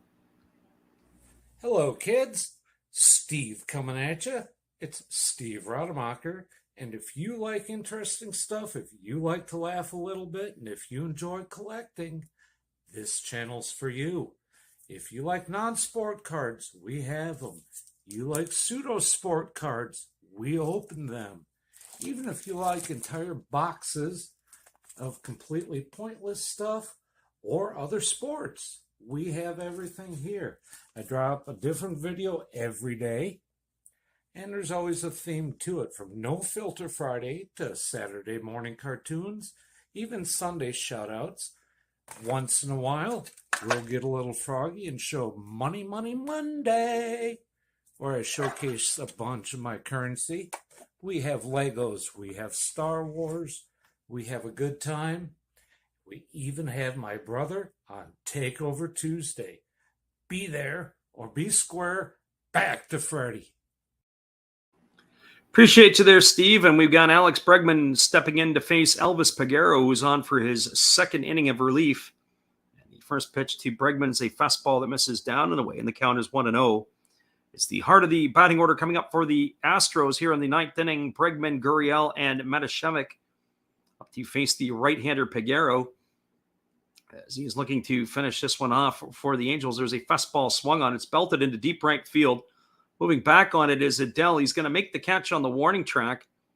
And that is going to do it here for out number 1. As Bregman is gone. It is not an easy night for Adele in the outfield. I'm watching him with his roots to the ball. There's another one that he's reaching out for the wall. He's not even close to the wall. He's not even on the warning track. I don't understand what he's doing back there. Usually you can put your hand out when you start to feel the surface underneath of the warning track.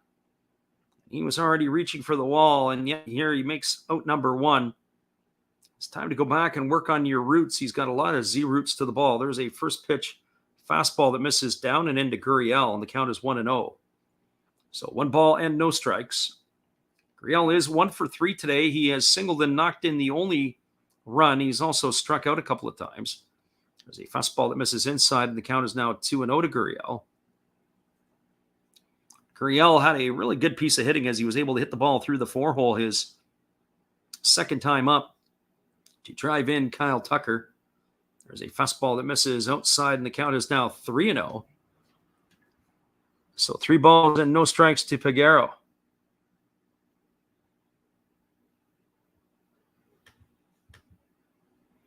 And here comes the offering. It's a fastball that misses inside. And that is going to be ball 4 as Gurriel's got himself a walk. So he is aboard with a 1-out walk.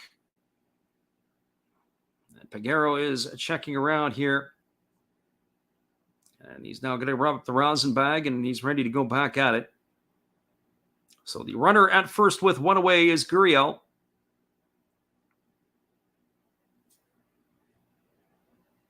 And stepping up is the designated hitter, J.J. Matashevik. Matashevik is 0 for 3 tonight. He takes a fastball right down the middle for a called strike, and the count is 0-1. He has grounded to the shortstop, and he has struck out twice, once looking and once swinging. So here comes the offering from Peguero. He kicks and delivers. It is a fastball swung on its tap foul behind home plate. And the count is now 0-2. So no balls and 2 strikes to Matashevik. Right-hander Peguero is coming set. He's waiting, and he goes and delivers. It is a fastball that misses down, and the count goes to 1-2.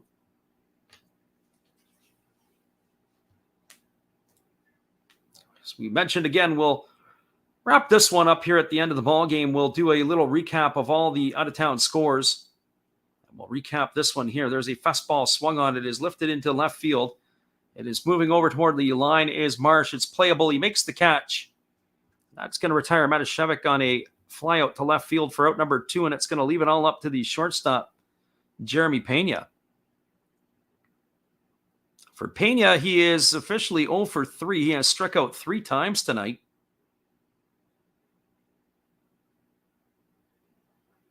He struck out twice swinging and once looking. His average has dipped to 261 on the season. As we said, he was probably the first couple of months of the season, you'd have to say he would have been a strong candidate for Rookie of the Year in the National League. I think he's maybe tailed off a little bit. Spencer Strider seems to have hopped up over him. There's a fastball that misses up and in, and the count is 1-0. So 1 ball and no strikes to Pena. Shohei Ohtani is looking to be in line for the win. And here's the pitch. It is a fastball swung on. It is tapped back to the pitcher. Peguero fields it. He throws to first. And that is going to do it. It's going to be a ground out 1-3. That's going to get Pena for the 3rd out. The Angels are going to win the ball game. There was no runs. There was no hits, no errors, and 1 runner left aboard.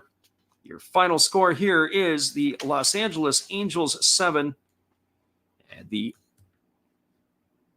Houston Astros 1. Stick around, everybody. We'll be right back in just a couple moments. We'll wrap this baby up for you. Here's our friend Steve. This is Steve Rademacher, and I'd like to introduce you to my channel if you haven't seen it before. These are all the things I enjoy: sports, autographs, relics, non-sports Hall of Famers, pseudo-sports, Star Wars.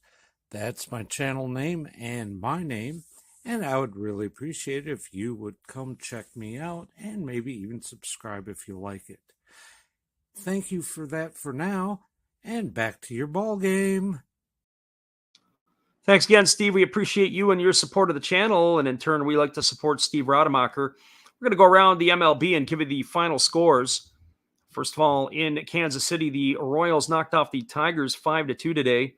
It was Brady Singer getting his 4th win of the year. He goes to 4-3. Tariq Skubal takes the loss. He goes to 6-8 for the Tigers. Barlow got his 15th save. The Mariners went into Washington after they had their rained out yesterday. The mini 2-game series was made up with a doubleheader today. In the first game, Chris Flexen got his 6th win of the year. He goes to 6-8. Josiah Gray took the loss. He falls to 7-6. Sewald got the save. Was his 11th. 6-4, the Mariners beat the Nationals in the first game of the doubleheader. In the second game, the Mariners knocked off the Nationals 2-1. Malone got the win. He goes to 1-1. Eric Fetty takes the loss. He's 5-7. Sewald came back in and got the save. That was his 12th. 2-7-0 for the Mariners. 1-6-0 for the Nationals. Your final again, 2-1 Seattle. The Mets went into Atlanta, knocked off the Braves 7-3. The Mets were 7-8-0. The Braves were 3-8-1. Bassett got the win. He goes to 7-6. Charlie Morton takes the loss. He is 5-4. The Minnesota Twins knocked off the Milwaukee Brewers today 4-1. 4-10-0 for the Twins. 1-4-0 for the Brewers. Jaron Duran got the win. He goes to 1-3. Hader takes the loss. He drops to 0-3. Final score again, Minnesota 4, Milwaukee 1. The San Francisco Giants knocked off the Diamondbacks tonight 4-3. 4-9-0 for the Giants, 3-8-0 for the D-backs. Duvall got the win in relief. He goes to 3-4 for the Giants. Melanson takes the loss. He falls to 3-8. The Marlins knocked off the Pirates in 10 innings. It was 5-4 the final there. 5-7-0 for the Marlins, 4-6-0 for the Pirates. Zach Pop got his first win of the year. He goes to 1-0. Bednar takes the loss. He drops to 3-3. Again, your final, Marlins 5, Pirates 4. The Yankees in the Bronx knocked off the Cincinnati Reds 7-6. It was King getting the win. He goes to 6-1 for the Yankees. Diaz takes the loss. He goes to 2-1 for the Reds. 7-6-1 for the Yanks. 6-10-1 for the Reds. Again, your final score, 7-6 for the Yankees. Philadelphia Phillies went into Toronto and took one on the chin against the Blue Jays. Ross Stripling had another fine pitching performance, extended his record to 5-3. Zach Wheeler took the loss. He is 8-5. 8-11-1 for the Blue Jays, 2-2-0 for the Phillies. Again, your final score, the Jays 8, the Phillies 2. The Tampa Bay Rays knocked off the Boston Red Sox 4-1. 4-5-0 for the Rays, 1-5-0 for the Red Sox. Shane McClanahan picked up his 10th win of the season. It was Winkowski taking the loss. He goes to 3-4. Poach gets the save. He got his 6th of the year for Tampa Bay. The White Sox knocked off the Guardians 2-1. 2-8-2 for the White Sox. 1-5-0 for the Guardians. Giolito got his 6th win of the year against 5 losses. Hentges takes the loss. He goes to 2-2. Liam Hendricks gets his 18th save. In St. Louis, the Dodgers beat the Cardinals. At relief, Craig Kimbrell got his 3rd win of the year. He goes to 3-4. Gallegos takes the loss. He's 2-4. Phillips got his first save for the Dodgers. 7-12-1 for the Dodgers. 6-9-0 for the Cardinals. Again, your final 7-6. The Baltimore Orioles continued their hot streak. They got 10 in a row. They went into Wrigley Field and knocked off the Cubs 7-1. 7-12-0 for the Orioles. 1-6-1 for the Cubs. Watkins got the win. He's 3-1. Steele takes the loss. He's 3-6. Again, your final, Baltimore 7, Chicago 1. It was a final score in Texas. The Rangers knocked off the Athletics 5-2. 5-4-0 for Texas. 2-4-1 for the Athletics. John Gray gets the win. He goes to 6-4. Blackburn takes the loss. He's 6-5. Richards gets his first save of the year. The Rockies knocked off the Padres 10-6. 10-18-0 for the Rockies, 6-11-1 for the Padres. Stevenson gets the win. He goes to 1-1. Scott takes the loss. He drops to 0-1. Your final score again, the Rockies 10, the Padres 6. And the Angels in this one knocked off the Astros 7-1.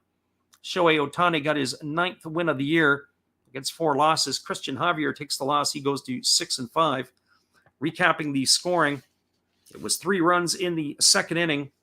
The runs were scored in bunches by the Angels. It was a 1-out walk to Jonathan Villar, a single by Max Stassi, another single by Brandon Marsh. It was actually a squeeze play. It was able to bring home Villar, and that made the score 1-0. With 2 out, Shohei Ohtani tripled into the corner, knocking in 2 more. It was 3-0 after 2 for the Angels. The Astros got one back in the 4th inning. Leadoff walk to Kyle Tucker. He stole second. And with 1 out, Yuli Gurriel went the other way and drove in Tucker with a RBI single, cut the lead to 3-1. But in the 8th inning, the Angels scored more in bunches. They got 4 in the top of the 6th. It was a 1 out single by Andrew Velasquez. Then Otani singled. Then Ward walked to load the bases. Then Luis Rengifo had a 2-run RBI single. And then Joe Adell had another single to knock in another run. And that was where it stood with 4 runs in the 6th. And it added to the lead of the Angels to make it 7-1. Again, your final, Angels 7, Astros 1. That is your final score. A couple of reminders, everybody. Will be back again here tomorrow. We appreciate you guys for being here. Our friend Joe popping in to drop off a like and a thumbs up. We appreciate you. Everybody for being here. Steve Rademacher, Bang City Studios, the living room. Our friend George as well popped in. And all those people who subscribed to the channel tonight. Whoever you were, if we missed you, Troy's Cards and Cars. Our friend Jimmy Redbeard, for everybody for popping in. Once again, guys, we thank you for being here. Your final score, once again, is the Angels 7, the Astros 1.